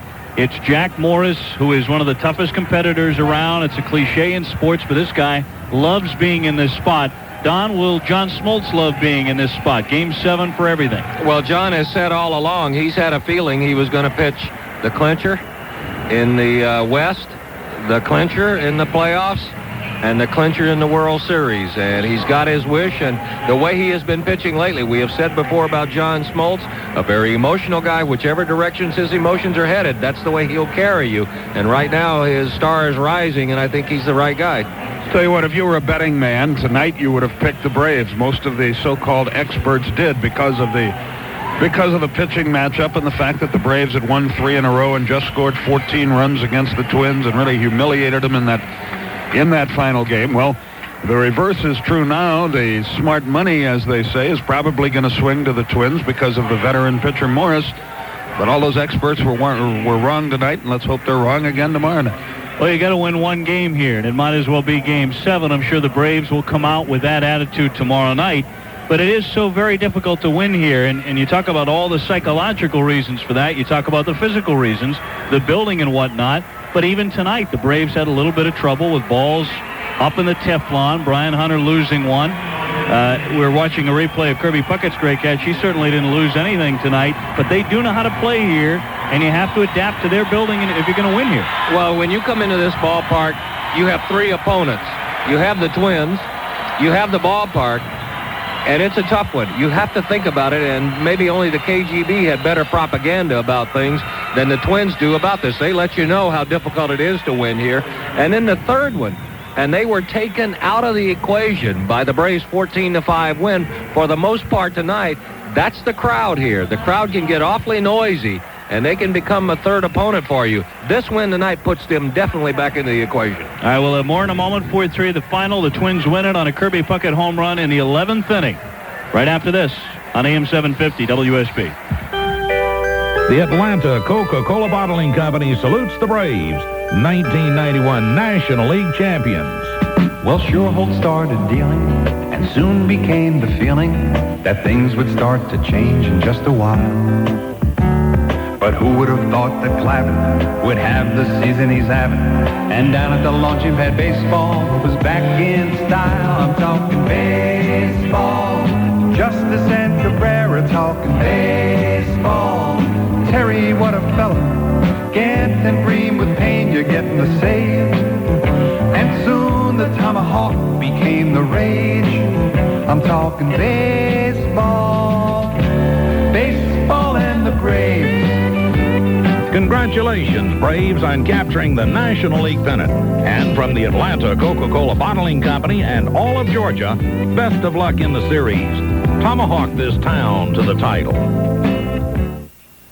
At Delta Airlines, we fly to more than 32 countries all around the world, which means we're often asked to explain America's national pastime to our foreign passengers. Yeah, how do you make a baseball score? By going home. Well, not by going home literally. I mean, see, home is actually a plate. Well, no, wait a minute. Hold on, let me start all over. And it's not always the easiest thing in the world to explain. When you're on defense, the object is to control the ball. But how can offense score if defense have the ball? Well, you see, they don't... It's not that simple. But these days, there's one question that's easier than ever to answer. And tell me, please, who is the best team in baseball? Oh, that's the Atlanta Braves. Delta congratulates the Atlanta Braves, champions of the National League. That's it. That's right. Now just bring your arms up and down, chop, chop, and then go boom, boom, boom, boom. That's it. No, boom. This baseball is fun, yeah. Delta, the official airline of the Atlanta Braves. You're never more than 6 minutes away from weather and traffic on Atlanta's Morning News. AM-750 WSB. Depend on it. The Twins take Game 6 here at home. Final score 4-3. Kirby Puckett going 3 for 4 at 3 RBIs. And, of course, the game-winning solo homer in the 11th inning to beat Charlie Leibrandt and the Braves. Skip, that means we've now played 4 one-run games with still a game to play in this series. The Braves have played 13 playoff games. 8 have now been decided by 1 run. It's really amazing. And, you look back now, and it's almost, you're not surprised that this series is going 7 games. It's been a good enough series. It really deserves to go 7 games. And whoever wins this is going to have every reason in the world to celebrate. And whoever loses it is going to be able to walk off the field with their heads held high, because both teams, I think, have acquitted themselves very, very well. Both have had chances that they've been unable to cash in on, but that's part of baseball. You don't get a hit every time up, and you don't make a perfect pitch every time you throw. So it should be a whale of a ball game tomorrow. And I've got no idea. I really felt that the Braves would win tonight. I had that feeling, and I was wrong, and now I don't know. I think we all did, and I think the ball club did too, Don. I think the Braves believed they were going to wrap it up tonight. Now they have to come back, get geared up for a Game 7. John Smoltz had said 2 days ago, hey, I'm not even going to pitch Game 7 because Avery's going to win it in 6. Now they've got to get their confidence back, and they've got to do it in a place they still haven't won. Well, there are only 2 things. There are only 2 possible situations. Number one is that measure of doubt creeps in because, like you two guys, I thought it would have been salted away tonight. Now, if the measure of doubt creeps in, then it won't get salted away tomorrow night. But another way to look at it is the Braves, and we've seen it since July. When they had to win a game, they did it. But I have a feeling tomorrow night is not going to be a one-run ball game. It's reached the point where something is bubbling and somebody's going to bust it wide open. You really think so? I think it'll be another nail-biter. Yeah. I feel like this series deserves to have one more classic game. Somebody will have a 6-run inning tomorrow. Well, I know this. Whoever wins tomorrow can truthfully say they are the best team in baseball. There'll be no accident about who wins and who is called the world champion, because the way this series is going and the way the National League Championship Series went, I think the Atlanta Braves, if they win, will have no doubters, nor will the Minnesota Twins. We'll have more in a moment on AM-750 WSB. In the skies over 2 oceans and 4 continents, there is a place where international business class is being redefined. Introducing Connoisseur Class, where fine wines and award-winning cuisine await you. Where CD audio soothes you and newer, wider seats placed no more than an arm's length from the aisle rejuvenate you. And where on the upper decks of our vast 747 fleet, you'll travel smoke-free. United's Connoisseur Class, where attention to detail elevates international business class to its highest form of civility. Available November 1st on all flights across the Atlantic and most flights across the Pacific. Come fly the airline that's uniting the world. Come fly in the friendly skies. Fly United's Connoisseur Class to 14 Pacific and 9 European destinations, beginning November 1st. Call your travel agent or United for reservations. Mondays! I think Mondays are the best. Gosh darn woman. Doesn't this woman make you want to hit her in the face with a pie? I just can't wait for Monday. But don't throw the pie. Her Monday madness is caused by the CBS Monday Funnies. Evening Shade. Give me an M. Major Dad. Give me an O. Murphy Brown. Give me an N. Designing Women. Give me a D. And Northern Exposure. Give me an A. Why? On second thought, throw the pie. A full evening of laughs every Monday on CBS. Is it something I said? My first time, I think I must have been, about 16 years old. And you liked it, huh? I loved it. I never knew it was so much fun. So even today, you still drive a Jeep Wrangler? Oh, yeah. Not that I haven't thought about getting a more responsible car. Like a sedan or a wagon? Yeah, but, why? I work hard. I might as well enjoy my money by driving what I want. Jeep Wrangler. Definitely. Still as much fun? It's one of the few things in life where every time's just as good as the first time. Jeep Wrangler. Another advantage from your Jeep and Eagle dealer. Jeep is a registered trademark of Chrysler Corporation. When you need to know, tune in 2, 3, 4 times a day. The News Watch never stops at AM-750 WSB. Depend on it. The 1991 World Series, the Atlanta Braves, and the Minnesota Twins on AM-750 WSB, the sports voice of the South. Game 6 of the 1991 World Series has been presented in part by Buick and your Buick dealer, by United Airlines, and by Jeep Cherokee and Wrangler. The 1991 World Series on AM-750 WSB. Back inside the Metrodome, we are looking up on Jumbotron inside the stadium, and we can see manager Tom Kelly as he addresses the media, and obviously he feels a lot better about his situation than he did coming into Game 6. It is right now a one-game playoff to see who is the best team in baseball and who will be the world champion come tomorrow night. The Twins win this one in dramatic fashion. The Braves had many chances to put away, in particular Scott Erickson, who struggled as the starter tonight but seemed to pitch out of most of the tough jams. Braves couldn't quite get to him, and in the 11th inning it was left up to Kirby Puckett, who was leading off the last of the 11th for Minnesota. Kirby had already had an outstanding night. He made it better and set this place afire with Charlie Leibrandt pitching out of the bullpen. Puckett was the first man that Leibrandt faced since he was beaten badly in Game 1 here. Leibrandt's pitch, Puckett got all of, and he drilled it to left field over the plexiglass for a game-winning home run, the final run of the game, 4-3. The Twins win it. Kirby Puckett went 3 for 4. He drove in 3. He scored 2. And hit the game-winning home run in the 11th inning. That'll be one of the all-time great moments in sports, and Kirby Puckett got it tonight. Well, the Braves hope to do him one better tomorrow night, sending John Smoltz to the mound in the 7th and deciding game. We can't possibly play any more baseball. Tomorrow night, 7th game of the October Classic, that's when it will end. Tomorrow, we will have a world champion. Smoltz to be opposed by his boyhood idol, Jack Morris. And what Don Sutton said during our post-game wrap-up is correct. John Smoltz, for a few weeks now, has had that dream, going back before the Braves clinched the National West title, that he would pitch the day the Braves won the West, the night that Atlanta won the National League Championship, and the night the Atlanta Braves were world champions, and that he would win all 3 games. We'll see if he is indeed a prophet. And that'll happen tomorrow night as 2 right-handers go at it here inside the Dome in the final game of the 91 baseball season. This is a classic series. It gets no better than what we have seen here. 2 great baseball teams giving everything they have to win the ring and bring it home.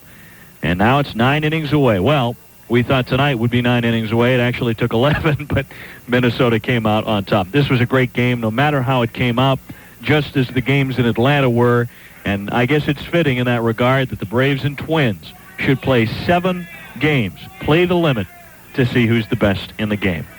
For Skip Caray and Don Sutton and Pete Van Wieren, this is Dave O'Brien. Thanking you very much for being with us. Game 6 goes to Minnesota. The World Series 1991 is now in a 3-3 tie. Game 7 tomorrow right here. We'll be on the air at 8:03. Morris and Smoltz for all the marbles. Have a great night, everybody. Atlanta Braves baseball. It's a brand new game, good to have you along. Hope you're ready to cheer. The 1991 World Series The Atlanta Braves and the Minnesota Twins was brought to you by Texaco, by Wendy's, by Georgia Power Good Sense Program. Good Sense saves you energy and money. By Sherwin-Williams, by Georgia Marble, by Avis Rent-A-Car, by Delta Airlines, the official airline of the 1991 National League champion Atlanta Braves, by Kendall Oil, by Goody's Headache Powders and Extra Strength Tablets. Goody's, the South's #1 headache powder. By the U.S. Postal Service, by Blippy's Subs and Salads, by the Atlanta Coca-Cola Bottling Company. Coca-Cola Classic, can't beat the real thing. By Bulova and Friedman Jewelers, by Atlanta Lincoln Mercury, by Berryman Products, and by Winn-Dixie, America's supermarket, proud sponsor of the Atlanta Braves, America's team. Gather up, let's go. Pitcher's starting to throw, and we're all so glad that we came, 'cause it's a brand new game. Atlanta, WSB, Atlanta, AM-750. AM-750 WSB, a big, clear AM signal, daytime, nighttime, anytime. Depend on it. WSB, Atlanta. Good evening. I'm Anna Marie Hartman in the AM-750 WSB News Center. The temperature at 12:32, 69 degrees. Tonight's weather partly cloudy with a low of 60. Well, you heard it here. It's not over yet. There will be a 7th game in the World Series. Outfielder Kirby Puckett's line drive home run to left center off pitcher Charlie Leibrandt broke a 3-3 tie in the bottom of the 11th inning tonight. Final score, Minnesota Twins 4, Braves 3. Well, tomorrow night in Game 7, a veteran and a youngster. The Minnesota Twins will have the man they want on the mound, Jack Morris, and the Braves will have a pitcher with Game 7 experience, John Schmaltz. With the World Series championship at stake, Morris says he cherishes the big games. Schmaltz said Morris was his idol growing up. You can join us for Game 7 of the World Series tomorrow night on AM-750 WSB, airtime 8 o'clock. Well, all this Braves postseason play has cut 3 weeks off of Otis Nixon's suspension. The commissioner's office gave Nixon a 60-day suspension September 16th after he tested positive for cocaine use. Deputy Commissioner Stephen Greenberg said Saturday that Atlanta's postseason would count against the suspension. That means Nixon would have to sit out only the first 18 days next season. Braves fans made a run on big rental TV screens tonight to watch the game. The one-day rentals went for $85 to $100 for the largest of the televisions from several Atlanta area outlets. Daryl Allen, a sales agent for First American Rentals, says it was cheaper than chartering a flight to Minnesota. About 1,400 Braves fans spent $600 or more for round-trip flights to Minneapolis. Most of the charter flights included tickets to the game. A woman stopped for speeding in New Hampshire last night was released before the officer who stopped her knew she was wanted in a fatal shooting at a factory where she worked. Richard LaPointe says the woman was carrying a loaded gun but offered no resistance when arrested. She was calm. She offered no resistance when I arrested her the second time in the initial stop. She was very cooperative, produced the items that I asked her to produce, cooperated in unloading the firearm. He says he stopped her a second time, and Elizabeth Teague is being held in the shooting, which left a manager dead and 3 other employees wounded. Florida lottery officials say it'll take hours for a computer to grind through this week's ticket numbers to see whether there's a $94 million jackpot winner. The winning numbers have been announced. They are 7, 16, 17, 23, 27, and 30. But whether any of the millions of people who lined up for tickets actually picked all 6 numbers remains to be seen. AM 750 WSB News Center time 12:35. Just ahead, an extra hour of sleep to rest up for Game 7, plus the weather from Atlanta's only full-time radio meteorologist. The lefty fires. Curves, one fly ball deep left field. Back goes Bonds at the wall. It's gone. Home run, Olsen. Hi, this is Greg Olsen. When I started 32 games in a row behind the plate as the Braves drove for the pennant, folks started calling me the old reliable. I could see dependable maybe. Durable, sure. I could even accept witty, charming, and ruggedly handsome. But come on, guys. In Atlanta, there's only one old reliable. That's John Smith's Chevrolet Geo. Always has been, always will be. John Smith is Atlanta's oldest and most trusted new car dealer. They know what it takes to satisfy their customers, not just once, but over and over again. And their relaxed, friendly way of doing business makes them easy to deal with. I know because John Smith sold me my Chevy Blazer. So if you want a dealer you can win with, come in and see the old reliable John Smith Chevrolet Geo on Cobb Parkway, just 1 mile north of I-285. AM-750 WSB News Center time, 12:36. Well, it's standard time again. That means set your clock back an hour tonight. The good news is the change means an extra hour of sleep. The bad news is it will be darker earlier in the evenings. Remember, spring forward, fall back. Turn your clocks back 1 hour tonight before going to bed. The time is 12:36. WSB Skycopter Skyplane Traffic helps you save time. Monday morning, hear a report every 6 minutes, only on AM-750 WSB. Now Atlanta's most accurate weather with WSB meteorologist Kirk Millish. The WSB exclusive 5-day forecast. Overnight, partly cloudy and mild, low around 62. For Sunday, partly cloudy, abnormally warm, high 82, low 63. The extended outlook Monday through Wednesday. Partly cloudy, continued warm. Highs 77 to 82 and lows around 62. Recapping the weather for tonight, partly cloudy and a low around 62. I'm meteorologist Kirk Mellish in the AM-750 WSB Weather Center. Currently, WSB color radar checks clear under partly cloudy skies. The relative humidity is 78%. Winds are from the southeast at 12 miles per hour. The barometric pressure is falling from 30.15. And at 12:37, the temperature on Peachtree Street is 69 degrees. Well, Jim Powell is drying his eyes. He's ready to take your calls. Sports Talks is next. I'm Anna Marie Hartman, and if news breaks out, we'll break in. This is Atlanta's news, weather, and traffic station, AM-750 WSB. Depend on it. AM-750 WSB, the sports voice of the South, presents Sports Talk with Jim Powell. To be a part, call 872-0750 or 1-800-WSB-TALK. All right. All we're going to do tonight is take phone calls, and everybody wants to know the answer to one question. Why didn't Bobby Cox just bring in Anna Marie Hartman if he's going to bring in Charlie Lieber? I mean, isn't that the question of the day? I think so. So why did... Oh, I guess we should introduce ourselves. Daryl Harris, our producer. Top 25 Ernie is over there, and this is Jim Powell, and we're here to take calls for a while. We don't know how long. There's a lot of confusion here at AM-750 WSB. It all stems from that clock thing that's going on Moonlight tonight. savings time, See, or something like that. They said, well, you guys can go till 1, or you can go till 2. But see, if we go till 2, then they move the clock back to 1 again, and then we got to go to 2 all over again. And that's just an awfully long show. That's too much to think about right now. I just don't know.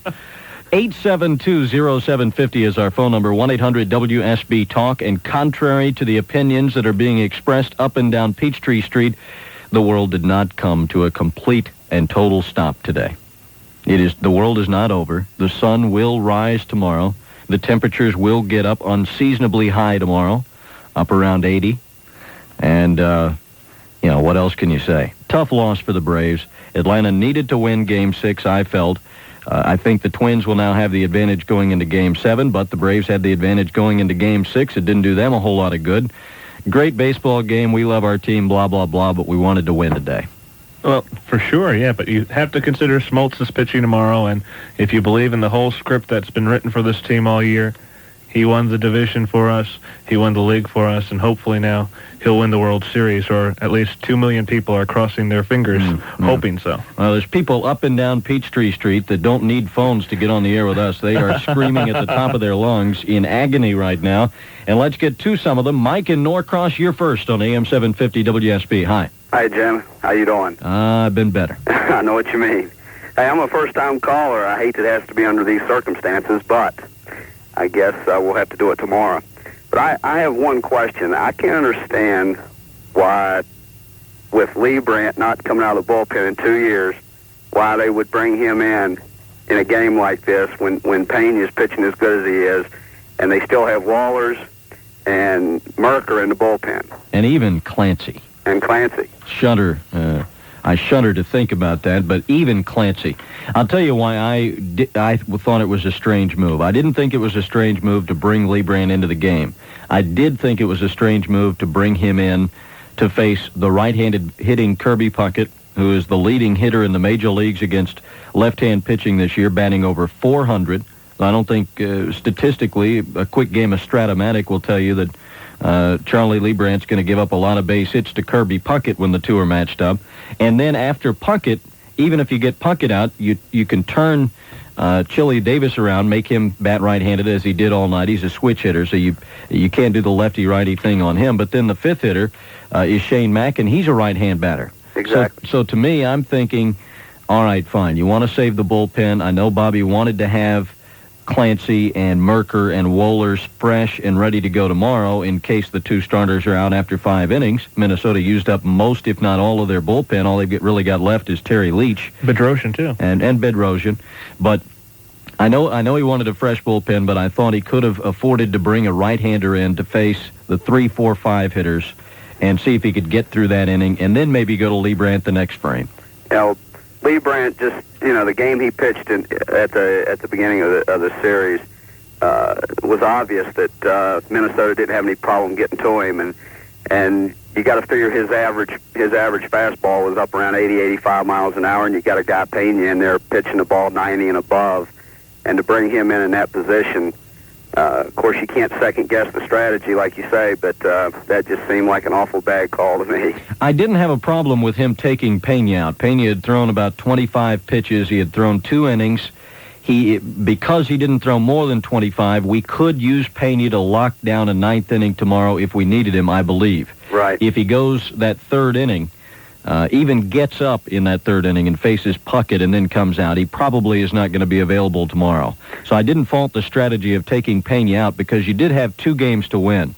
But bringing in the left-hander Liebrandt, who had already struggled against that team to face the right-hand batters, just didn't make sense to me. Right. Well, Smoltz has done it for us all year, and the Braves seem to play their best ball when their back's against the wall, so we'll all have to be pulling for them tomorrow. I think they're going to do it. We certainly will be pulling for them, and I hope they do it. That's for sure. Mike, I do, too. Mike, okay. Thanks for the call. Thanks a lot. All right, we move on now to Steve in Chambly. Up until 8 o'clock. It's going to be a long day of sports talk, and we hope that you'll be along for the ride. Meanwhile, they're giving away millions and millions and millions of dollars in Florida with that lottery deal.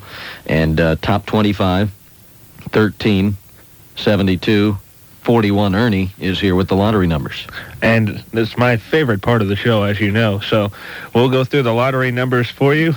In the Cash 3 lottery, the winning numbers were 9, 0, and 8. What does it pay? It doesn't say that here. I just have is there like win, place, and show? I mean, do you get a certain... It's not horse racing. Go ahead. Play 4. We have 1, 7, 2, and 1. So that's play 4, 1, 7, 2, and 1. And I feel like I'm a cruise ship director or something here. And the lotto, the big one... You don't look anything like anything I've seen on a cruise ship. Have you ever been on a cruise? Yes, many times. Okay. The lotto winning numbers were 17, 7, 27, 30, 16, and 23. So those are the winning numbers, and if you have a winning card, don't forget you must share the winnings with the person who announced the numbers on the air. All right. Back to the phones we go. Next up is Katie in Roswell. You're on AM-750 WSB. Hi. Hi, how you doing? Pretty good. Good. I just wanted to say, I too was uncomfortable with Liebrandt coming in, but, it takes the whole team to bring a win, and if the team had pulled through before Liebrandt had to come in, he never would have had to come in. Well, you're right. And it just seems that in the past, the Braves have just pulled it to the final game and have clinched it with the Dodgers and with Pittsburgh. I mean, it has taken the total last game to do it, and I just think they're going to do it with the Twins. They're going to take it to the 7th game, and they're going to clinch it. And I have faith with them. And I'm originally from New York, and never have I seen the spirit that I've seen in Atlanta. And I just think it's wonderful, and I think the Braves are going to do it. And if they don't, I just think they've done just a heck of a job for the city of Atlanta, and we love them anyway. Well, Katie, you know what I worry about? I worry that there's a lot of people in this town that don't think exactly like you do, that are very much into the Braves and love the Braves and want the Braves to win, and didn't really think they could win the West, but then they did, and didn't really think they could beat the Pirates, but then they did, and didn't really think they could beat the Twins, but then they got up 3-2 and they decided they can beat the Twins. and they got completely into it. And if the Braves lose Game 7 tomorrow, I'm worried that this city will be devastated. Well, they shouldn't. And just being a transplant and loving Atlanta as I do, even if the rest of the city and the state do not love Atlanta, I will anyway. They're just a wonderful team. They're a great group of guys. I hope some other people tear a page out of your book, Katie. Have a good night. Thank you. Okay. Bye-bye. But Ernie, it reminds me a little bit of the scenario when the Falcons had their big year and they had all the Big Ben passes and miracle finishes and Billy White Shoes and the gang, and it was such a super year, and the fans didn't really think they could win those games, and then they did, and that was what made it all so fun, is it was unexpected, and then they get to the playoffs, and they are not supposed to beat Dallas. They can't beat Dallas, and they get way out in front, and they knock, Staubach out of the ball game, right, and everything looks great. And as a Falcon fan, I was sitting there, and I suddenly began to think they are going to win.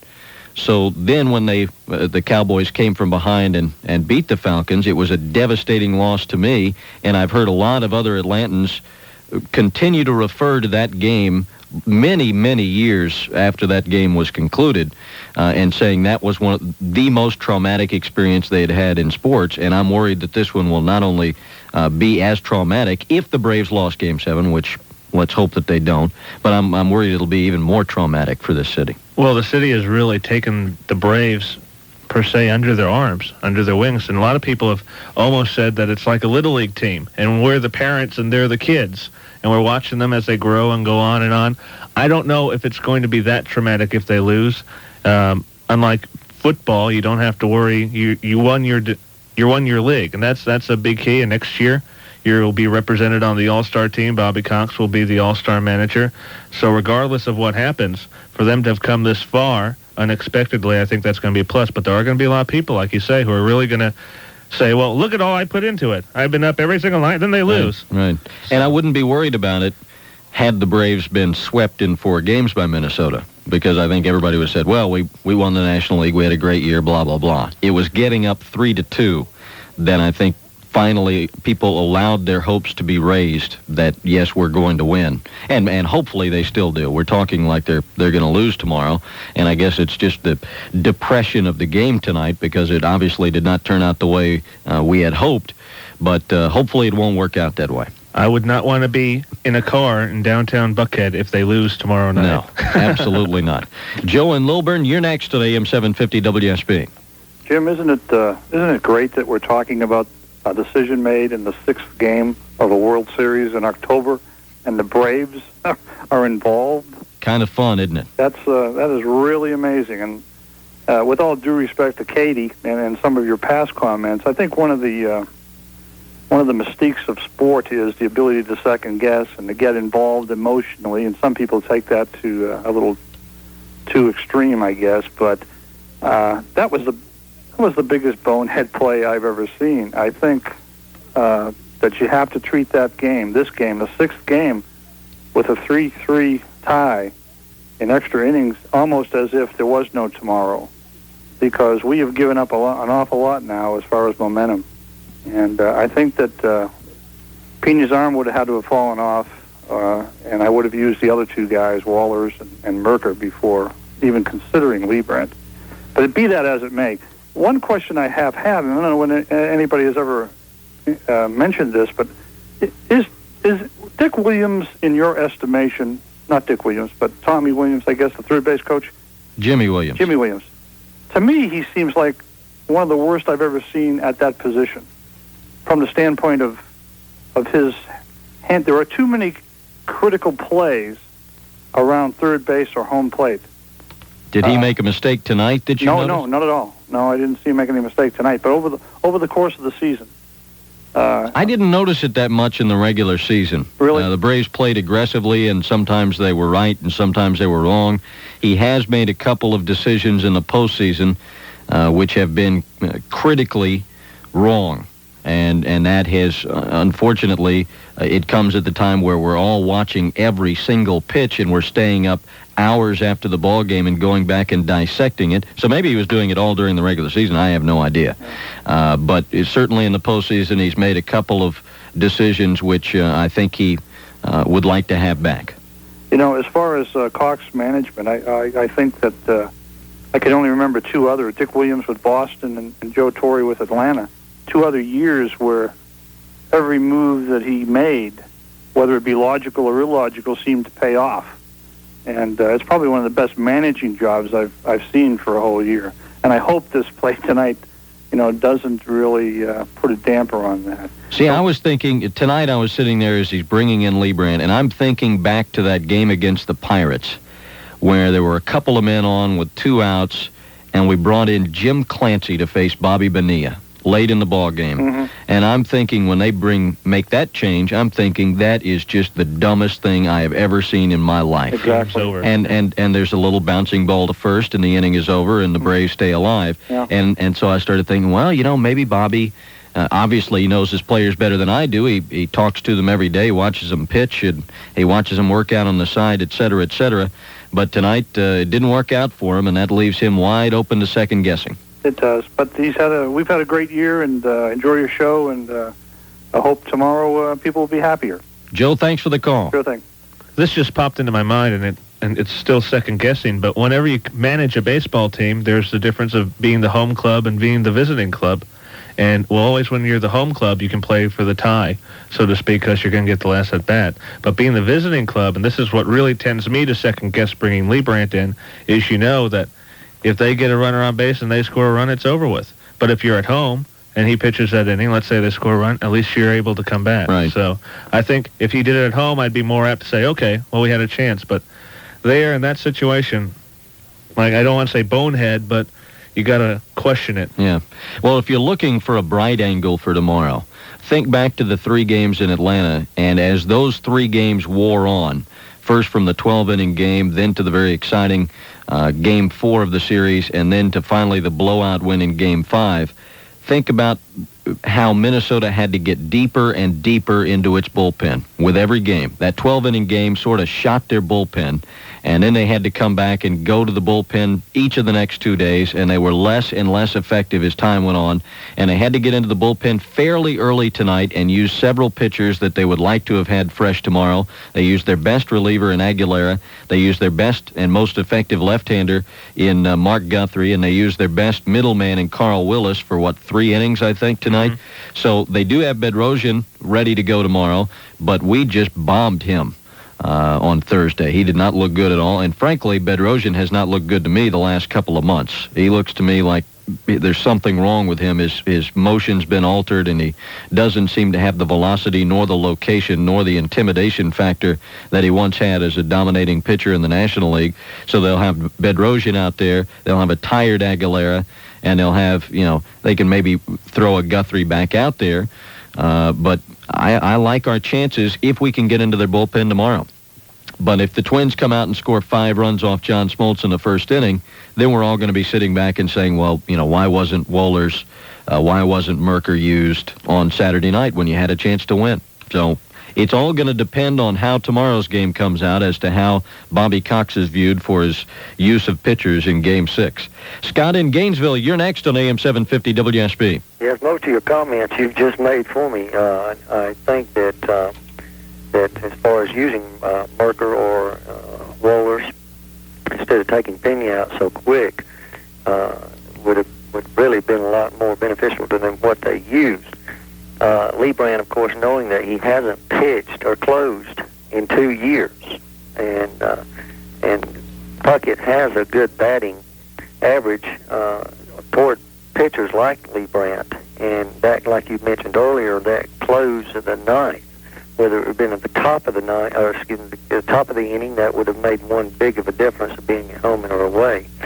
I also have another comment. Of course, Bobby Cox wanted to win this ball game and close it out early, as if everyone else did, and his decisions were kind of affected by that, and wondering how much it would be affected tomorrow as well, even starting with Smoltz and going back into the bullpen to get other pitchers to relieve it. One of my other comments that I wanted to make also was that fact that this is the 6th night in a row that I had turned my TV off, the volume completely, to listen to WSB announcing. I've really enjoyed the WSB announcing. They've done a super job, but one of the main reasons was the biased calling that I felt that CBS was doing. So you think CBS is biased too? I've strongly felt it. In fact, I gave them 6 chances to try to prove myself wrong. I had turned it on each game to see if it was just myself or me wanting to hear it, or I myself being biased wanted to hear better things about the Braves. But it continued to worsen on CBS's behalf as to continuing and getting worse and worse and worse. So after the first inning tonight, in fact, the first 2 innings, I just cut it off again. Well, enjoy the game on radio tomorrow. And definitely do will. Yourself a favor. Scott, I hate to cut you off, but I do have to run. Okay. I got to take a break here. Thank you. Back with more of Sports Talk in just a moment on AM-750 WSB. Jim Powell back with you on Sports Talk, taking your calls, talking a little baseball here on a very, very late Saturday night. I know technically it's Sunday morning, but it's still Saturday night to me and to everybody else that's out there in Buckhead and Peachtree and Roswell and everywhere else in the town, and they are everywhere. It was a madhouse downtown. They're never going to get home tonight. Yeah. 872-0750, our phone number, 1-800-WSB Talk will be with you up until about 2 a.m., which will be kind of confusing because right at 2 a.m. it switches back to 1 a.m. And we don't know what we're going to do then. They told us to work till 2 a.m., so I mean, we're all baffled. We've got some scientists in here trying to figure out the problem. Scott in Lawrenceville, you're next on AM-750 WSB. Hi. Hi, Jim. I just wanted to say that I think that since Smoltz closed out the regular season for us and closed out the NLCS, I think he definitely has the mental capability to close out the World Series. He has proven that, yes. But I also think we need to give a little credit to the Twins and Kirby Puckett because he just had an excellent game offensively and defensively tonight. He's one of the great players in the game, and we haven't even started talking about that catch he made off the bat of the ball hit off the bat of Gant early on in the ball game. Yeah, it was a classic. And the earlier caller mentioned about the bias on television. I saw the other day where the CBS affiliate in Minnesota was receiving like 300 or 400 calls a day about the calls being biased in favor of the Braves. Mm-hmm. You know, so I guess it's just 2 looks at it. I tried to watch, there were a couple of ball games I had to watch with the TV audio this week, could not get the radio signal. And so I tried to watch the games thinking about all the calls that we had, people accusing CBS of bias, and I actually tried to watch the game almost from the Minnesota perspective to see if I would think they were biased if I were a Minnesota Twins fan. And absolutely, the game in particular was one where Tommy Lasorda was ripping on the DH, and they were all ripping on the DH at one time or another in that ball game, which is all shots at the American League, which all makes you remember that McCarver and Buck both work in the National League, and one of their key analysts is Tommy Lasorda, who's a manager in the National League. And quite frankly, if I'd been a Minnesota Twins fan and been emotional at the time, which I would have been since the ball club was losing to Atlanta, I'm sure I'd have felt like they were biased in favor of the Braves. So it just depends on what perspective you want to watch the game. They're always going to say something that you can take the wrong way. And if you look out and try and think of the things that they say that the Minnesota fans take the other way, then I think you'll see they're pretty much calling it down the middle, in my opinion. Yeah, that's very true. I also wanted to mention about Merker. Earlier in the show, you mentioned that you felt like Bobby Cox always went with the people who got him there. Not particularly about tonight's game, but Kent Merker just really hasn't been used.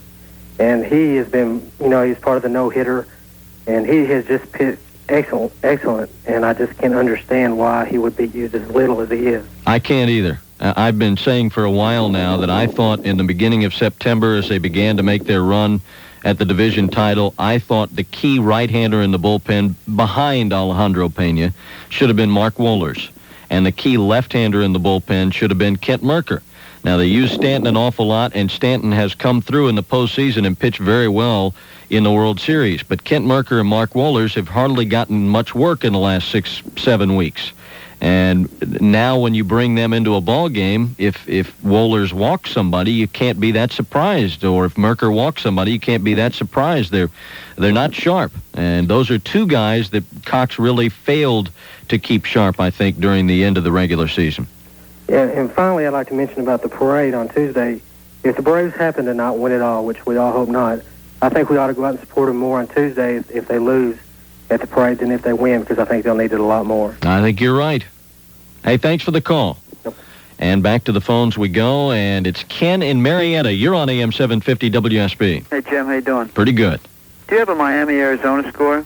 Yeah, I do. Let me see here. Miami won or was winning. Let me see if I can punch it up on my computer here. Let's see. There, we've got it running all the... Go ahead with your other question if you have one. To preface my comment, I am a Bobby Cox fan. I think Bobby, on the whole, has done a real good job this year. However, this thing with Lee Brandt is indefensible. His own mother would say that's one of the great boneheads in the history of baseball. It's so bizarre. I'm sure some people think that, think something fishy about it. You've got a guy, one of the oldest adages in sports, in any sport, is don't let the other team's superstar beat you. You have got to have a right-hander pitch to Kirby Puckett. There is no other possible reason to have a left-hander pitch, even Merker. But to bring in Lee Brandt, who has not pitched well, who is not even a relief pitcher, is just, as I say, it's bizarre. I don't know what Bobby's explanation is. I'll be very anxious to read what he's got to say about it. Me too. And what really aggravated me is Pena had to go another inning. You've got to try and win the 6th game. It's almost impossible to win the 7th game of a World Series on the road. As much as I want the Braves to win, I think the fat lady's sitting on the Twins bench and she's getting warmed up, because that's going to be hellacious to try and beat them tomorrow in the 7th game. And Pena pitched to 6 batters. He got them out easily. You had to let him go at least one more inning, unless he tells you he's dead. But the guy's like a bull out there. So, I'm just afraid that this was more than a game we lost. The shockwaves, the aftermath of this. I think the players, to themselves, are questioning this move as much as we are. I just think it's indefensible. I hope that you're wrong. I'm afraid. So do I. I'm afraid that you're right. So do I. I hope I'm wrong too. But as I say, it's just it's a tough place to play. We all know that. But boy, 7th game of World Series are just are brutal for opposing teams. And I think to have any chance, we've got to get ahead. We've got to get 3-4 runs ahead. If it's a nip and tuck ball game, I think it's I don't think we're going to make it. Well, you can take some solace in the fact that Ernie assures me that his girlfriend is not on the Minnesota bench right now warming up. Okay. All right. Thank you. Miami leads Arizona 36-9 with about 7 minutes left in the 4th quarter. I appreciate it, Jim. Okay. Thanks for the call. Let's head next to Jeff in Charleston, South Carolina. You're on AM-750 WSB. We have about a minute or so. How you doing, Jim? Oh, pretty good. I just wanted to say I've been following the Braves since opening day, 1966. And this has just been one of those magical seasons I've been waiting for all this time. And it's been a great World Series, great playoffs, great season. And I figure they got maybe less than a 50-50 shot tomorrow night, but they've shown that they can do it, when their back's against the wall, that's when they usually shine. So, the thing that spoiled it was bringing in Lee Brandt, I guess, but I hate that first, to start eating our own right now, to wait till the series is over with. I'll tell you who I really feel bad for tonight, besides Bobby Cox, who obviously is second-guessing himself, just as we are. I feel horrible for Charlie Lee Brandt. Oh, yeah, you'd see the pain on his face on the replay there. Yeah, it was terrible. And he had such a great year for the Braves. We certainly wouldn't be where we are if it were not for Charlie Lee Brandt. I got one more thing to say to you. Okay. I just wish you would predict a Twins win tomorrow night. I've been listening to you every night now, and every time you do that, the Braves could pull it out. All right, final score, Game 7, Minnesota 35, Atlanta nothing. I appreciate it. Doing what I can. Thanks. Have a good night. Back with more Sports Talk in just a moment on AM-750 WSB. Does depression have you slowed down and unhappy? Do you feel down on yourself? Harris is our producer in the other room. Chuck in Marietta is next on the phones. You're on AM-750 WSB. Hi. Good morning, guys. I feel as bad about this as everybody else does, and I can't feel sorry for Charlie Lee Brandt because he was put in a position and he should have delivered. And I realize that he's not come out of the bullpen in 2 years. But my question to you is, do you think Bobby is in some way feeling beholden or have some duty to Lee Brandt throughout the playoffs? I remember reading in the paper that they asked him about the rotation and starting Game 5, starting Charlie, he would be up in the rotation. And he said, well, yeah, we might need to change that, but I don't want to be the one to tell him. Yeah, I read that too. Well, I mean, guys, this is the World Series, and Charlie's knocking back over $3 million a year, and I think he can take it. And, of course, they did pull him, and they put in Glavine, and we won the game, and, we went to Avery. And so, Lee Brandt's out for the season. At least that's what it should have been. And it's like Bobby saying, oh, well, heck, I cost him the Game 5 start. I need to get him in one more time. Oh, here's an opportunity. Let's do it now. And, of course, it seems like... I don't know. One of the knocks on Bobby has been that while he's a player's manager and he gets terrific results because of his style of managing, he does have a tendency to, pardon the phrase, fall in love with his players and use them despite what common sense might tell you. And that's one explanation for why Jim Clancy has been in so many ball games in the last month and a half, being basically ineffective in most of those outings. And I don't know if that was the situation with Lee Brandt or not. Obviously, Bobby Cox wanted to win the baseball game, and obviously Charlie Lee Brandt wanted to win the baseball game, and I don't think it has anything to do with money at this point. You're out there trying to get the guy out, and Charlie Lee Brandt could be making $1 million, $1, $10 million. He would still be in excruciating agony right now. Yeah, and I think everybody's going to read about this tomorrow morning in the paper because there's going to be quotes from Bobby Cox all over. But when you look at Charlie Lee Brandt, I think that Bobby Cox was just playing a hunch and saying, like you said before, Jim, that Pena was in there and Stanton was in there and Avery was in there. Why go with another fastballer, throw a junk guy for an inning, and see if you're going to get by? Because you even said to me going into the 7th inning, hey, you got the heavy hitters coming up, and it really didn't matter who you put in because you knew somehow they were going to try to push across the run with Puckett and Davis and Mack coming up that inning.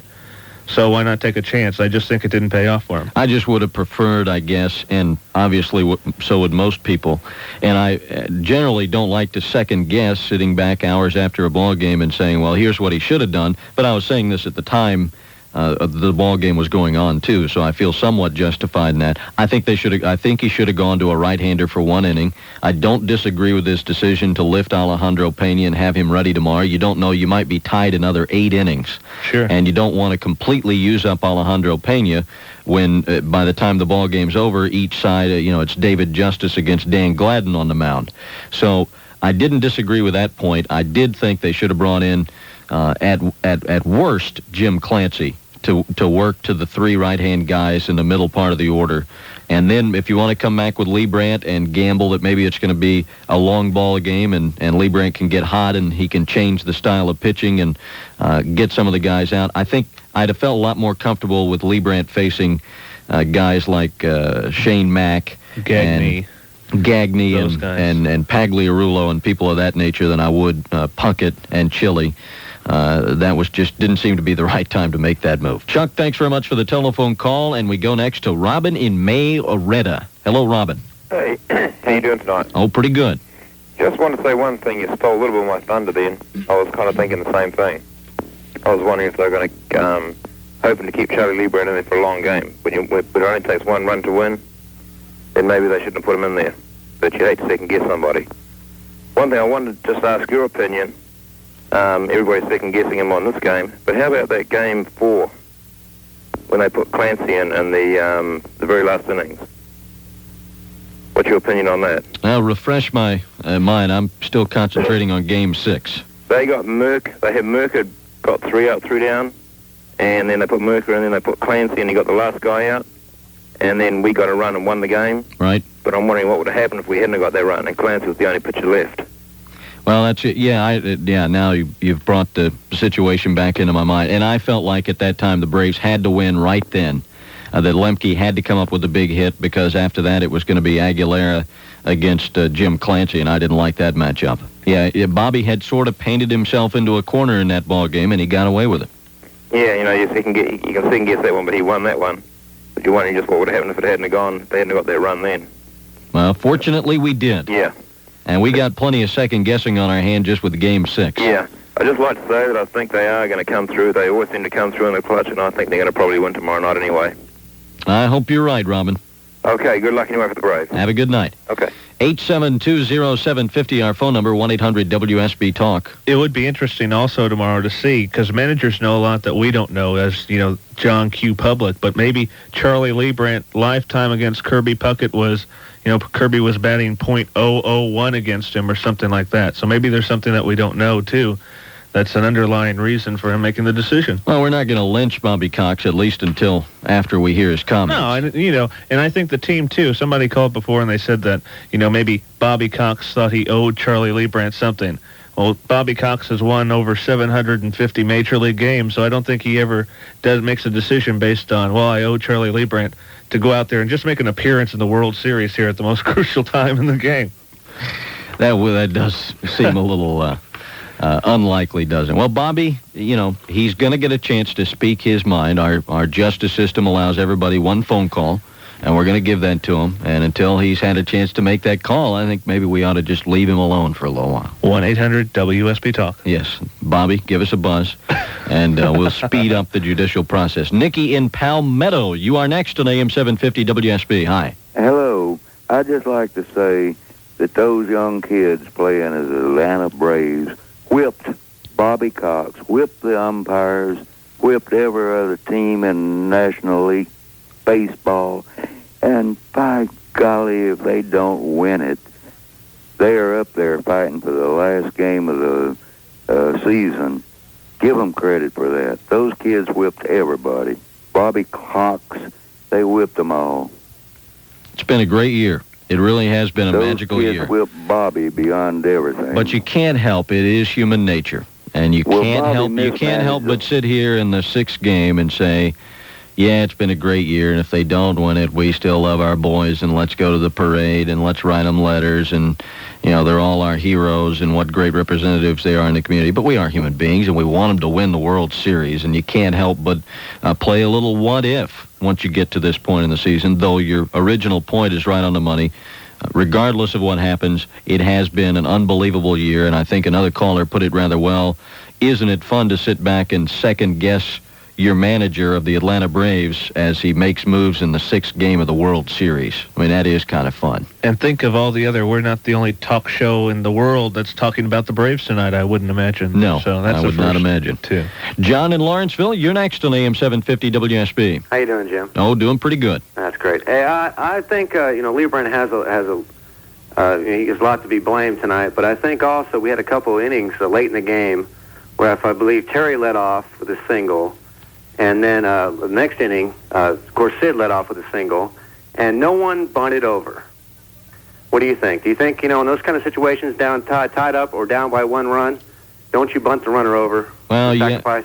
I think in certain situations you do. It's a little bit different when you're on the road. Yeah. Because you might bunt and play for one run and then come back and they get... It's a tied ball game, don't you think? I mean, I would never take the bat out of Ron Gant's hand ever, unless it's the World Series and I'm 1-1 away from winning the doggone thing, Well, I did think that there was one situation that was screaming out for a bunt, and that was back in the seventh inning when Lemke led off with a base hit, and you had Rafael Belliard coming to the plate, and they changed pitchers. They took out Erickson at that point and brought in Guthrie, and we went to Blauser off the bench. Yeah. And I thought we should have just left Rafael Belliard at the plate and let him bunt the runner over and save the defense. I didn't think it was worth the defensive chance we take by removing Belliard in exchange for Blauser getting to swing. Well, Blauser got a hit later on in the game. He did, and Blauser would have been inserted at that point. At the time Blauser came up, which was, I guess, in the 11th inning. No, the 10th inning, when Blauser came up and got a base hit. That's when I would have originally pinch hit Blauser.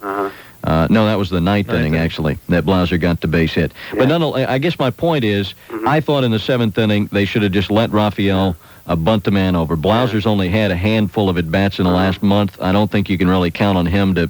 we had a better chance that he was going to hit into a double play than he was get a base hit and move the runner along. Yeah. But if you remember, on Hunter went for the bunt, the pitch was low, and Mitchell's going for second. He gets thrown out, and I don't know if they had a hit and run on, or they couldn't have had a hit and run on, I don't know what they had on. I think they had a straight. It looked like they had a straight steal on. Hunter squared around to distract the catcher and the pitcher, but it was a straight steal. And but either way, we had a man on second with one out in late innings of the ball game, and maybe they would have pitched differently to the next batter's up instead of double play ball. Ronnie lines out to second. Yeah. And but I would have gave Ronnie's bat up one time in my life, and that would have been it right there. Well, against Aguilera, a case can be made in your direction. You're right. But it's hindsight's 20/20. So all I got to say is that when the Braves have given up, the fans have carried them, and when the fans have given up, the Braves have carried them, and they're going to win tomorrow. So go Braves. All right. Hey, thanks for the call. Thanks a lot, Jim. 872-0750, 1-800-WSB-TALK, our phone numbers if you're dialing long distance. If you'd like to call any of our talk shows at AM-750 WSB on your Bell South Mobility car phone, you can do it free of charge. Just dial 872-0750, and it's a free call. We will pick up the tab for you. Bill in Roswell, you're next. Hello. The comment I'd like to make, a couple of comments, obviously, about Lee Brandt, but the first about Tim McCarver and Jack Buck. I think they've done a very objective job of calling the game, the series. First of all, for instance, Herbeck makes a stupid move the other night when he doesn't throw the guy at the plate, on that play instead he threw the second base. Right. And McCarver in the same game, and let me make this point real quick before I forget it.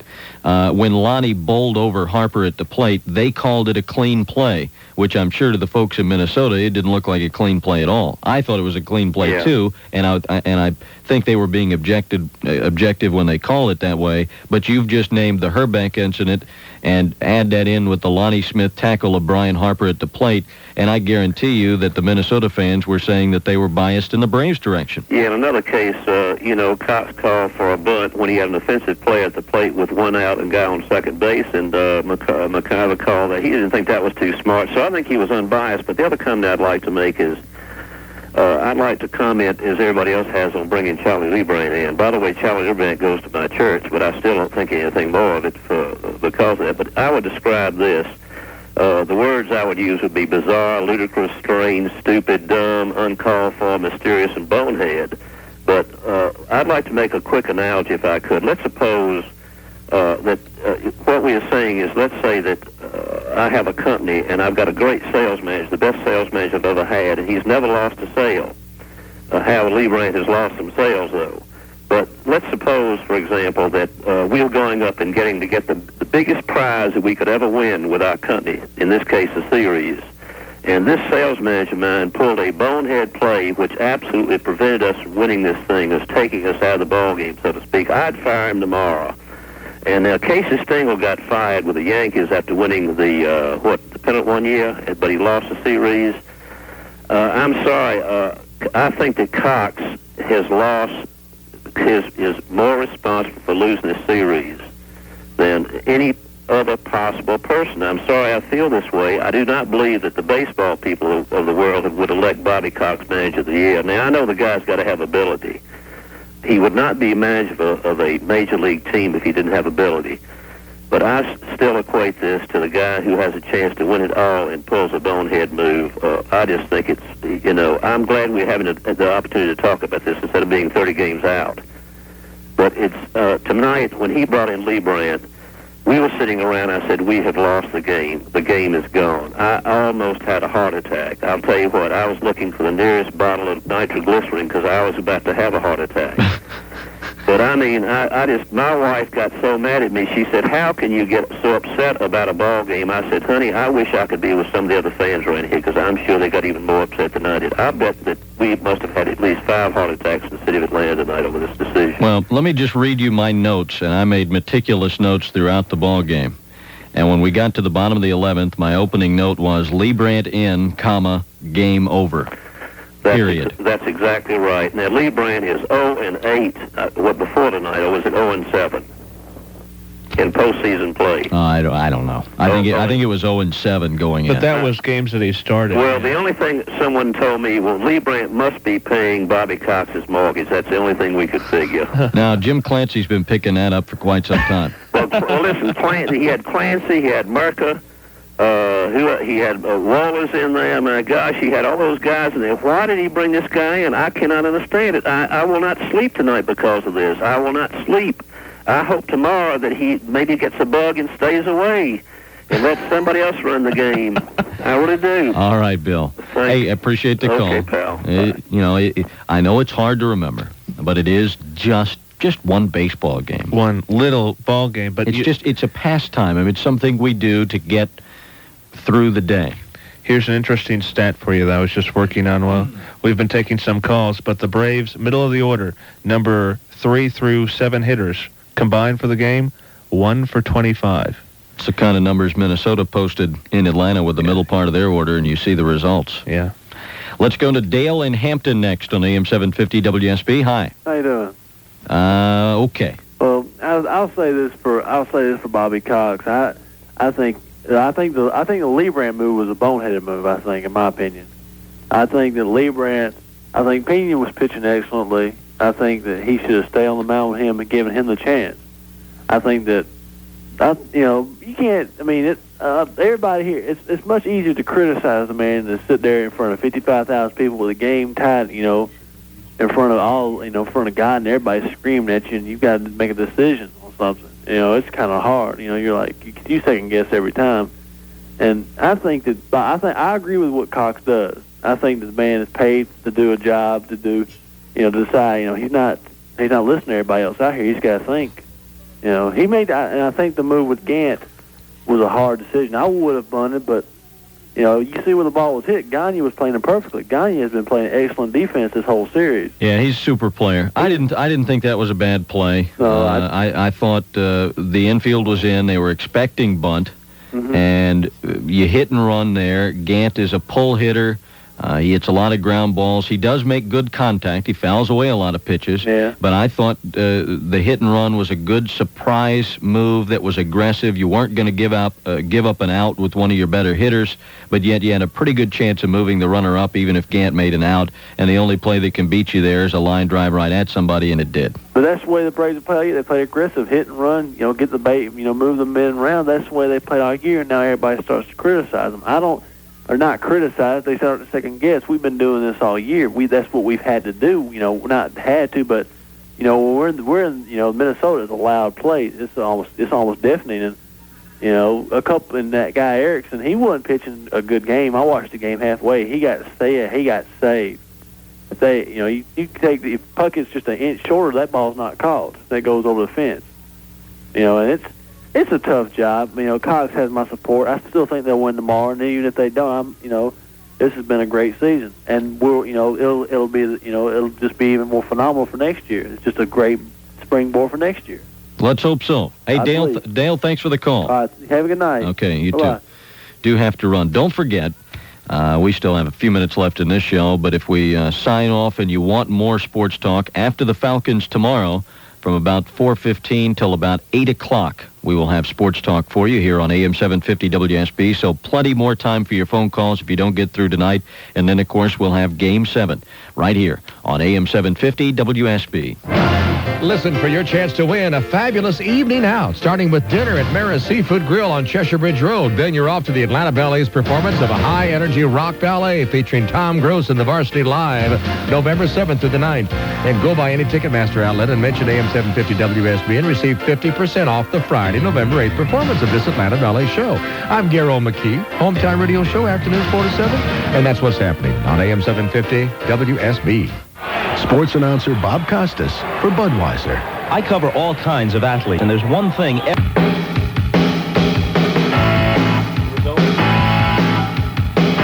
welcome back into Sports Talk. It is 52 minutes past 1 o'clock, and the weather looks fine for the next couple of days. It'll be hot and up around 80, and the lows in the 60s somewhere. That's what Kirk Mellish said. But he's too distraught to give us a real specific forecast, so that's going to have to suffice. Miami did beat Arizona, by the way, for that college football fan earlier, 36-9. The final score. Last 8 minutes or so of your phone calls on a very, very late Saturday night sports talk. Mike on Staten Island, New York, is up next. Hello. Yes, hello there. How are you? Doing fine. It was just out of a funny quirk of fate. I happened to have caught your signal on my radio up here. I was watching the game a little bit on TV here, and I was in my kitchen, and I just wanted to find out what one of the local hockey teams was doing up here, because their station is right near yours, and I went up past their station. I'm hearing the World Series game, and I know we're getting it on the big station up here in New York, WFEN. If those of you who might be familiar with that station up here, and it wasn't Vince Scully I was hearing. I was hearing the Braves announcers, and I didn't know Skip Caray knew how to do the radio for you guys. Oh, yeah. Skip Cary's one of the great... His talents are almost wasted on television. He is, I think, one of the supreme radio announcers that there are in the country, particularly on basketball. He does just a phenomenal job with basketball and radio. Anyway, we digress. Please get to your point. We're short on time. Okay. Has anybody got a chance to read the faces of the Braves players after the game tonight? Because, and particularly Terry Pendleton, who... obviously had gone through this traumatic experience 4 years ago as a Cardinal when the entire series was won by the home team. And is there a deja vu feeling with him and the rest of the teammates on this team facing that game tomorrow? I don't know. I don't think so. I think this team is unique from anybody on the ball club has ever been associated with. I've got to believe that the experiences that they've gone through in 1991, while they relate to some experiences they've had in the past, I don't believe there's any sense of deja vu. I don't believe any of this has ever happened to anybody before. Mm-hmm. Well, I'm pulling for the Braves. I was hoping they'd win tonight because I didn't want to get a conflict with the Giants-Redskins game up here for tomorrow night's game. Well, football season won't start officially now till the Monday night game. Okay. Hey, Mike, thanks for the call. Thank you. Let's head next to Lisa in Chamblee. You're on AM-750 WSB. Hi, I just wanted to say a few comments about the Braves. Okay. Yeah, I'm pretty even-keeled about this because there's a thing that those that don't remember their history are condemned to repeat it. And we did this to Pittsburgh. We beat them 10-3, and then we came back here and we had to battle for it. And now we beat the Twins 14-5, and we have to go up there and we have to battle for it, which is fine. I think we're going to win the last battle. I really feel sorry for Charlie Liebrandt, but I feel sorrier for Gant because he's gotten robbed twice. Gant had a tough night also. Yeah, it seems like that plexiglass, the ball would have been out of the park. And the other thing was the guy, when they show the reruns on TV, the guy who was catching it could almost lean up there like as a ledge or something to catch it. Didn't look like a true catch. And I don't understand why they took Raphael out. I thought he took him out a little bit early. I thought Belliard should have been left in to bunt and play defense for a couple of more innings and then bring Blauser up to the plate in the ninth inning where nobody was on base and one out, and let him wail away at that point. But I'm with you. I thought he took him out a little bit early. Thanks very much for the call. Coming across the wires now, a couple of the early stories on the ball game that have some quotes from the locker room. And let me read you just part of this. This is from the Sports Ticker. Says, and I'm skipping down to the middle somewhere, Atlanta manager Bobby Cox gambled in bringing in Liebrandt, who started and lost Game 1. Liebrandt was making his first relief appearance in 2 years and defying baseball odds as a left-hander facing the righty hitting Puckett. Quote, "Why not, Charlie? He's a 15-game winner," Cox said. He had handled Puckett in the first game, unquote. True, this story says, Liebrandt had struck out Puckett twice swinging in the opener. This time, obviously, the first swing was a little bit different from the other two. I don't think just because Liebrandt struck out Puckett twice in the first game means that that's a good time to bring Charlie Liebrandt in. Even if he gets Puckett, you still got Chili Davis waiting on deck and then another right-handed hitter and Shane Mack waiting there. That doesn't satisfy me in terms of explanations. Another quote, too, mentioned that Liebrandt had also pitched against Puckett when he pitched for Kansas City in the World Series, and Puckett had hit a home run off of him in that instance, too. All right, last call of the night, we think, unless it's a real quickie. Frank in Buckhead, you're on AM-750 WSB. Yeah, I'd like to, truthfully, I'd like to commemorate Cox. I mean, granted, he put Liebrandt in, but truthfully, I think he was trying to force Minnesota's hand. I mean, he was probably looking more toward a longer-term situation. He's trying to get Aguilera out of there, and I think that's a little bit of the reasoning behind that. How would he get Aguilera out of there? Well, I mean, truthfully, if you're looking more long-term, Liebrandt was in there. I mean, he was in there for the long haul. I mean, he could have been in there for a good 4 or 5 innings, and that was a little bit of the reasoning